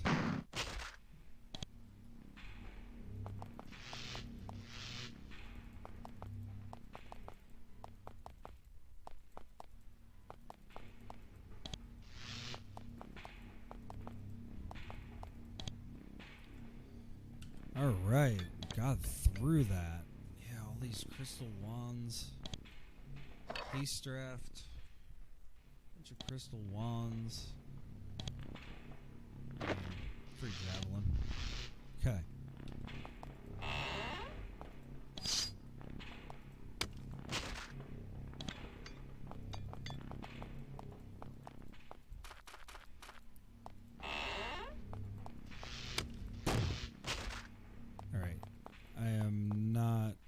Concerned.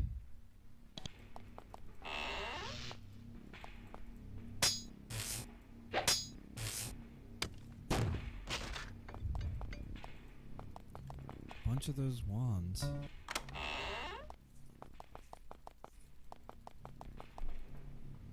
Alright, what's in here? The desk contains scrolls, each written in the elaborate fairy script, which seem to explain the workings and proper use of the fire scepters. Unfortunately, you can't quite understand what it says.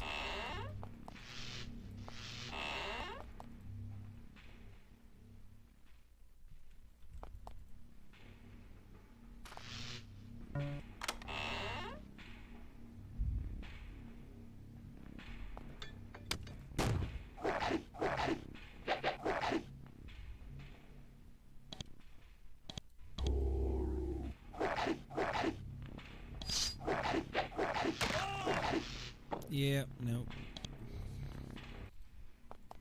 Not just gonna open the door.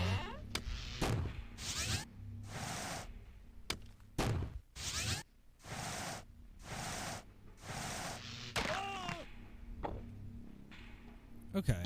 Well, neither of those doors need to be opened.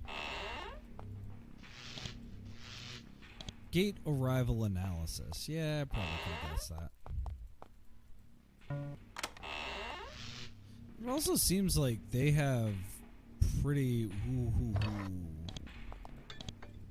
They have a lot less control over this than I feel like they let on. Maybe I'm misunderstanding that. Whoa. This cabinet has a peculiar lock on the handle. It has 5 wheels, each marked with the letters A, L, E, and T. Being extremely skilled in tool use, you set out to try and figure out how the lock works. You soon realize that when a wheel is set to the correct position, the door of the cabinet shutters almost imperceptibly. Soon you deduce that Epilogue is the correct combination and open the doors. You open the cabinet. It contains 4 shelves. Each contains 2 rows of 10 delicate blue crystals. You recognize the crystals. They're the crystals on the tips of the deadly scepters that the fairies' soldiers carry. Comprehension falls upon you like a big brick. This must be the reward that Silac and the other fairies are offering the Britannians in return for their help. With this many of the fiery scepters, the savages could do incredible damage to the Roman troops on Britannia. They could keep Boudica's rebellion from being crushed. They could even cast the Romans off this island altogether. The balance of power rests in your hands now. What do you do? Do you leave them alone? Do you take them? Do you destroy them?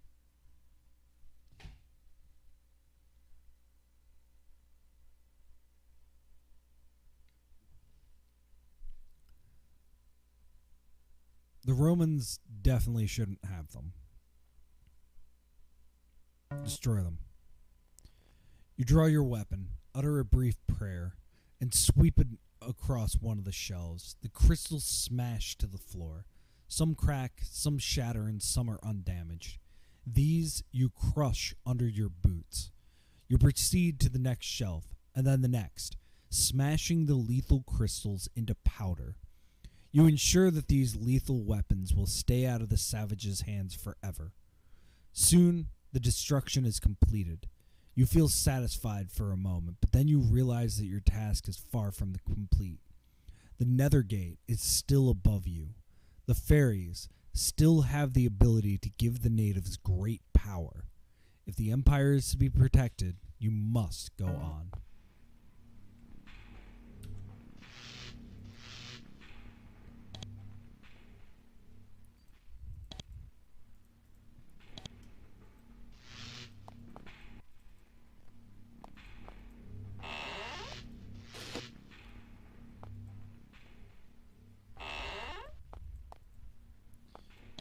Yeah. All right. So, we successfully... Oh, if I just had that, I would have been able to avoid all that. Good to know. But, I got some good damage in there. Anything worthwhile? Bunch of crystal wands. Blessed cudgel. 5 to 25 plus 1 to 5 damage. Nice.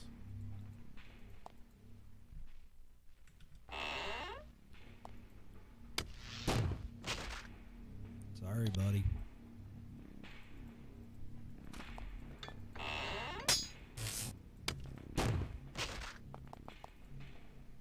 What's in here?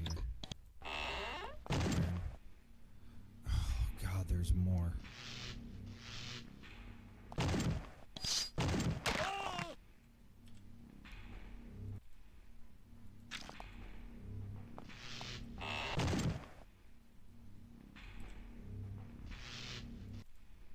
Wonder if I can sneak past them.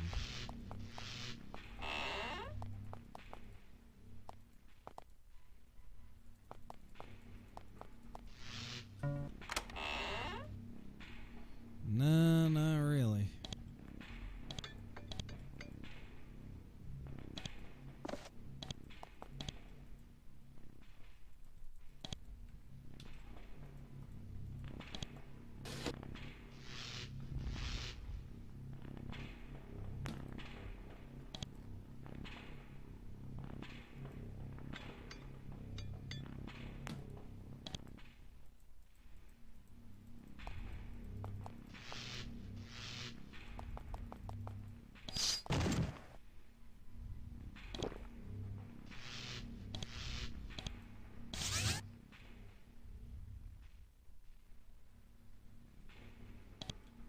He can just wait. He can just wait.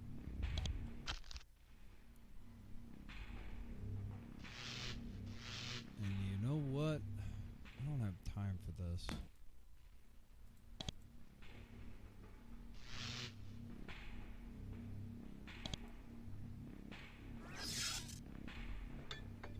Very one, very resist charming.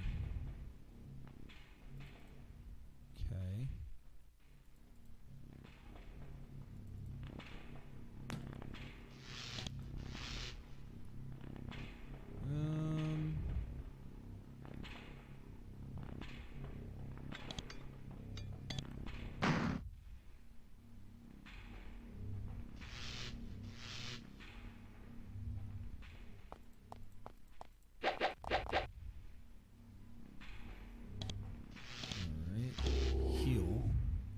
That's not what I needed to do, but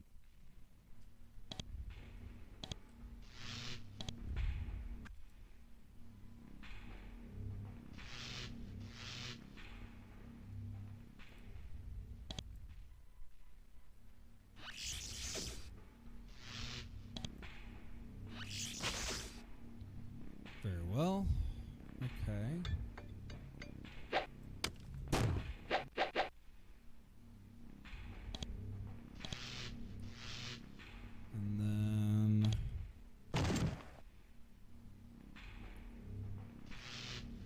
Needs to be hasted. Cool, cool, cool.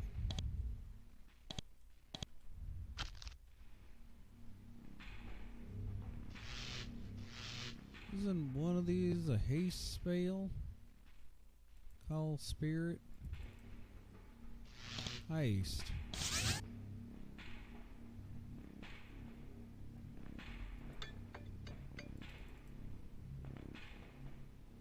It's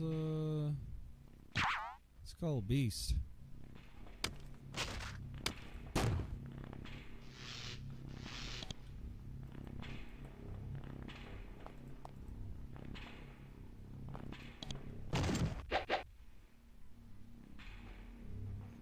Just hold back.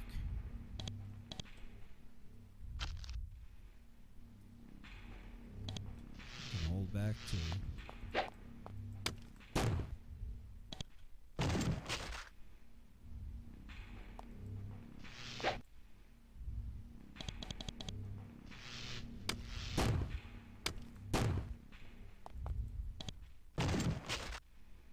There we go. We are making some progress.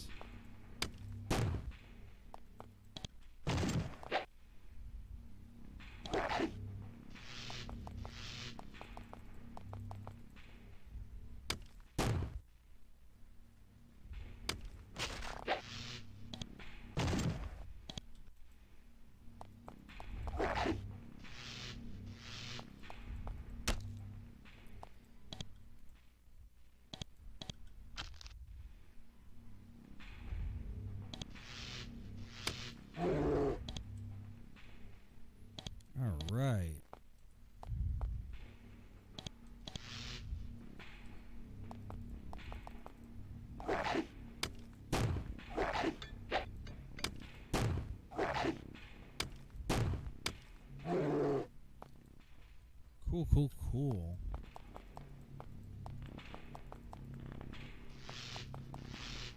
Alright, let's heal him completely. Everybody is as close.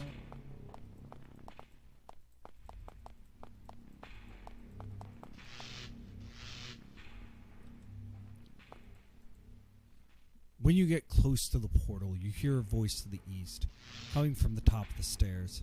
It's the same familiar voice you heard when the gate below opened for you. You've heard it even before that. It's the voice from the nightmares you've been having back at Shadow Valley Fort. You turn and look up the stairs. There's a tall fairy lord standing there, thin, gray, and old. "I am Silac," he says, "architect of the Nethergate. I have been watching your progress for quite some time. It has been amusing, although I must say there was never a time when I felt threatened." Suddenly, far below, you can hear the sounds of battle. You hear the angry roars of Roman soldiers and the terrified cries of the fairy defenders. The warriors of Shadow Valley Fort have moved at last. Silac looks unconcerned. A noble effort. The soldiers below are trying to reach the Nethergate. They're trying to stop us, or distract us so that you may continue. It will be of no use. You were the only ones who could reach us. Soon you will be dead. Goodbye. He waves his hands and a massive wind rises up. You struggle to escape, but it blows you through the portal. You fall, and all is darkness. You return to consciousness outdoors, face down in the dirt. It's pitch black. Not the black of night, though, but a thicker, purer, utter darkness that eats up the stars, the moon, and any puny light source you may carry. You feel your way around. You are in a hedge maze of some kind. Walls of thorny bramble growing out of dry, salty dirt stretch 30 feet and more above your heads. As you stumble about, trying to feel the walls, you trip several times. There are bodies in this alcove, all of them old and dry, and all of them were killed by some sort of savage, clawed creature. You start to suspect that you're not really outdoors. It's too cold, and the air is too still. You're someplace else, a place as unwelcoming as Anwin. You've been imprisoned, and you have no idea how you could escape. Not gonna let me do this, huh? Gonna make a fool out of me? Your light is instantly snuffed out. What about with... Yeah, your light is instantly snuffed out.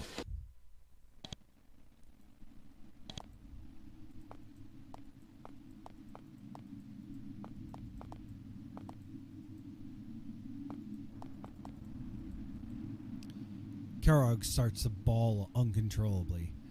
"I know what this place is. It's the Hedge prison. It's where fairies and goblins get sent when Silac really, really doesn't like them. We're doomed. Doomed, I tell you, doomed." Alright, it's fine.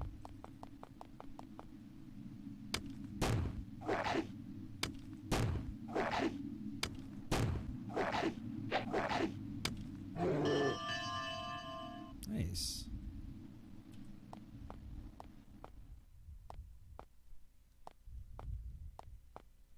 Hey, how you doing? You should buy some nice skull wax. I'm starting to look dull.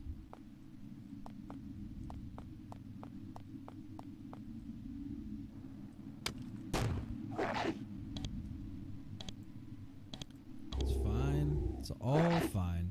It's all gravy. It's all fine. There we go. These nether beasts are a little something.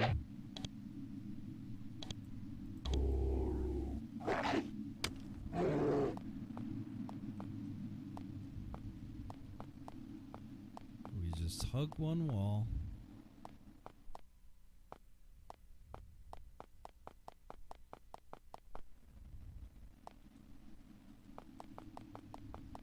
And we will find the exit soon enough.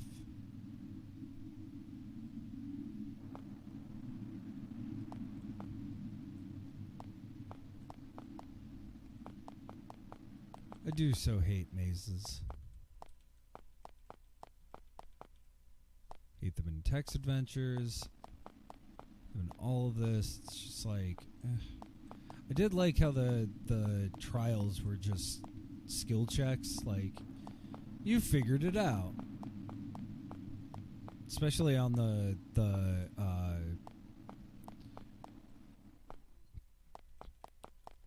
last box. It was like, cool. You are good enough to just do this. Makes things so much easier. I get it. It's like a real challenge. You know, you wanna give whatever challenge is there.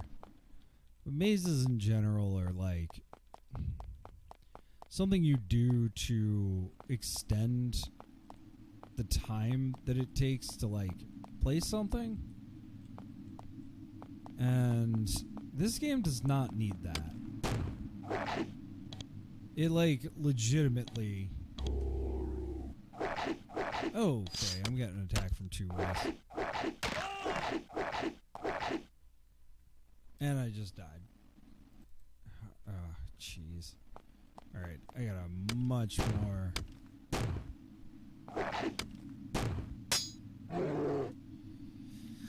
Yeah, that's how that goes. I gotta save much more often.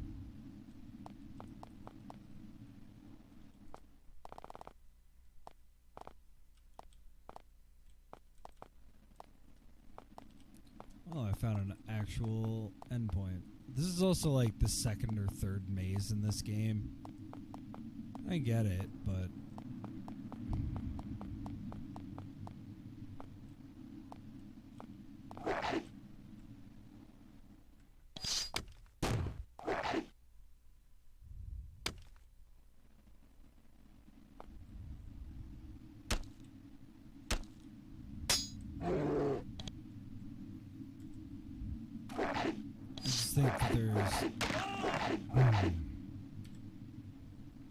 I think that there's better ways to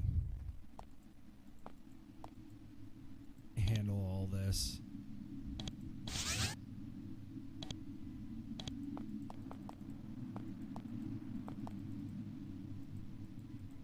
Didn't I just save? Guess not.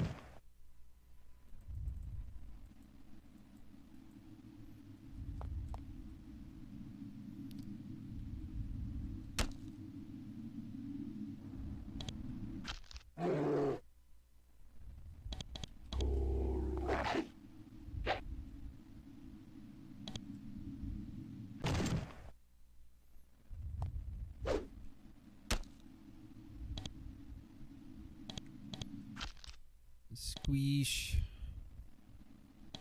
And some fire. Ooh, lucky escape.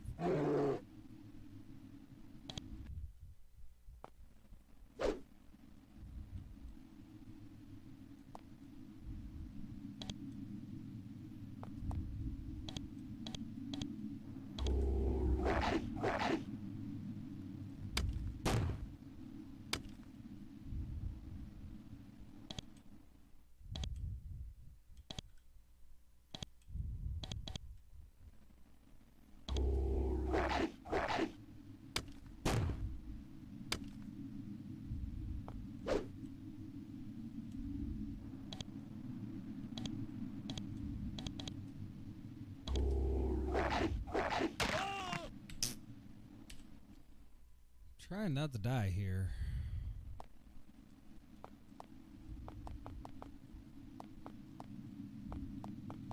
I'm not following May's rules of just following one wall.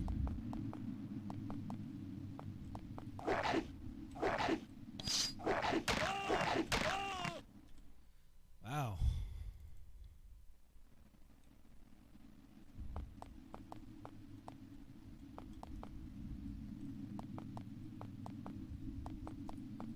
Just not used to having such a long trail of people. And you will know us by our trail of party.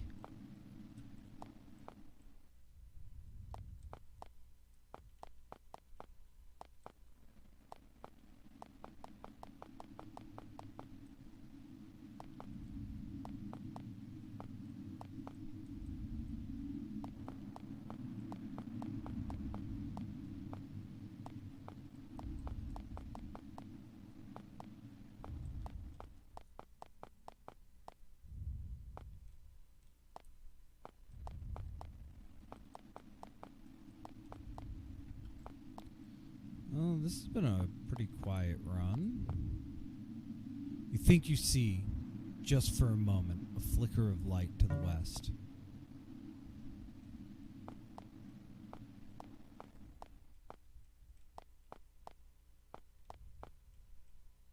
In the alcove to the north, for just a brief moment, you see a flicker of light. Stumble upon an unlit bonfire. Someone had stacked wood in a nice cone here, ready for the application of flint and tinder. Searching nearby, you find that someone has also left a chunk of flint. A rock is easy to find. You start a fire? God, yes.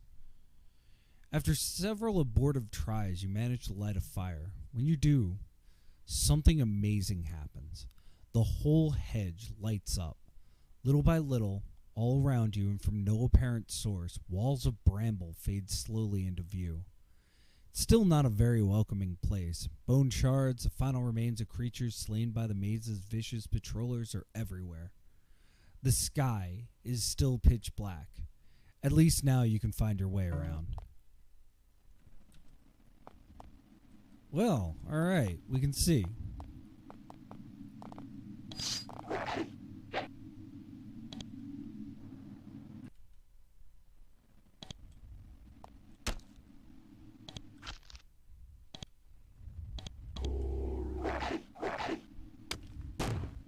And it means they can see us too, but I will take that all day.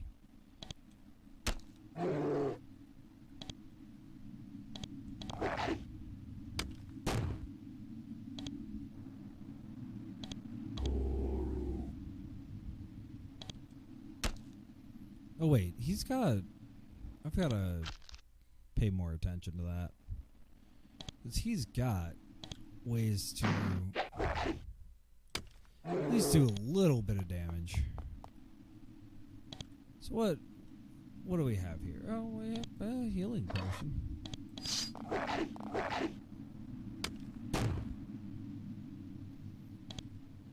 And at the end of the day,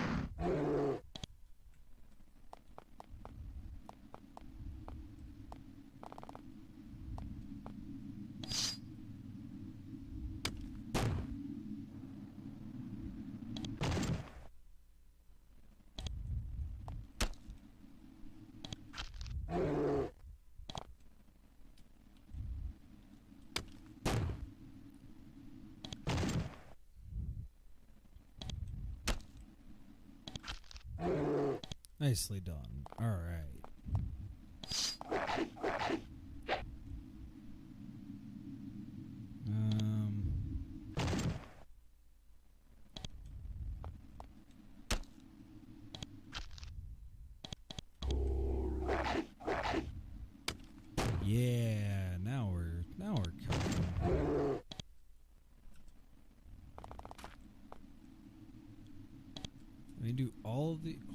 they do. Well, that's an emptiness brew. Don't need that. Okay, all is a little strong, but many do.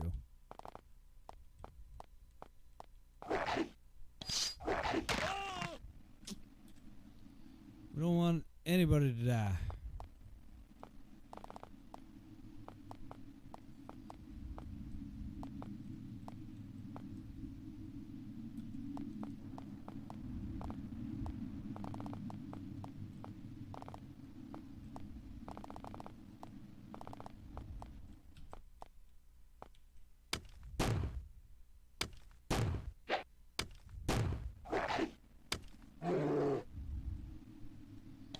See.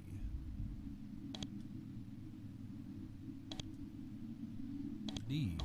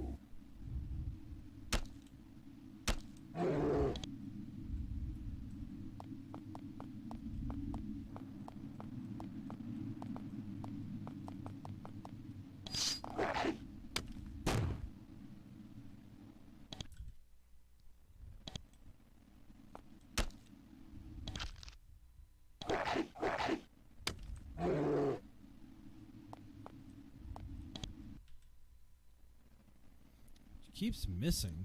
It's interesting. I don't know if that's just like totally random or I mean, I guess you see the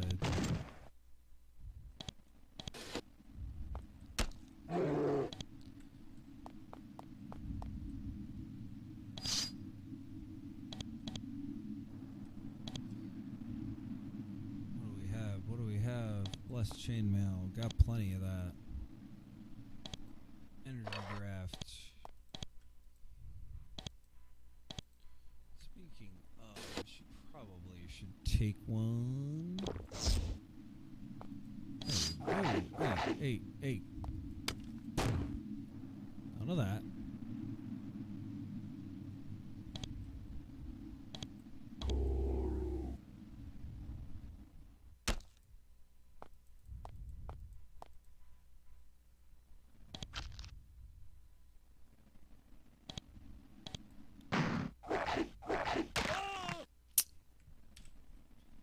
Every time.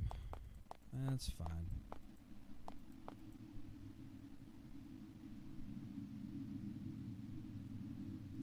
Oh, yeah. No, if you have not eaten in a few days. Oh, man. Thank you.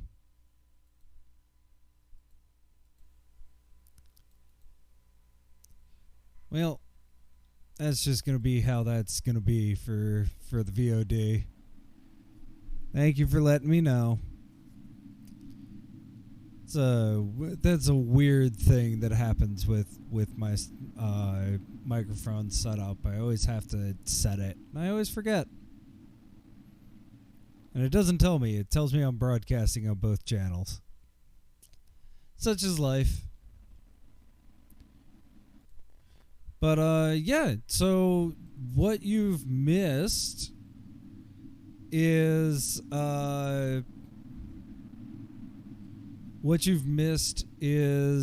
us getting thrown into the Hedge prison by the big bad. We successfully destroyed a bunch of crystals that were going to be made into weapons, and we got caught by the big bad.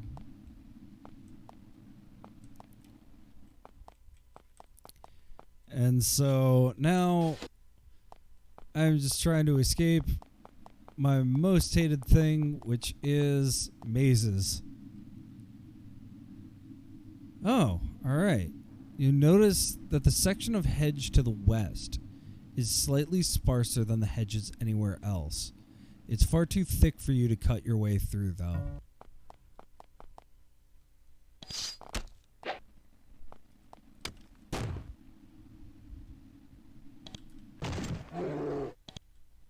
Well, that was nice.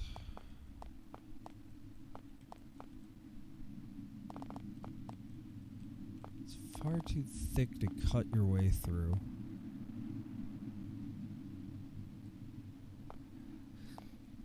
Yeah.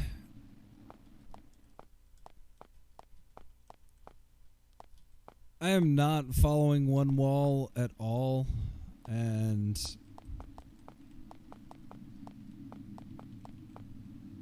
it's yeah, it's definitely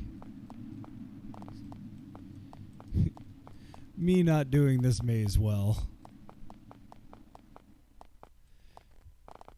This is also not the first maze in this game. Like, it's one of those things that I feel like if you're gonna do in a game, you do once.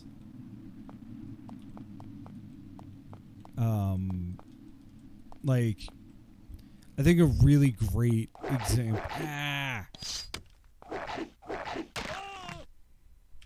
I think a really great example of a good maze is in Zork, where they have the twisty turny maze, and I think it's a reference to Colossal Cave. There's a twisty turny maze of dark passages which all look alike, and I think that's really effective. But I think in Zork there's two of those mazes. Like, oh my gosh.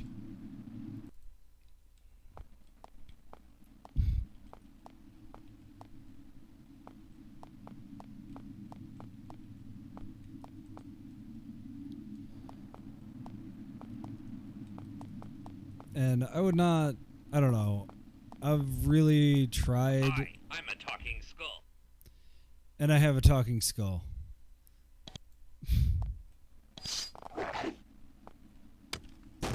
Stop hurting him.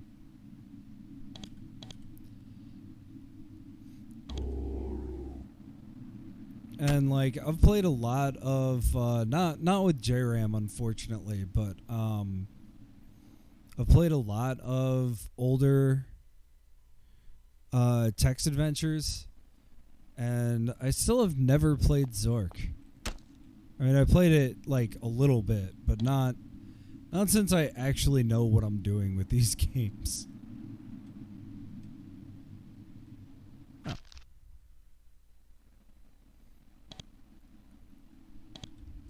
Oh.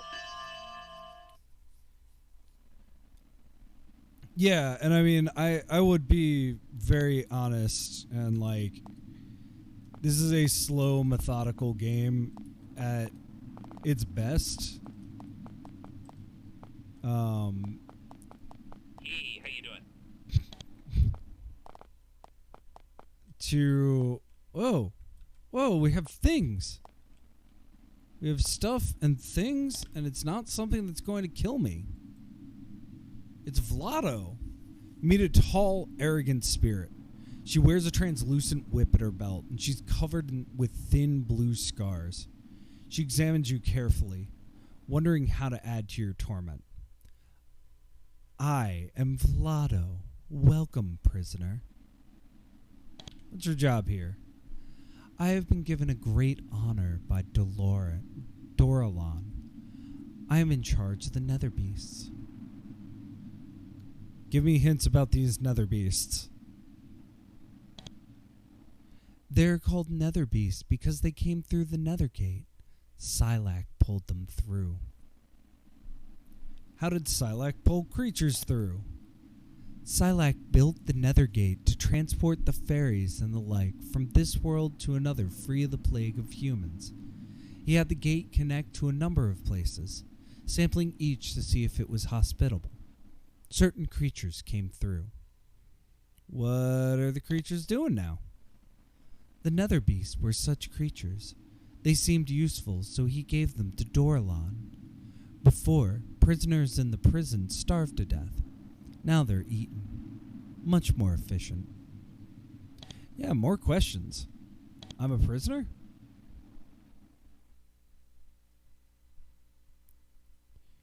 Oh, interesting.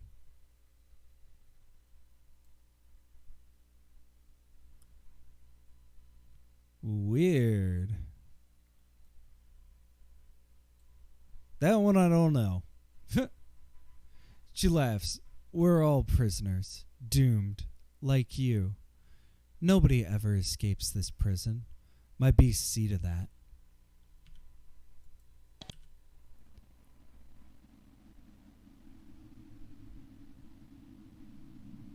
Where's Dorlan? Dorlan was trapped in an abandoned mine in Shadowvale, and he has not yet been able to regain his freedom. Until that time, I will continue to labor to keep the beasts in good health. So that is the first mine. Cool. So she's not going to kill me. Thank you. Wasn't really oh, okay, bye. Okay, well that was interesting to find.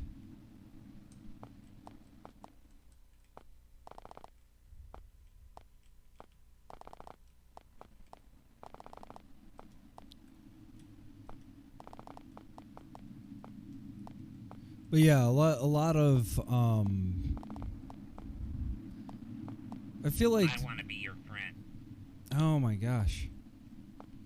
I feel like mazes are a way to just pad your time. And it's alright, I guess. But this game absolutely does not need to be padded. Like, not even like, oh, I don't like mazes. It's like, no, like, we were so close. So close to beating it. And I know that's exactly why he put a maze right here. But it's like, no. I've been playing for how long? I want to be your friend.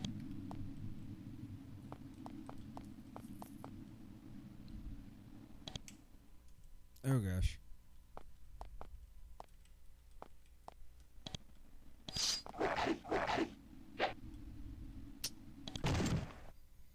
Squeesh.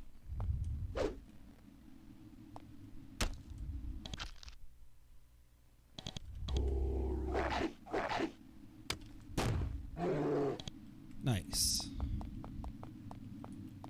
Oh, it is kind of nice to be able to squish these things.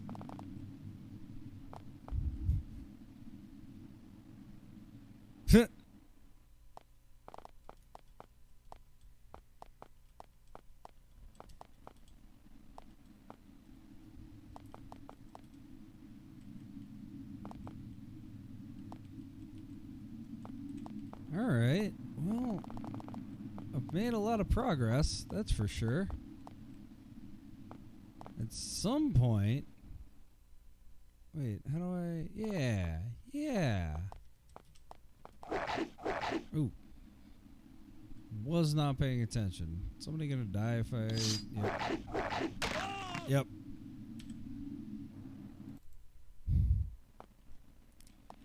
That's okay.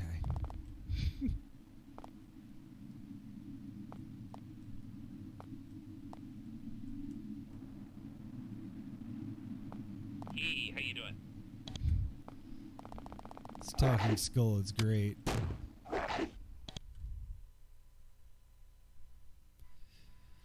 Yep.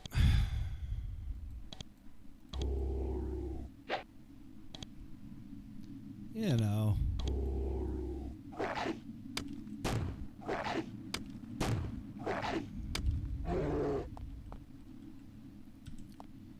Bit of time. Wait, what? Okay. Wait a minute. I think every time I save, the map changes.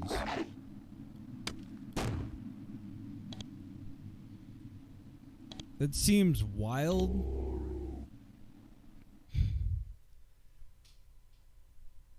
That can't be. I must be misreading this, but that's what it just looked like.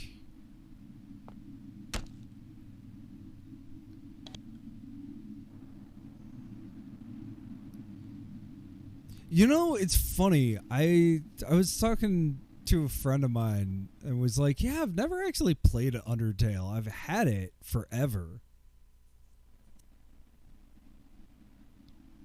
I've gotten through a good part of it and then just not a puzzle game kind of person.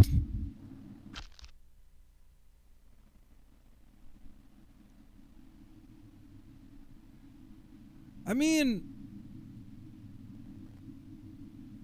I don't know.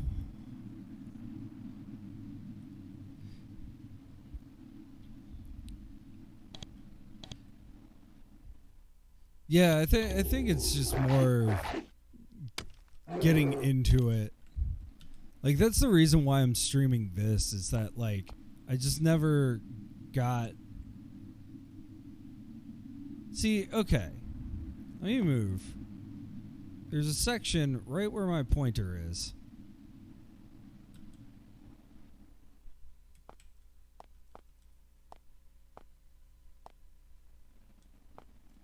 Maybe it's just the auto map is glitching.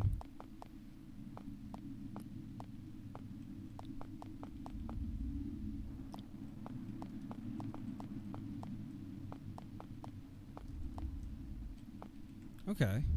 Cool. We got one. I want to be your friend. This talking skull is... The other items were funny. The dialogue box is a little much. Ow. Oh, boy. I hope I saved recently. Oh, I survived. Okay, great. Great. You get healed.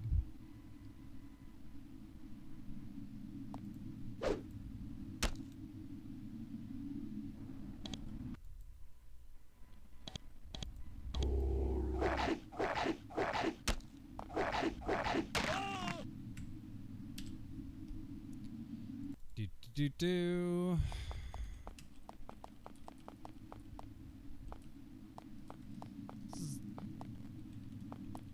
This is easily not the hardest dungeon, though. This is now something I can work with. 'Cause why don't I do a heroic brew?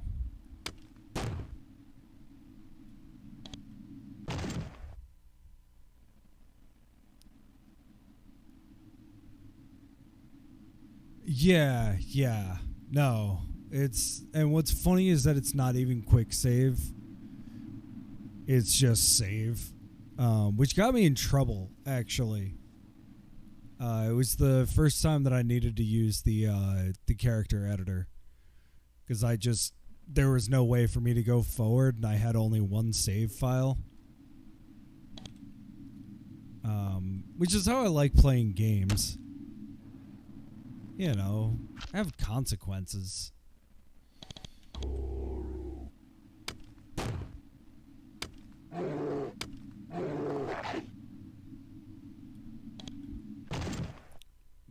But that cute have consequences also means that, like, yeah, sometimes you're stuck and you're not gonna get it.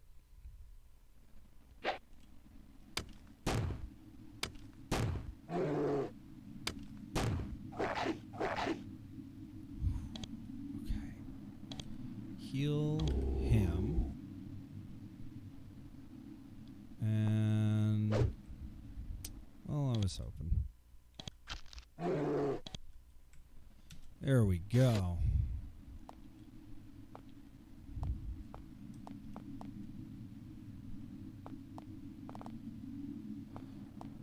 Alright, there's this big... You hear the sound of humming coming from nearby. You can't tell whether it's the humming of a fellow prisoner or a guard. You don't feel too scared, though. You've never been attacked by someone who is humming a jaunty tune. Oh, we have another friend. Meet a ghost. He kind of looks like a gardener.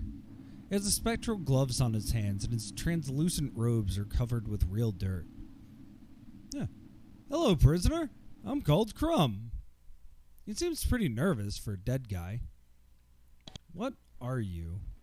I'm the gardener. I look after the hedges. I wouldn't normally talk to a prisoner, but I have a real problem. What's the real problem? The prison is going to disappear. Chunks of it are fading every day. Now that everyone wants to use the Nethergate, nobody's keeping the place alive. Soon, it'll disappear, and Vlado and I are trapped here. You're trapped here too. But if you could help us find a solution, we might all escape together. This place is a prison? Dorlong created it for the disposal of those the fairy aristocracy wants to get rid of permanently. They pay him well for his services too. Look, I don't have any ideas. Can you suggest a solution? Vlado bragged once that she knew a way to escape. I could talk to her about it, but I refuse. She's too arrogant. I loathe her. And her beasts scare me. If you meet her, ask her about escaping. She might know how. Oh my gosh. Alright, cool.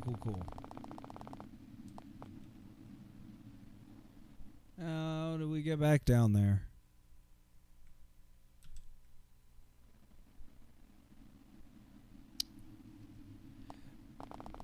I got no ideas.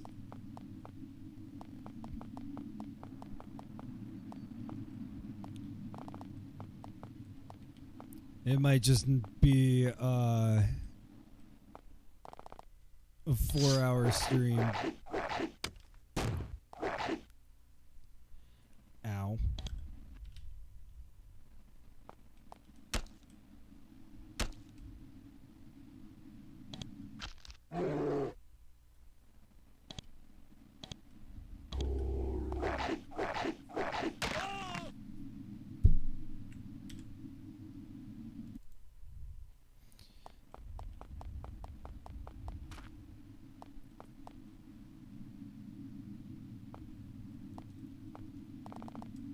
Yeah, isn't...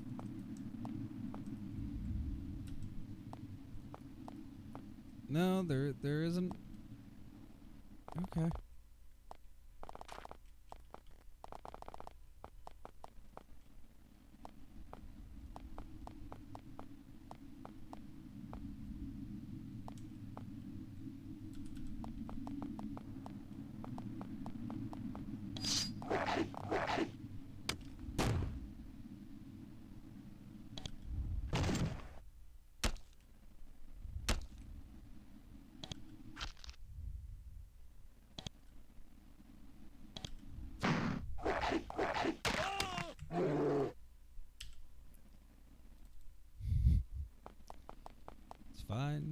It's fine.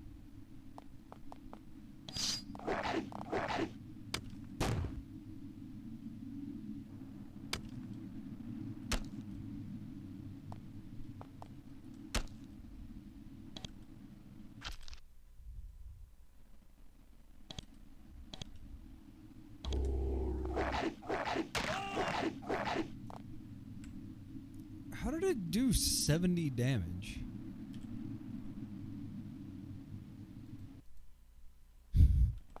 Poor little dude. He didn't deserve 70 whole damage. Yeah, maybe. There's so many different stats to reduce damage. There's armor use, there's hardiness, and there's defense and Roman training. All of which affect that. And this little dude doesn't have any of that.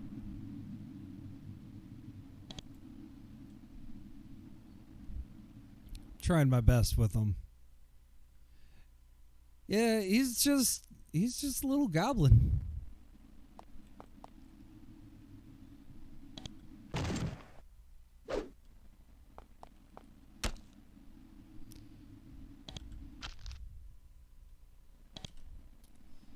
I don't... Maybe shielding?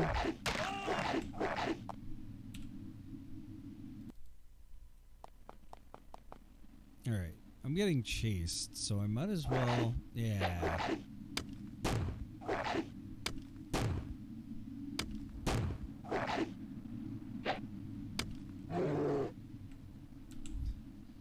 Take advantage of the forethought of,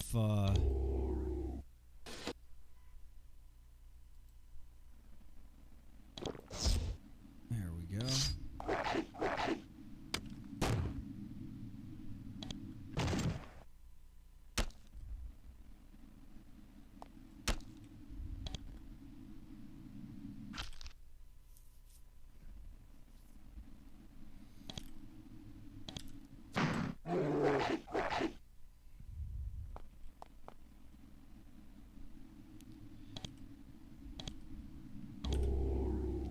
Yeah, everybody also levels unevenly for various reasons. So it's kind of hard to keep everybody together. What? Oh my god, there's so many of them.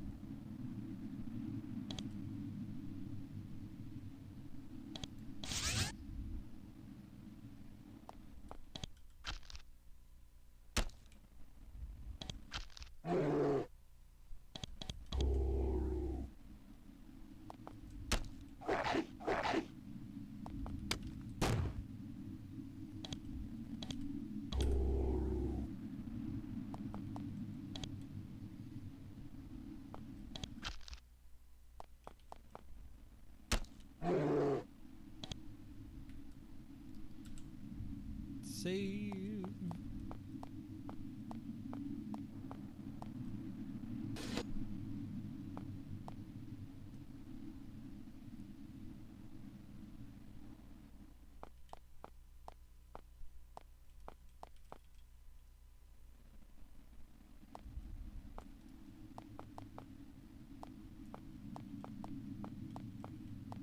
Hi, I'm a talking skull. Do not taunt Happy Fun Ball.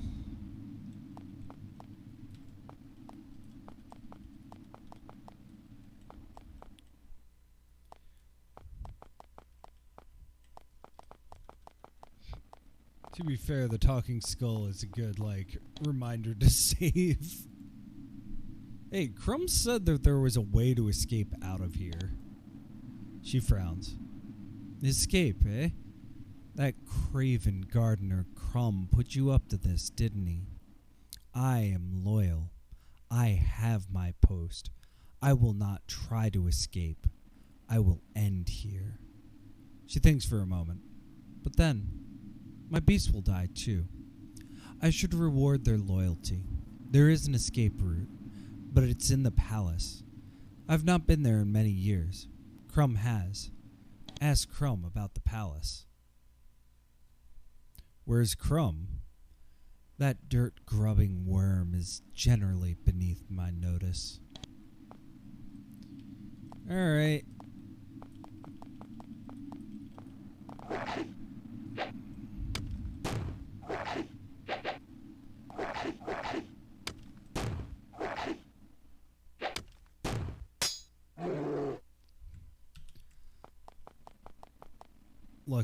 Lucky opportunity attack there.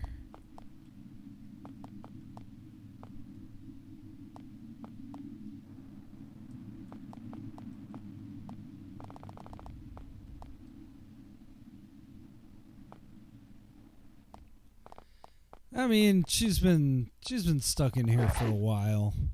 I'm not gonna blame her. Uh-oh.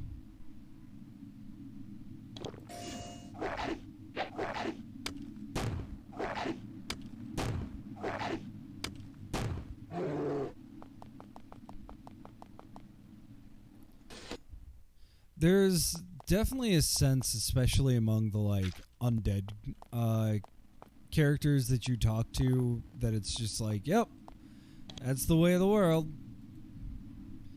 Vlado told me to ask you about Doralon's palace. Oh, Vlado's passing it off to me again, is she? The arrogance. She wants to leave as much as me. She just won't admit it. Yes, I've been to Doralon's palace. The way is blocked off by hedges most of the time. I don't know where the gap is, but Vlado might. She may have seen an entrance when doing her patrols. Ask her about her patrols. Oh my gosh. Buddy.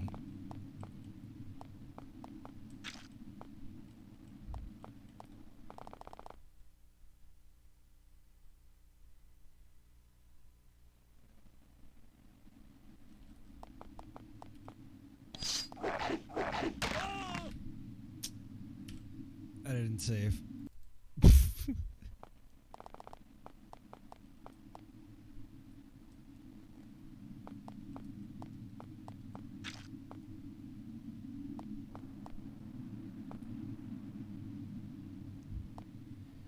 It's something he does in a lot of his games.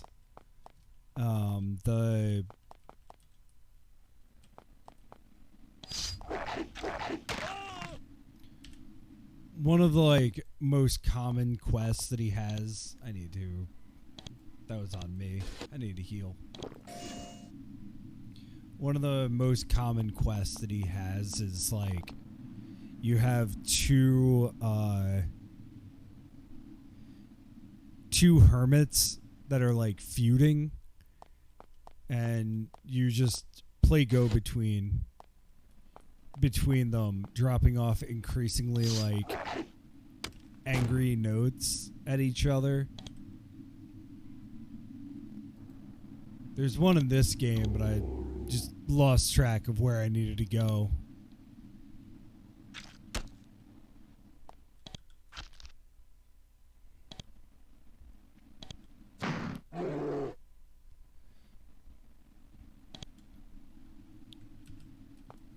I mean, it's definitely not a perfect game, but it's pretty good. There we go. Save.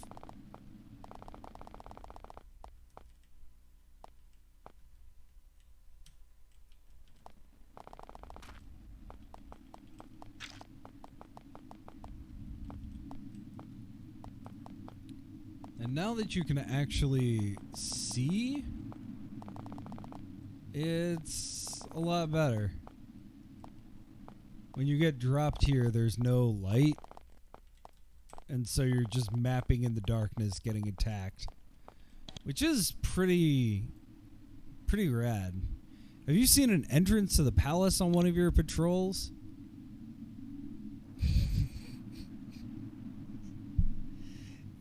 Leto thinks, yes, I've seen some peculiar hedges on my patrols. There are places where they look dry and thin. I always attributed it to Crumb's incompetence.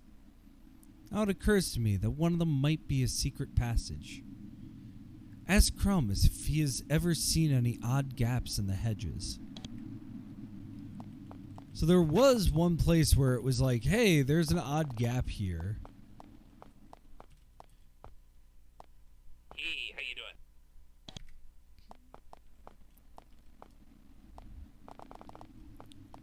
Do I remember where that was? No.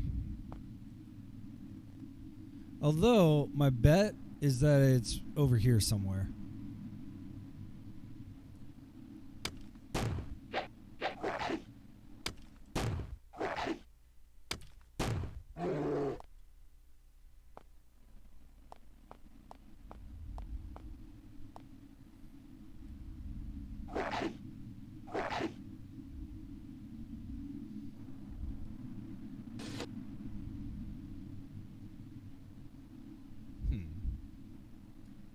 Do I have any more healing potions? I have one more.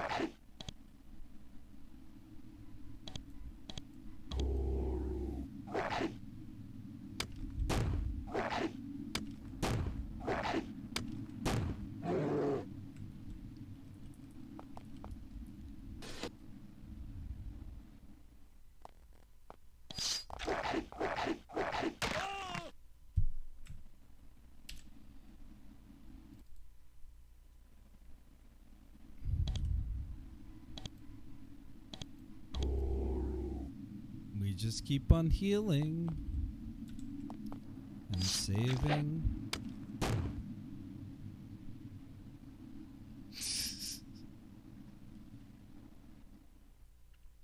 Yeah, you get like these are death noises that he's used for a long time. You get them burned into your skull.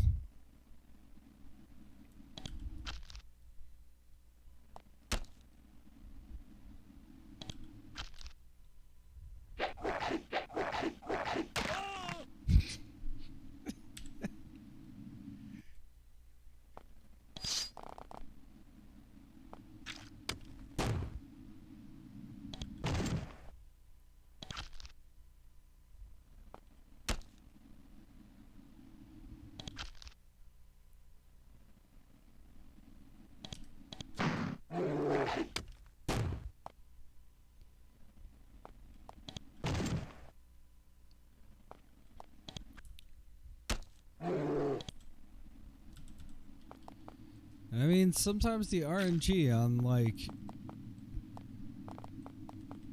what they do works out.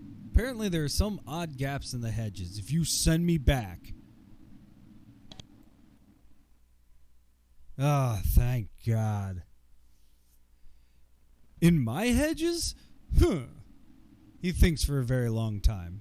Then realization hits. Yes, there's a section of hedge Dorlan told me never to work on. It's due west of here. Examine it carefully and you may be able to find a gap. Thank you for your help. Now, should the hedge prisons start to disappear, I may have an escape route. And I may share it with Vlado. If, and only if, she apologizes for her arrogance. He grins. You can now find the exit from the prison. Save.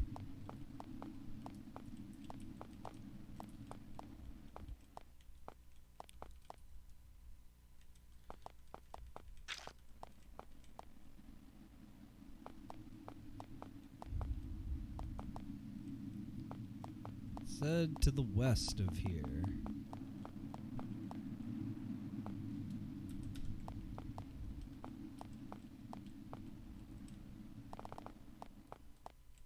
Oh. It's right here. You enter this small, cold stone palace. Everything is dusty and still. Nobody has been here for many, many years. Well, the answer wasn't sit in the throne. This room is dominated by a deep black pit. A constant breeze blows past you, into the room and down into the hole. It seems to be sucking everything around you in. Do you enter the room? I did just save. The moment you step inside, the pit starts to suck in the air faster. It hungrily gulps the wind in, creating a whirlwind. You try to back away, but the gusts buffet you inexorably towards the edge of the pit and over. You fall and fall, tumbling through blackness. You lose consciousness, and then... Save. We're back. Heal. Save. Heal. Save.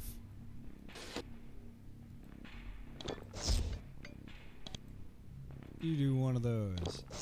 You do one of those. We're in good shape. I think this is the final battle. We're at the top of the spire. Nethergate level. Stay away from gate. Obey all orders. Leave supplies at periphery. You have reached the highest level of the Spire of Ages. The Nethergate is to the south. You've never seen it, but you can feel it. The power in the air is starting to make you feel like you're going mad. Every bone, every hair, every part of you is starting to tingle and vibrate. You get a splitting headache. Every instinct tells you that you should be running for your lives. You have no choice, though. You have your orders. You're almost to the end.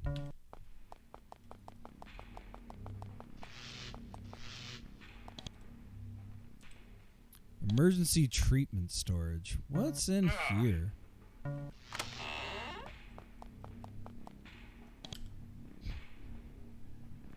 Bless.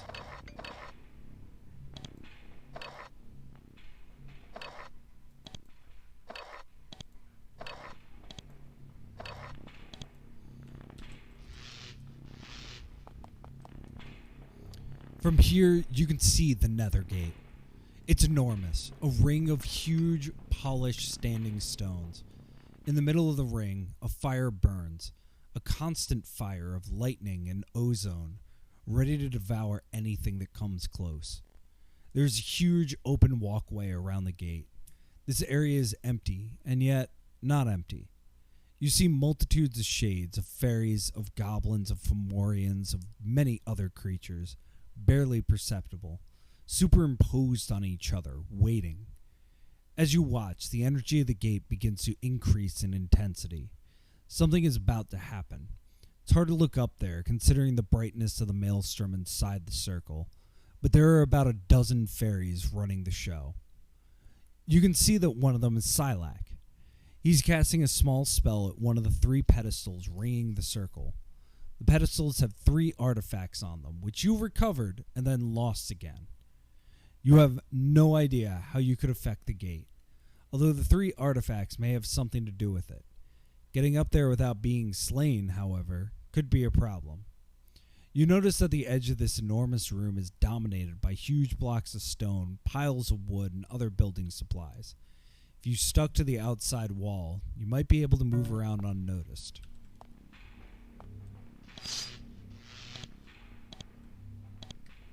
Buckets. Hey, how you doing? You know what the best thing about being a skull is? I don't either. The area in front of the nearby stairway doesn't have any supplies in it. It means it's completely visible to the fairies on the platform. Walking out there might expose you to your enemies. Suddenly, Karog, who has been quivering with fear ever since the ordeal in the Hedge prison, suddenly breaks under the pressure. He makes a run for Silac and his assistants. "Please," he screams, "please, great Silac, have mercy on me for my failings. Look, I have brought these humans before you. Punish them and forgive me, and do not leave me here." Silac is irritated by this interruption, and with a brief motion, blasts Karog into dust. He turns to you. "You should choose your companions with more care," he says. "Now then, I've had enough of you."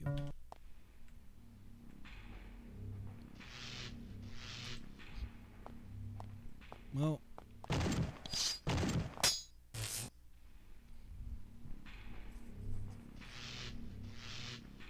time to do stuff.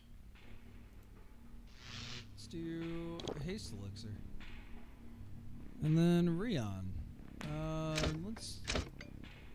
Why can't I equip the Wand of Doom? Oh, because I can just use it.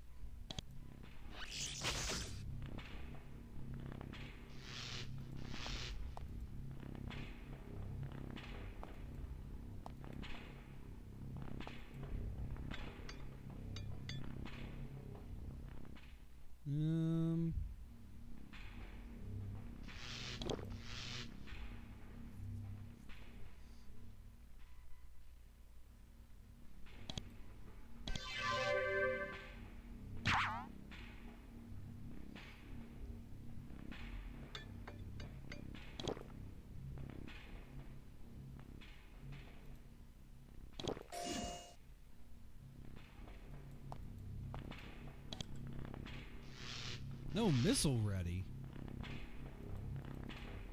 No missile ready. Oh gosh. Got all this way and I've used up all of my missiles. I don't know what to do about that. I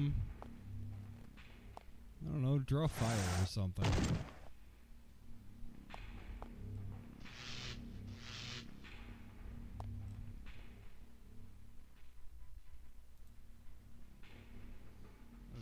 Rod of the Huntsman. Yeah, let's call some hunts.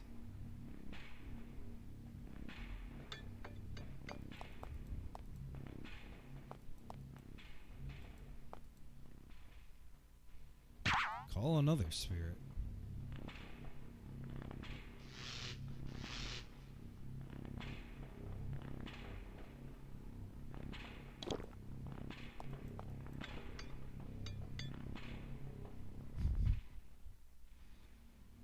It's too good.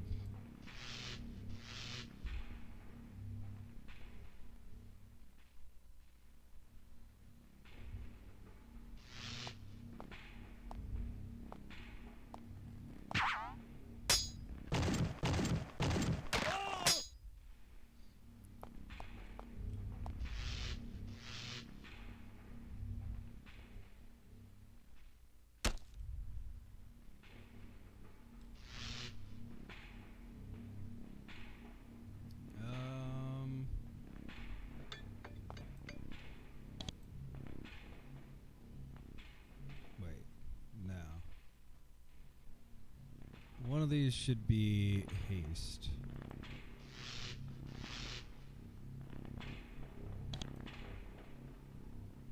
Yeah. All right.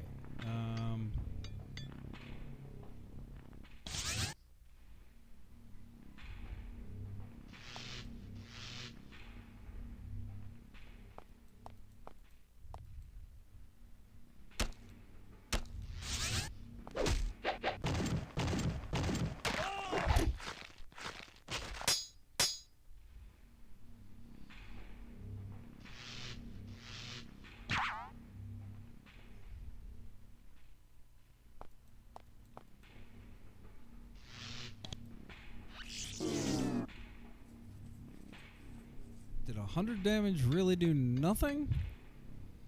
Like, nothing?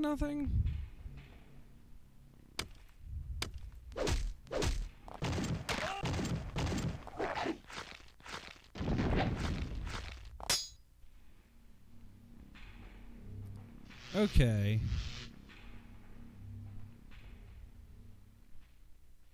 There's got to be a better answer here.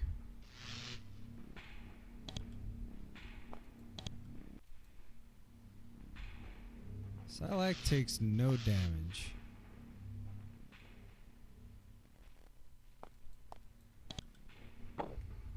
Oops.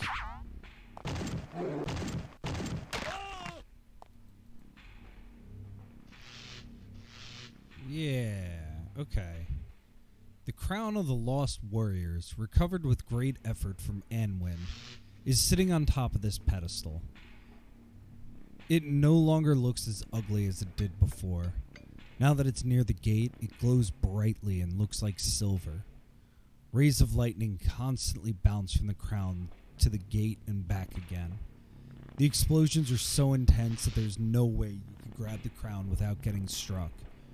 You could still try to take it. Yeah, take it. You reach for the artifact, you're far too slow. The moment you touch it, lightning bolts fly out, searing you and throwing you back. You stumble around dazed, and the artifact hasn't budged an inch. Okay.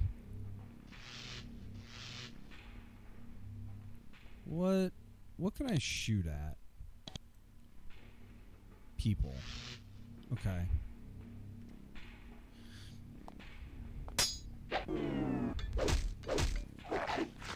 So definitely the answer.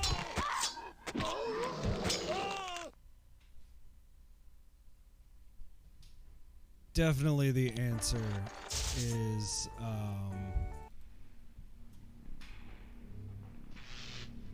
summoning as many things as I can.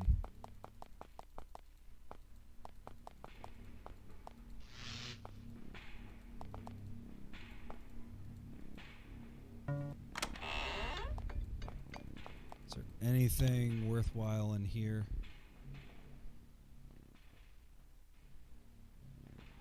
Yeah. No one will notice. Inside this cabinet, you find a dozen thick purple robes. They look very similar to the robes worn by the fairies working on the Nethergate.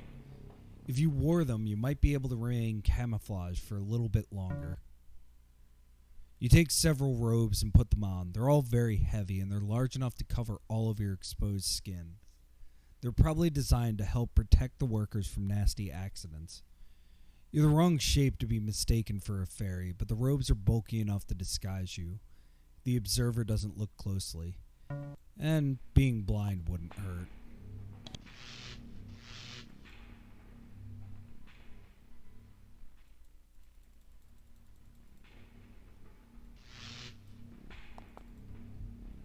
What do we have here? Steel helmet.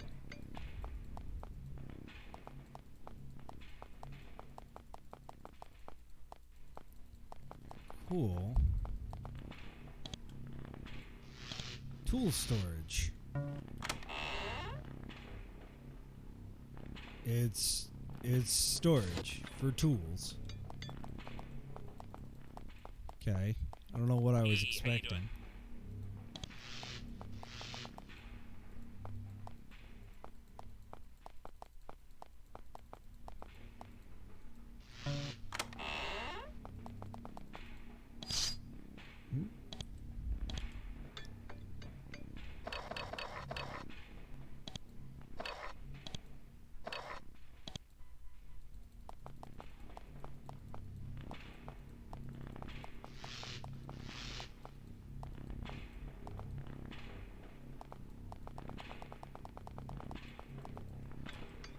Okay, well, I think there's no other choice.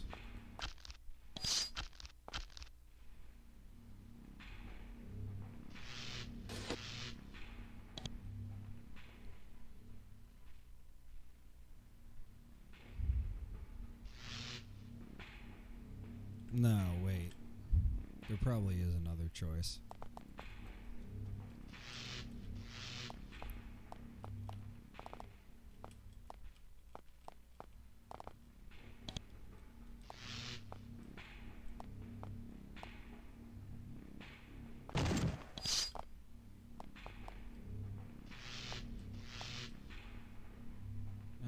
Okay.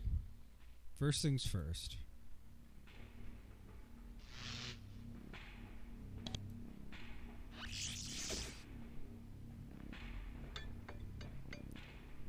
That didn't do quite what I expected it to.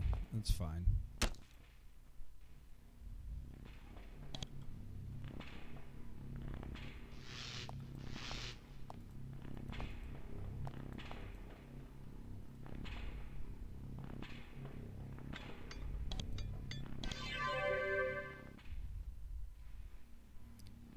And let's just call as many things as we can. Yeah! Alright.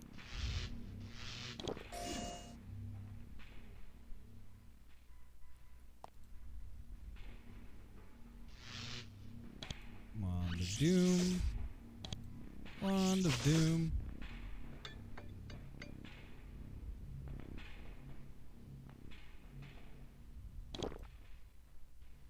Let's just preemptively resist. Alright. Doing good.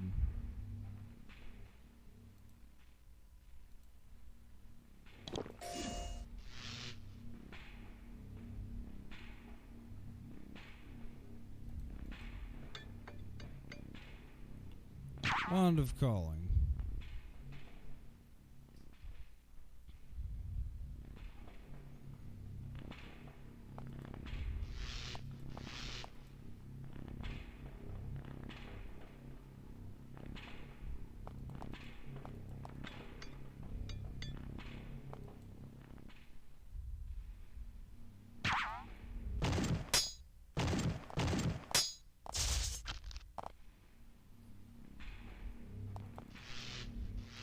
The skull of stone is sitting on this pedestal, facing in towards the gate.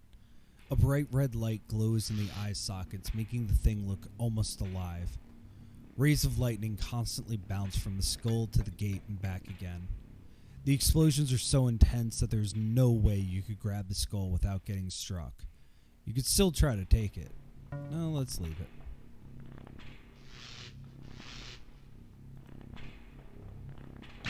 Wand of the Huntsman. Okay. Funny man. Yeah, you do that. You do that.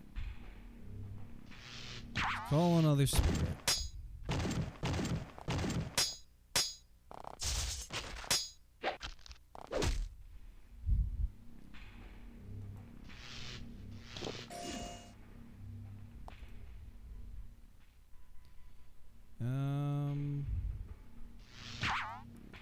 Yeah, let's just keep doing that.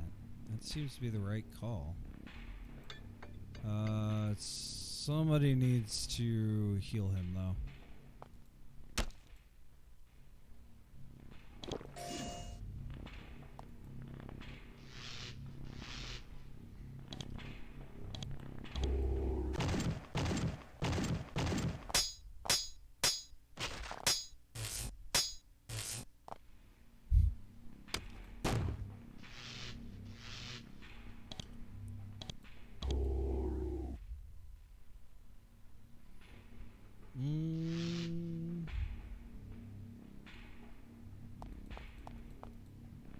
Retreat.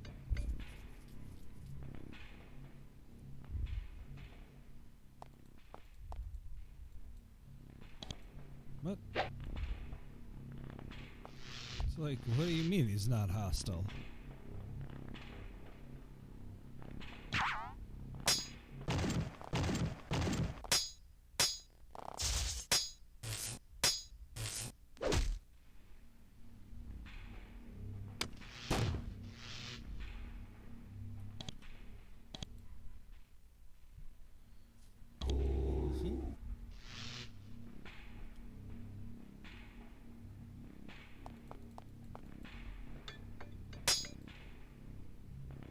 Alright, alright.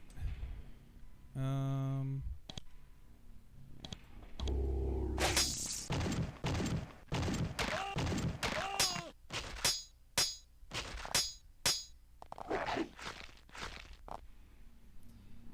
is the last battle. I don't need all my guys alive.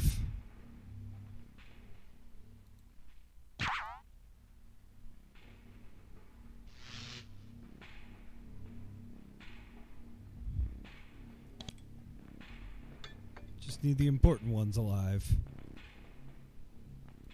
Haste. Break barrier.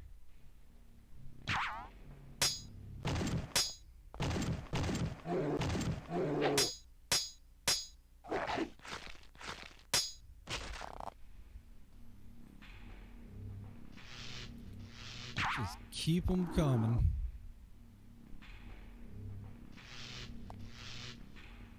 Maybe that is the answer, though. Just keep all my other dudes away.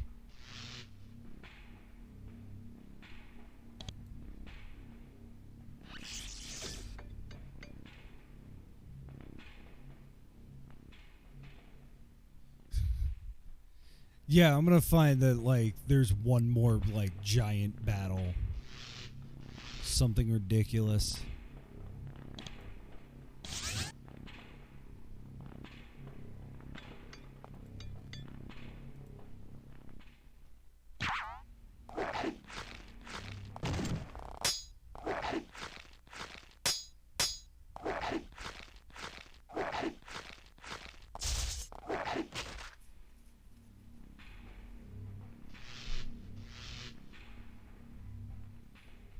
I almost find it fitting that the guy that's been...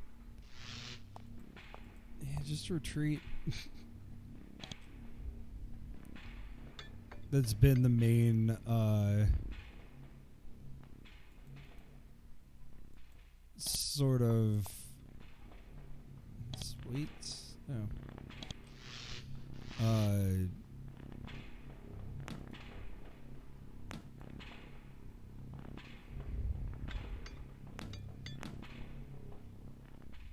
Yeah.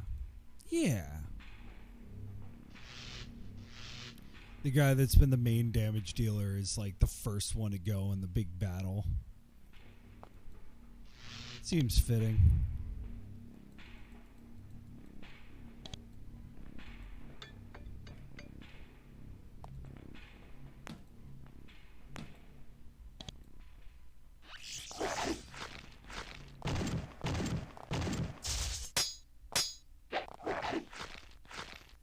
mean, he's been the tank the whole time.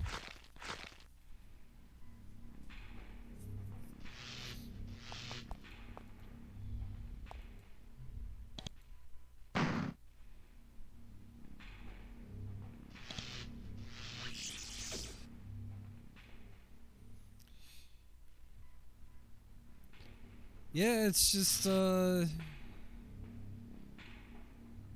you know, it's interesting. Like, it just kind of goes to show that the Romans in general, because they don't have magic, are at a severe disadvantage. Oh, okay. Oh, it's just.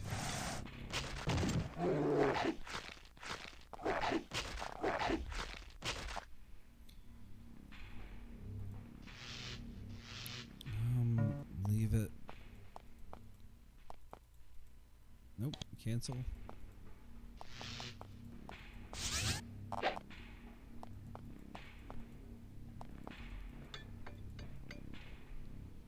What? Oh no. Okay, wait.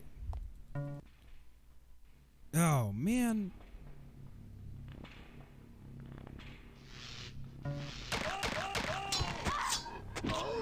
Hit the wrong button too quickly. Okay. But no. That's fine. Because now we have a strategy.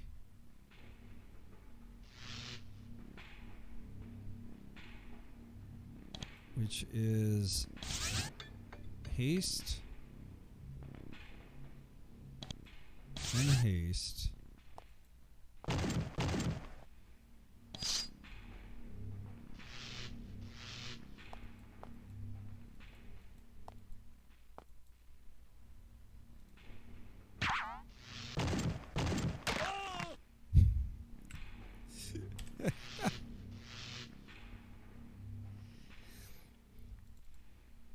Yeah, it seems like I stepped too close to the barrier and killed everyone all at once.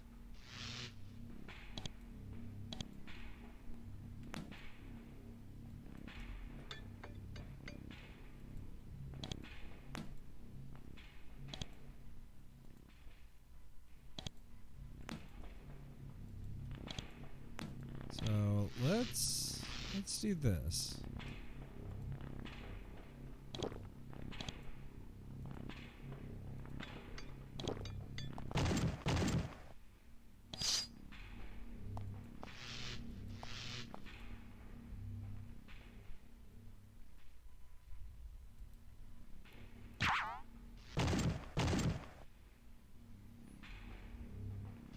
So all I need is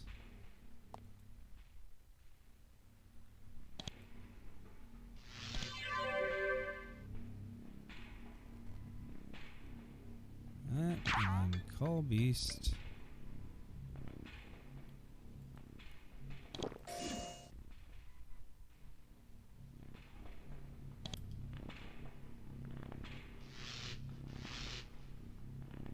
And then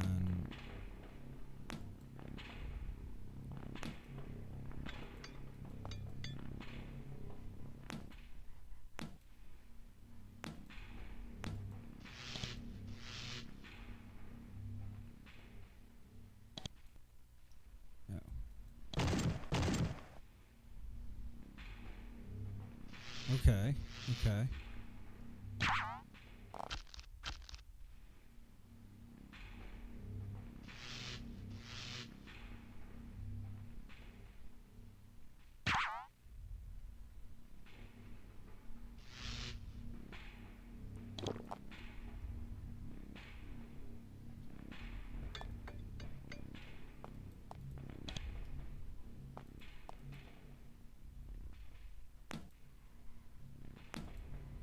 I want to be your friend.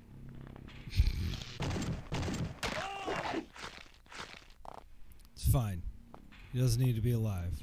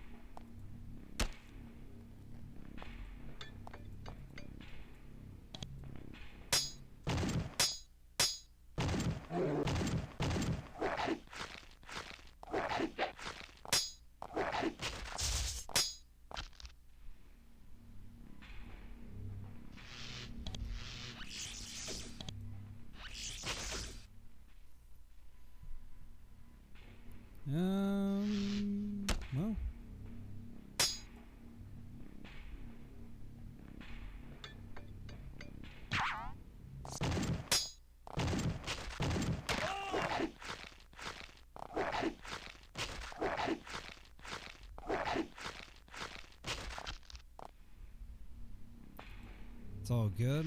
It's all good. Just keep it rolling.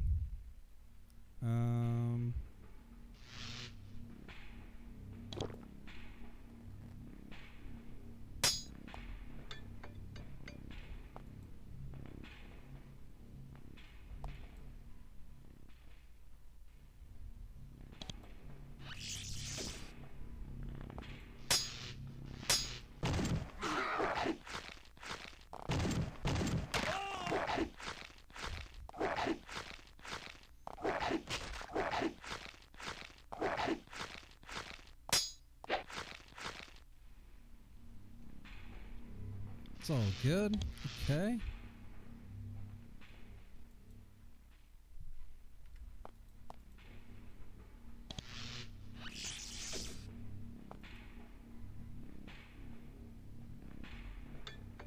What do we got? We got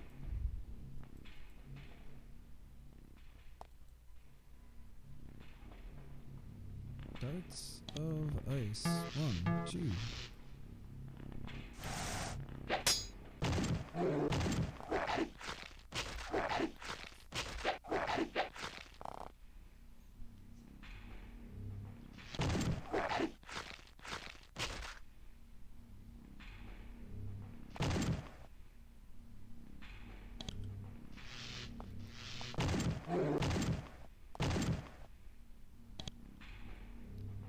Is there anything worth getting here?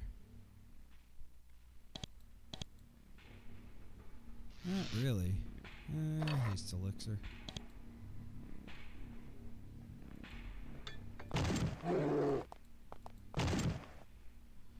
Yep.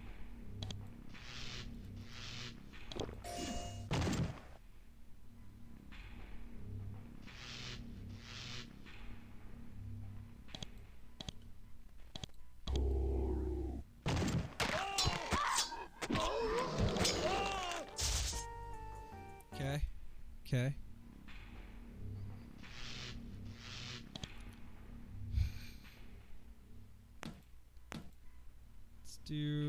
Let's do some more stuff here.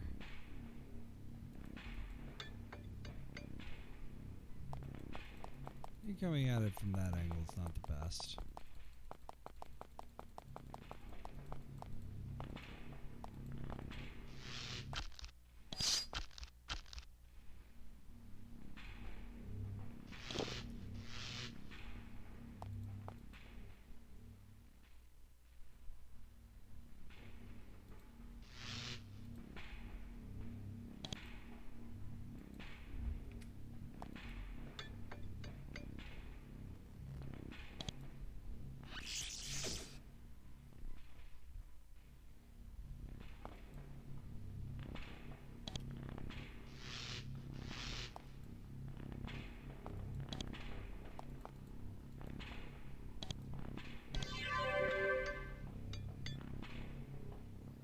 And then just take him out. All right.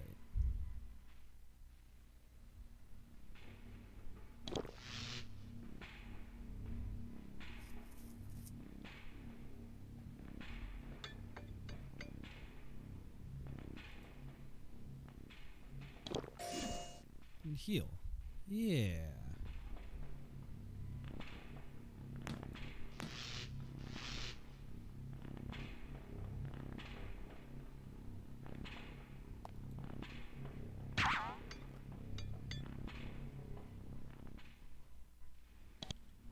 Let's just wait and call spirits. Yeah, why not?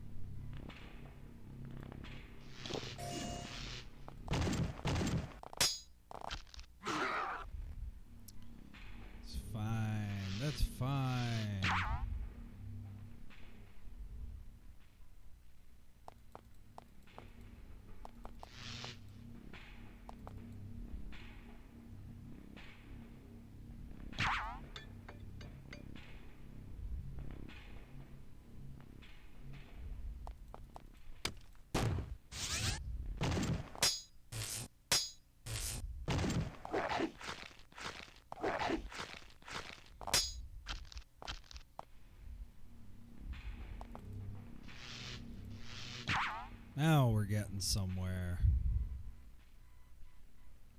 Somebody needs to heal him, though. Leave.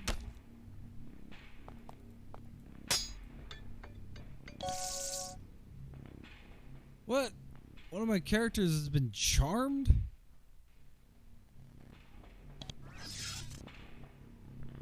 Hey, Faye.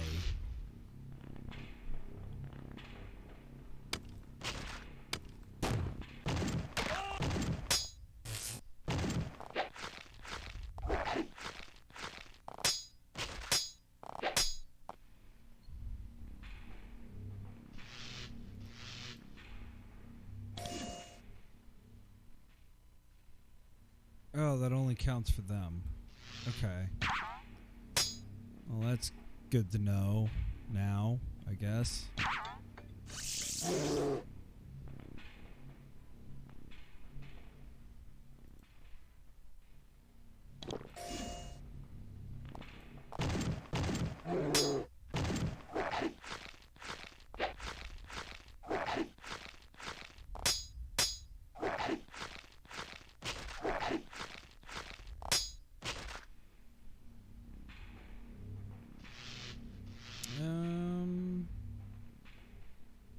Well, first things first. Healing.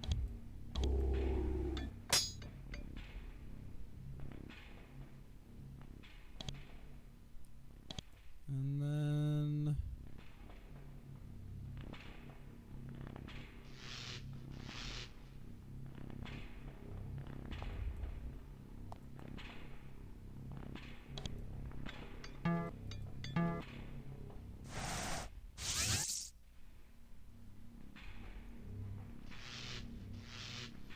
let's keep this going.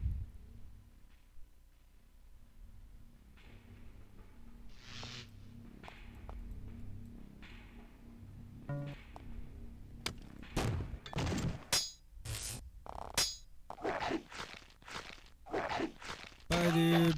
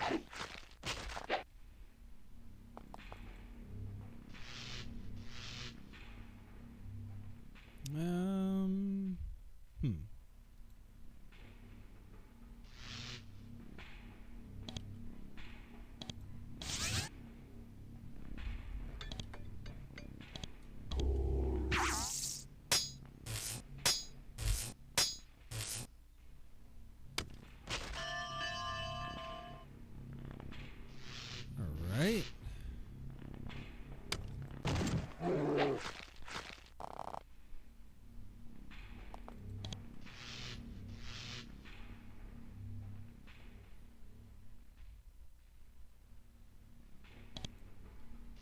What else? Oh, we still can do one of those. And one of those.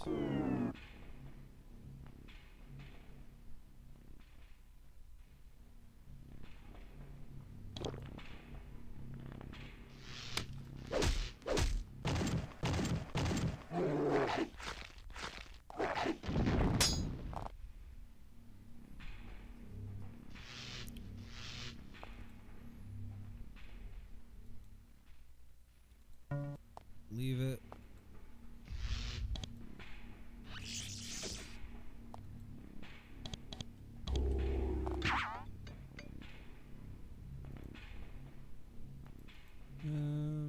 Do I not have any healing left? That's unfortunate. Good to know, though. Retreat.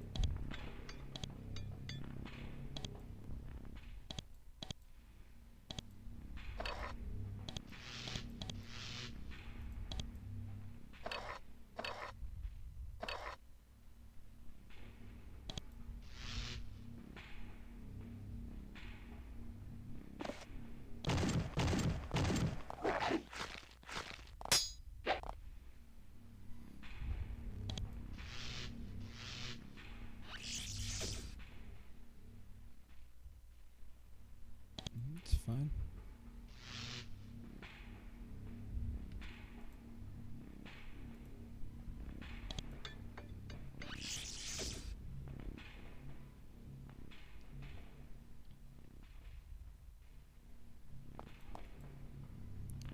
Do do do. Do do do do.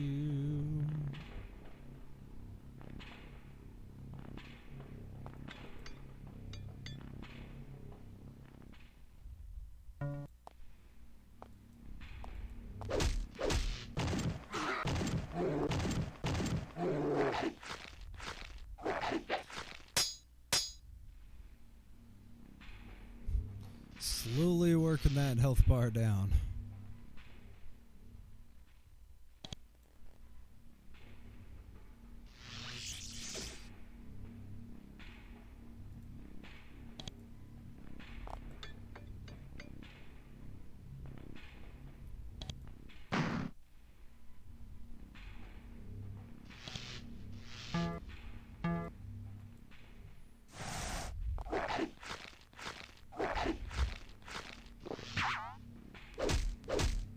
Am I? It looked like it just went back up. Huh. Okay.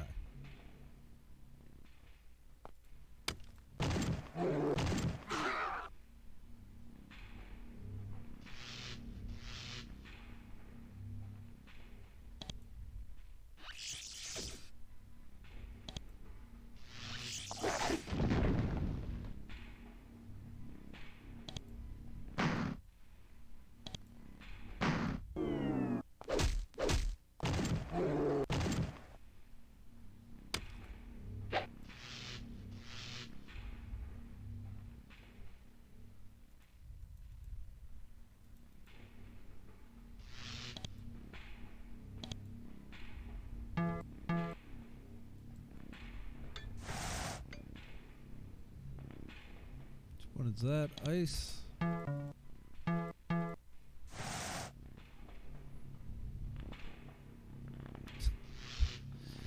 I appreciate all the support. I'm deeply just like in this. I have no idea what I'm doing.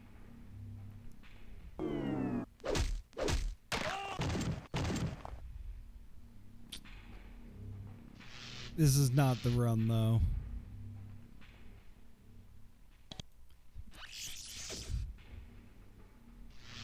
I don't know what that does. And now I'm curious.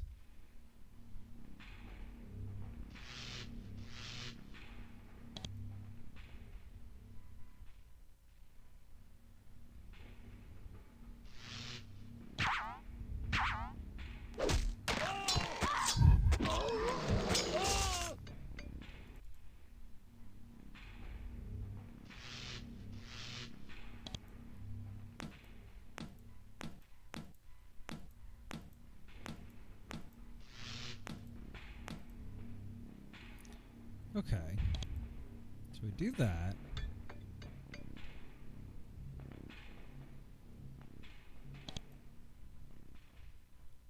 And let's do this too.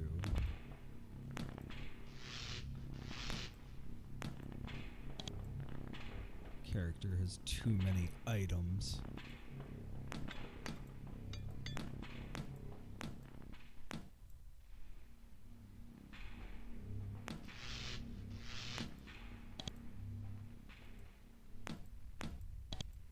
Oops.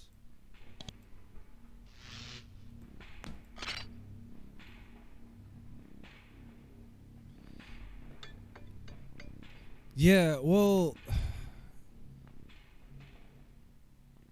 it doesn't say what it does. It just is like, you know what?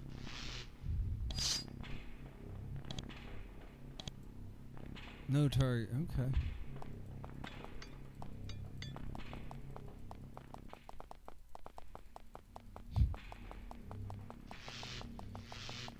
What if we come at it this way?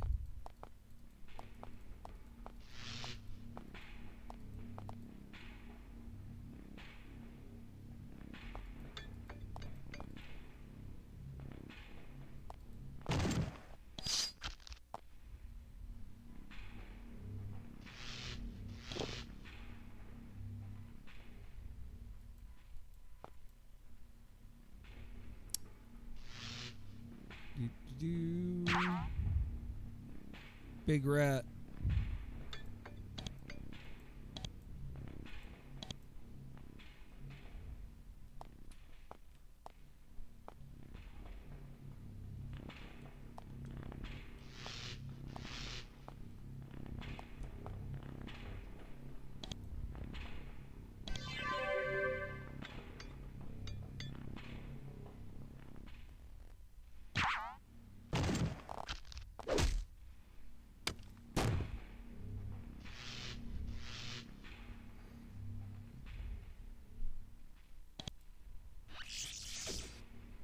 Your foe is enveloped with the spirit of Karunos.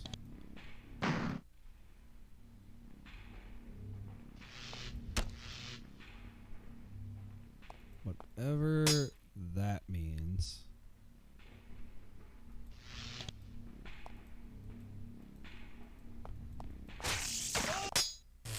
Why do they just run away?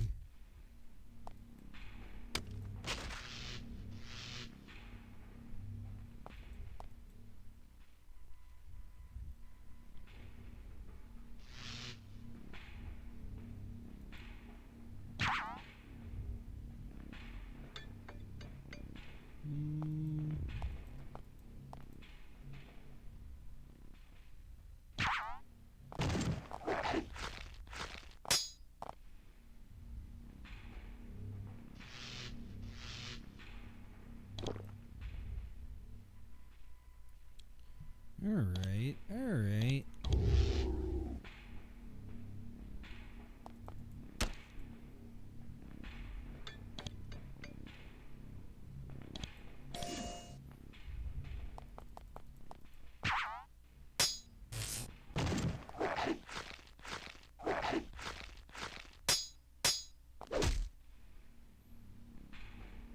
Yeah, just keep doing that. Whatever that is.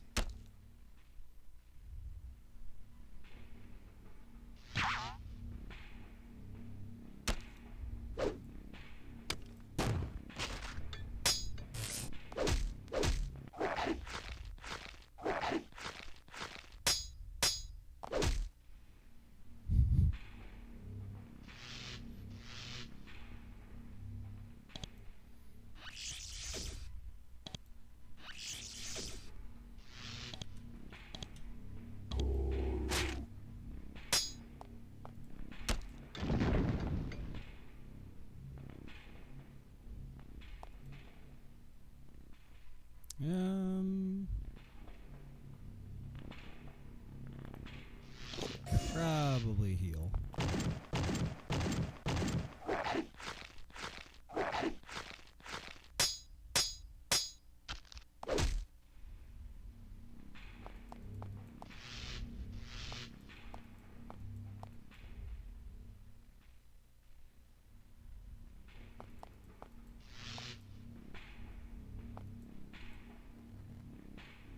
Leave it.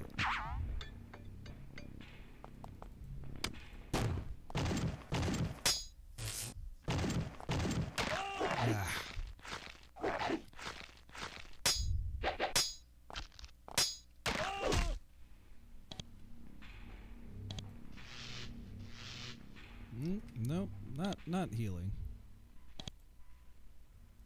Let me wait and let.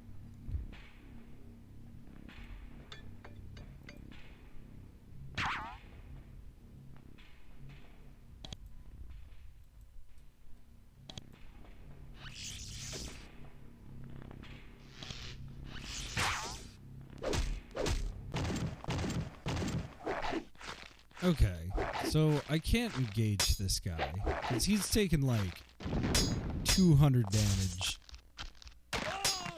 just this round, and I am positive he looks fine.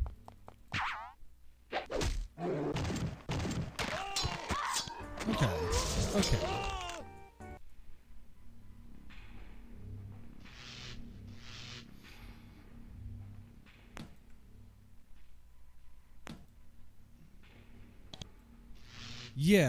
Yeah. No, it definitely... I mean, it's a little of both, but it is less of a straightforward kind of deal.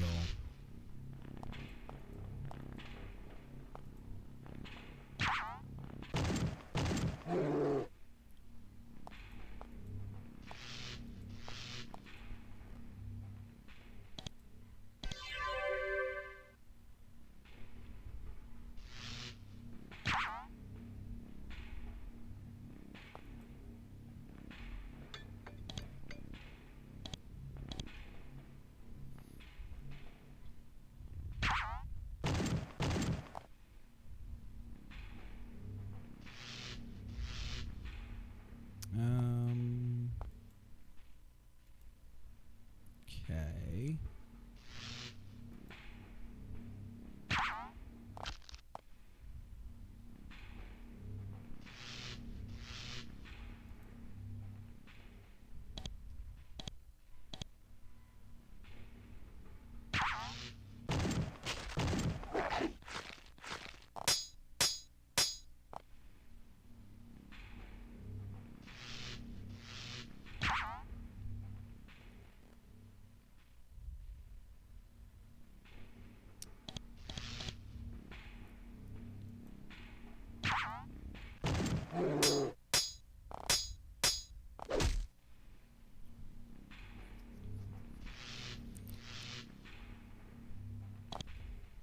But at any rate, I think using all of my summons that I can to deal with these guys is the right idea.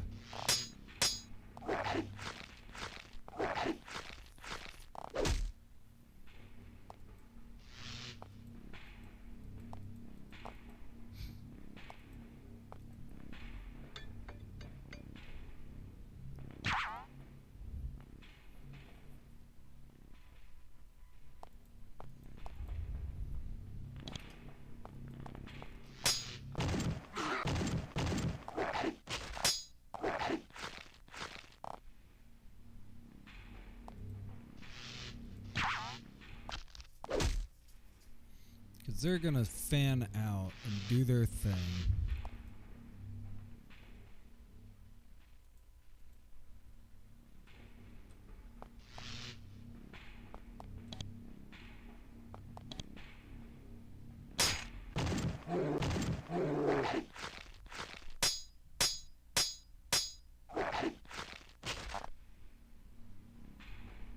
And it's gonna let me do my thing.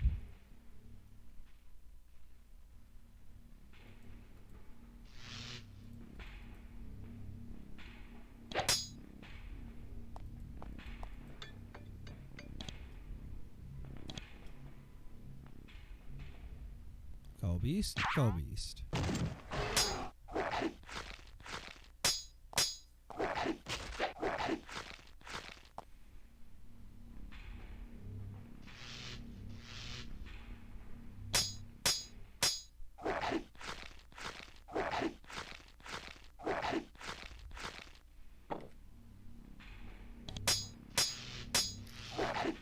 Well, here's hoping this is a good spot.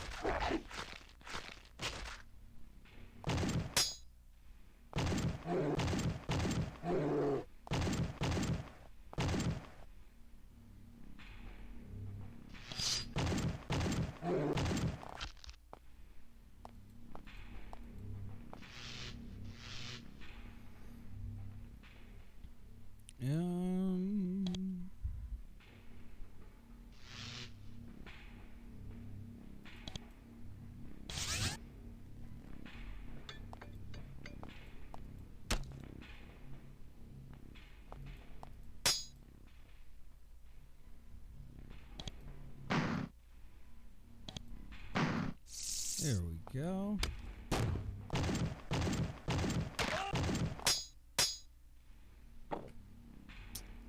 No, that's okay. That's okay. We're at full health here. Can't go wrong here.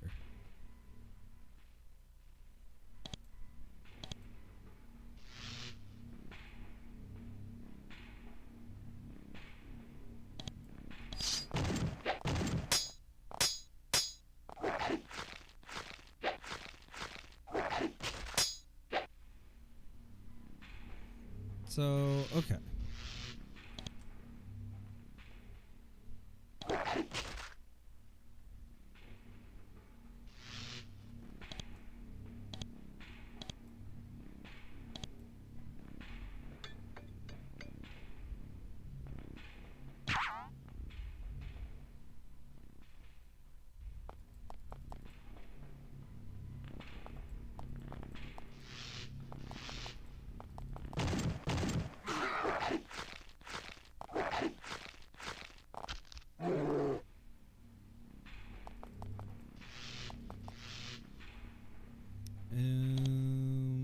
Lance of fire.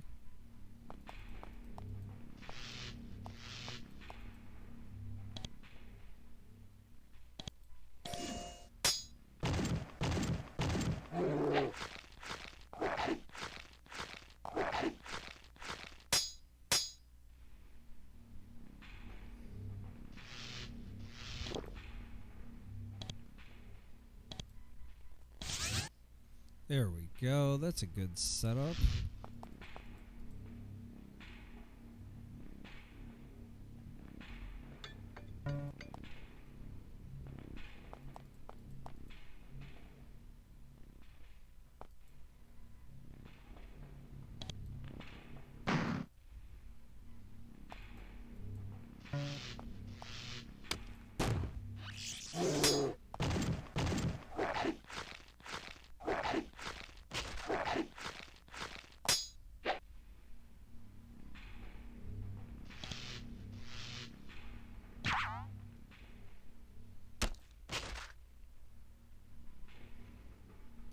Okay. What? If I don't get it this time, this is the longest I've ever streamed. I'm going to look it up in the walkthrough. There is something I am not getting.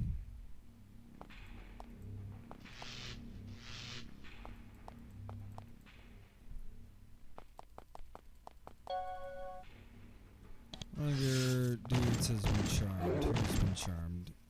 That one.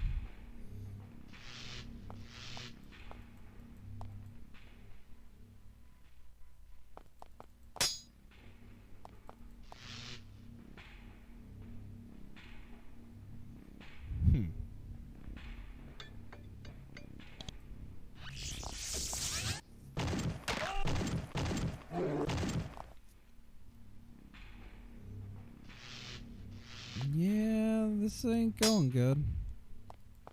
Oh, that's why.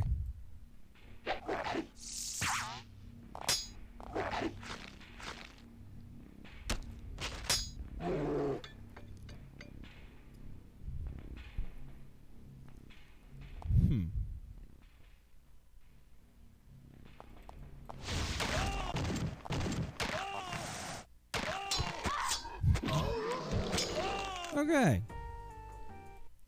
This is why God invented walkthroughs. So this final battle.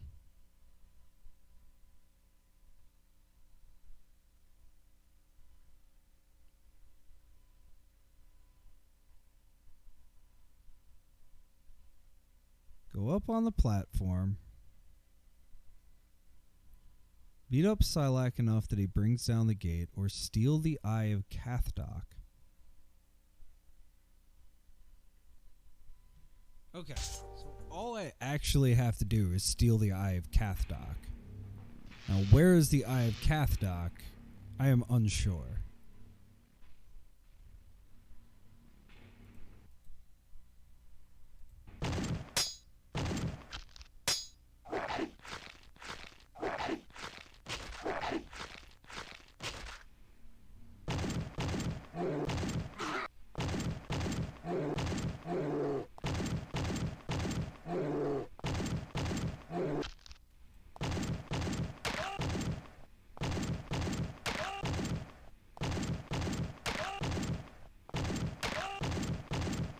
The Eye of Cathdoc is not there. Ah! I hit the wrong button. Because I'm on the last battle.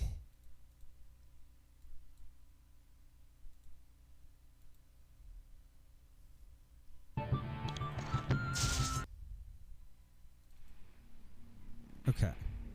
Steal the Eye of Cathdoc.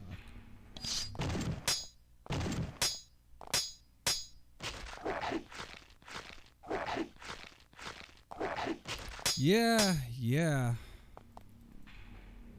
The Skull of Stone. Skull of Stone is not the Eye of Cathdoc.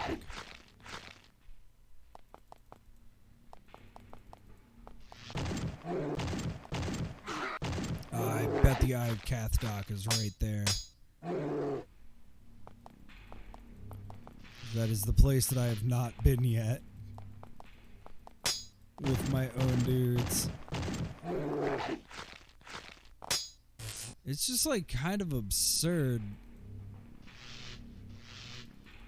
how much damage. Oh. How much damage they do.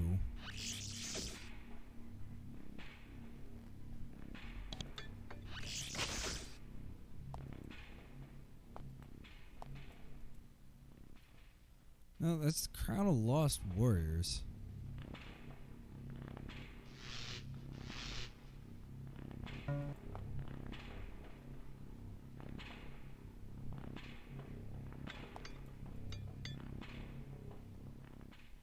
No.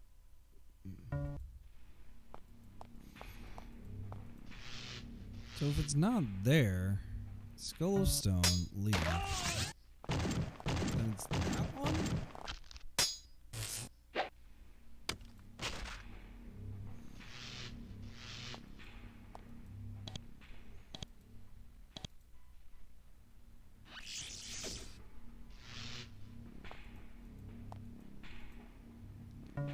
Leave.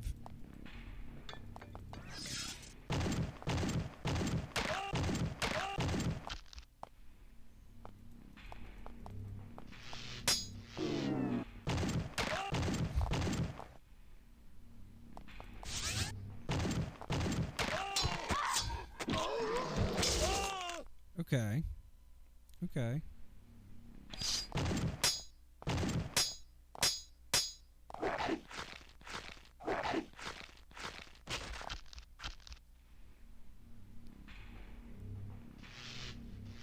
Don't you have a haste? Yeah, you have a haste elixir.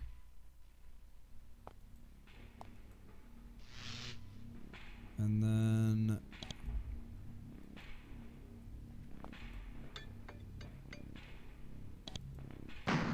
last time, get that over with.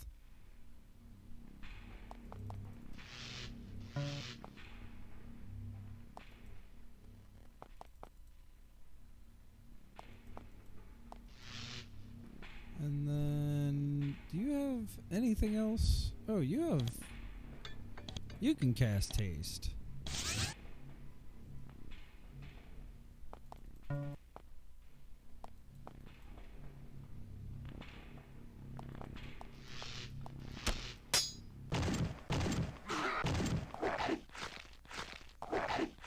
Yeah, you guys go do your wolf thing.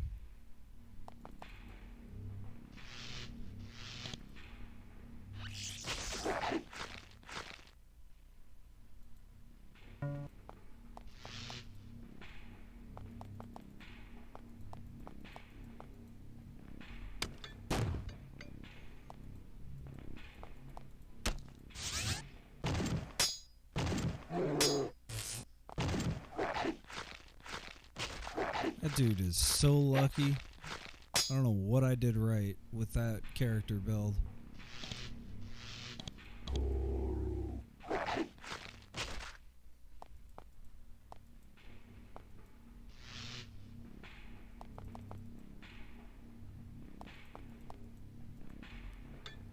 Crown of the Lost Warriors.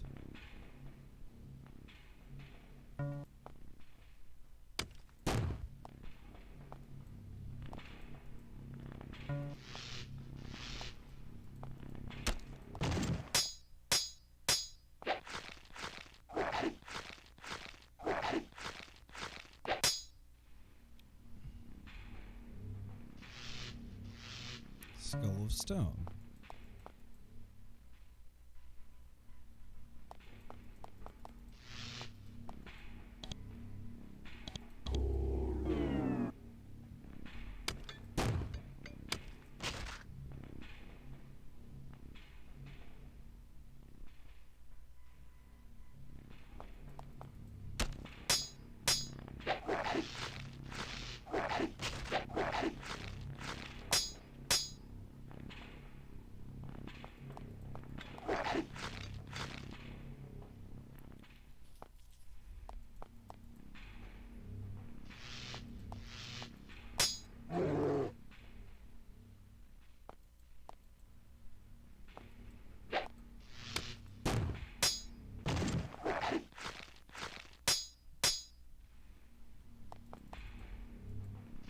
Eye of Cathrak. The Eye of Cathrak is sitting on this pedestal facing in towards the Nethergate. It is glowing blue and it looks like it's a living thing now. It rolls back and forth watching the gate. Every once in a while, a little flicker of lightning flashes from the eye to the gate and back again. There isn't much lightning though. If you timed it right, you might be able to safely take back the eye. Take! Silax screams, "No! You fool! What are you doing?" He's too late. Timing it just right, you grab the Eye of Cathrak and wrap your hand around it. The moment it's blinded, the Nethergate starts to waver and shake. Silax starts to cast a spell, trying to keep the gate stable. You try to stop him, but the energies that have been unleashed knock you to the floor. Silax says, "Enough of this. Too much time has passed. We must begin." You see movement out of the corner of your eye. A small group of Brigantes warriors whom you've never seen before run onto the platform. They're carrying crystal wands and they have the cuts and scratches of recent battle. You wonder who they are. Then, Silax finishes his spell and the world rips open. As Silax raises his arms and intones the final words of the spell, the gate stabilizes. A hole opens and you see another world beyond, lush, green, and untouched. One by one, the shades surrounding the Nethergate start to grow solid and float towards the portal. However, you have damaged its stability. As you watch, the view changes. It's still the same world, but in a different age. You watch the fantastic, the strange, the magical creatures of your world float through the gate and away forever. Time slows to a crawl and you watch dragons and selkies pass, fairies and goblins. As they go through, the portal view shifts again and again, seeding fairy kind throughout all the ages of the new world. Giant friendly spiders pass, and a huge, strange-looking bird. You see a white horse with a single horn. Soon, or much, much later, the final sprites pass through. Nobody remains but you and the other humans, and Silax. He turns and begins to speak. "Now we have left.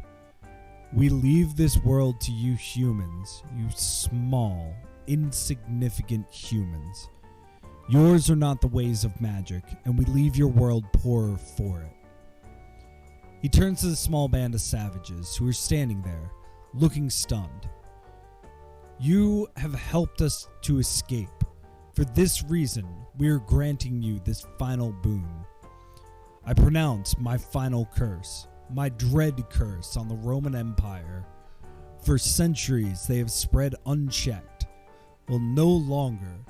They are now at the outer edge of their empire.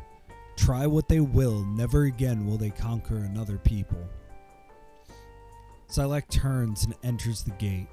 It closes behind him with a deafening thunderclap. You turn, stunned and barely conscious, and stumble out of the spire. On the first floor, you find the bodies of the warriors of Shadow Valley Fort. At last, you, the lone survivors, reach the sunlight. You wander dazed through Shadowvale for days, until a passing sentry, on the way to fight the rebellion, finds you and takes you in. They ask what happened to you. You are unable to tell them. You traveled east with your new comrades and fought against the Baudican rebellion. It was a hard fight, but your Roman training and discipline came through. The rebellion was crushed. When calm was restored, a centurion called you aside to try and figure out where you came from. You told him that you were stationed in Shadowvale. He's incredulous. Everyone knows that there is no fort in Shadowvale. On the way west, you took the centurion into Shadowvale to try to prove to him that you're not insane. When you get there, everything has changed. The Spire of Ages is gone. So is Castle Aethdok and Goagnar and all the bizarre places. Village of Nethergate is intact, but completely empty. Centurion finds this passing strange. Shadow Valley Fort has been burned to the ground. He finds this even more peculiar. No signs remain of the bold warriors who fought and died there. Venarium is still there, but the mayor, Manius Voltinia, and his retinue have disappeared. Everyone there denies ever having met you or having seen anything you have. A wise choice, it seems. You let them be. And so you move on. There are more battles to fight and more petty rebellions to quell. The centurion who took you in decides to let the whole peculiar matter drop. After all, with Nero in power, it is best not to call attention to oneself. And so the years pass. You never hear what happened to the people of Nethergate. Nero is assassinated. Britain stays under Roman control. The empire continues as it always has, and you have long, successful careers as soldiers. Yet, as time moves on, you notice something strange. Half of Britain remains free. There's a whole large island to the west waiting to be conquered, yet the empire makes no move to take them. Years later, the Emperor Hadrian builds a wall not far north of Shadowvale, marking the far expanse of the Roman Empire. And centuries later, historians are never really sure why, at the height of its power, the empire never expanded again. And that's Nethergate. A very challenging game from a lot of perspectives. But I don't know. I think that was that was kind of what I was saying about the ending to, like, you're not a good guy. And it's pretty clear that, like, the Roman Empire is not great. But yeah, that was Nethergate. I have never beaten it. After the longest stream,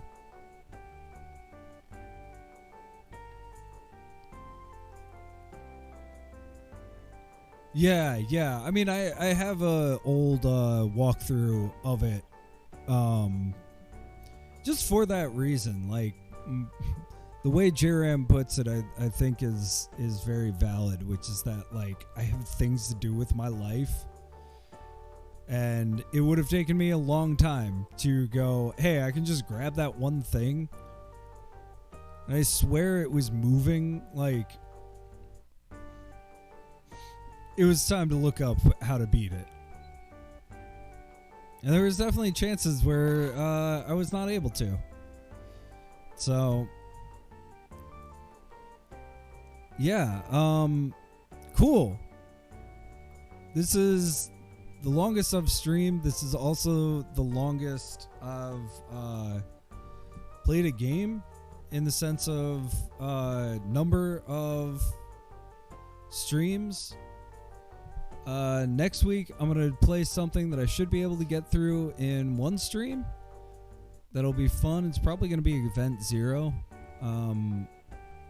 Which kind of brings in some of the text adventures stuff. Speaking of text adventures, tomorrow is Text Adventure Tuesday. We're going to continue with Choice of Magics.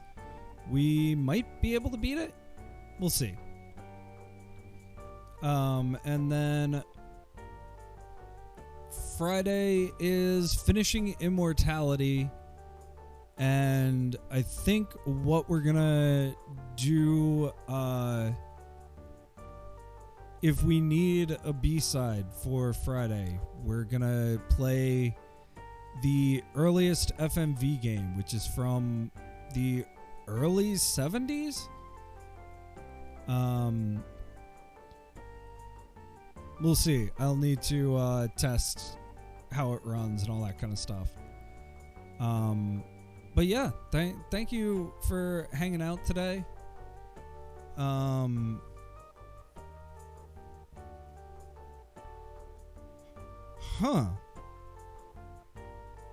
We will have to talk about this, because I was thinking of a different game.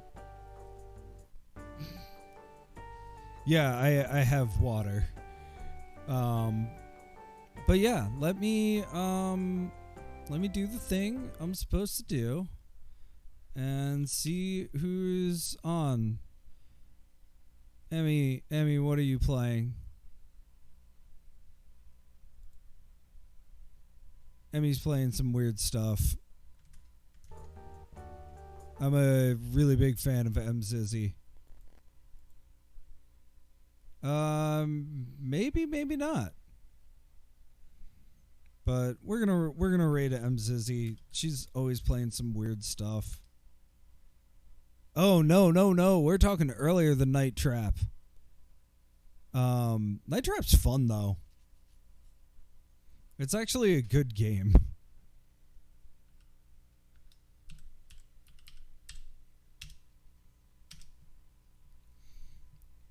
Awesome, but we're heading over to Zizzy. She's always fun, and some of the people who are around, we're gonna be over there.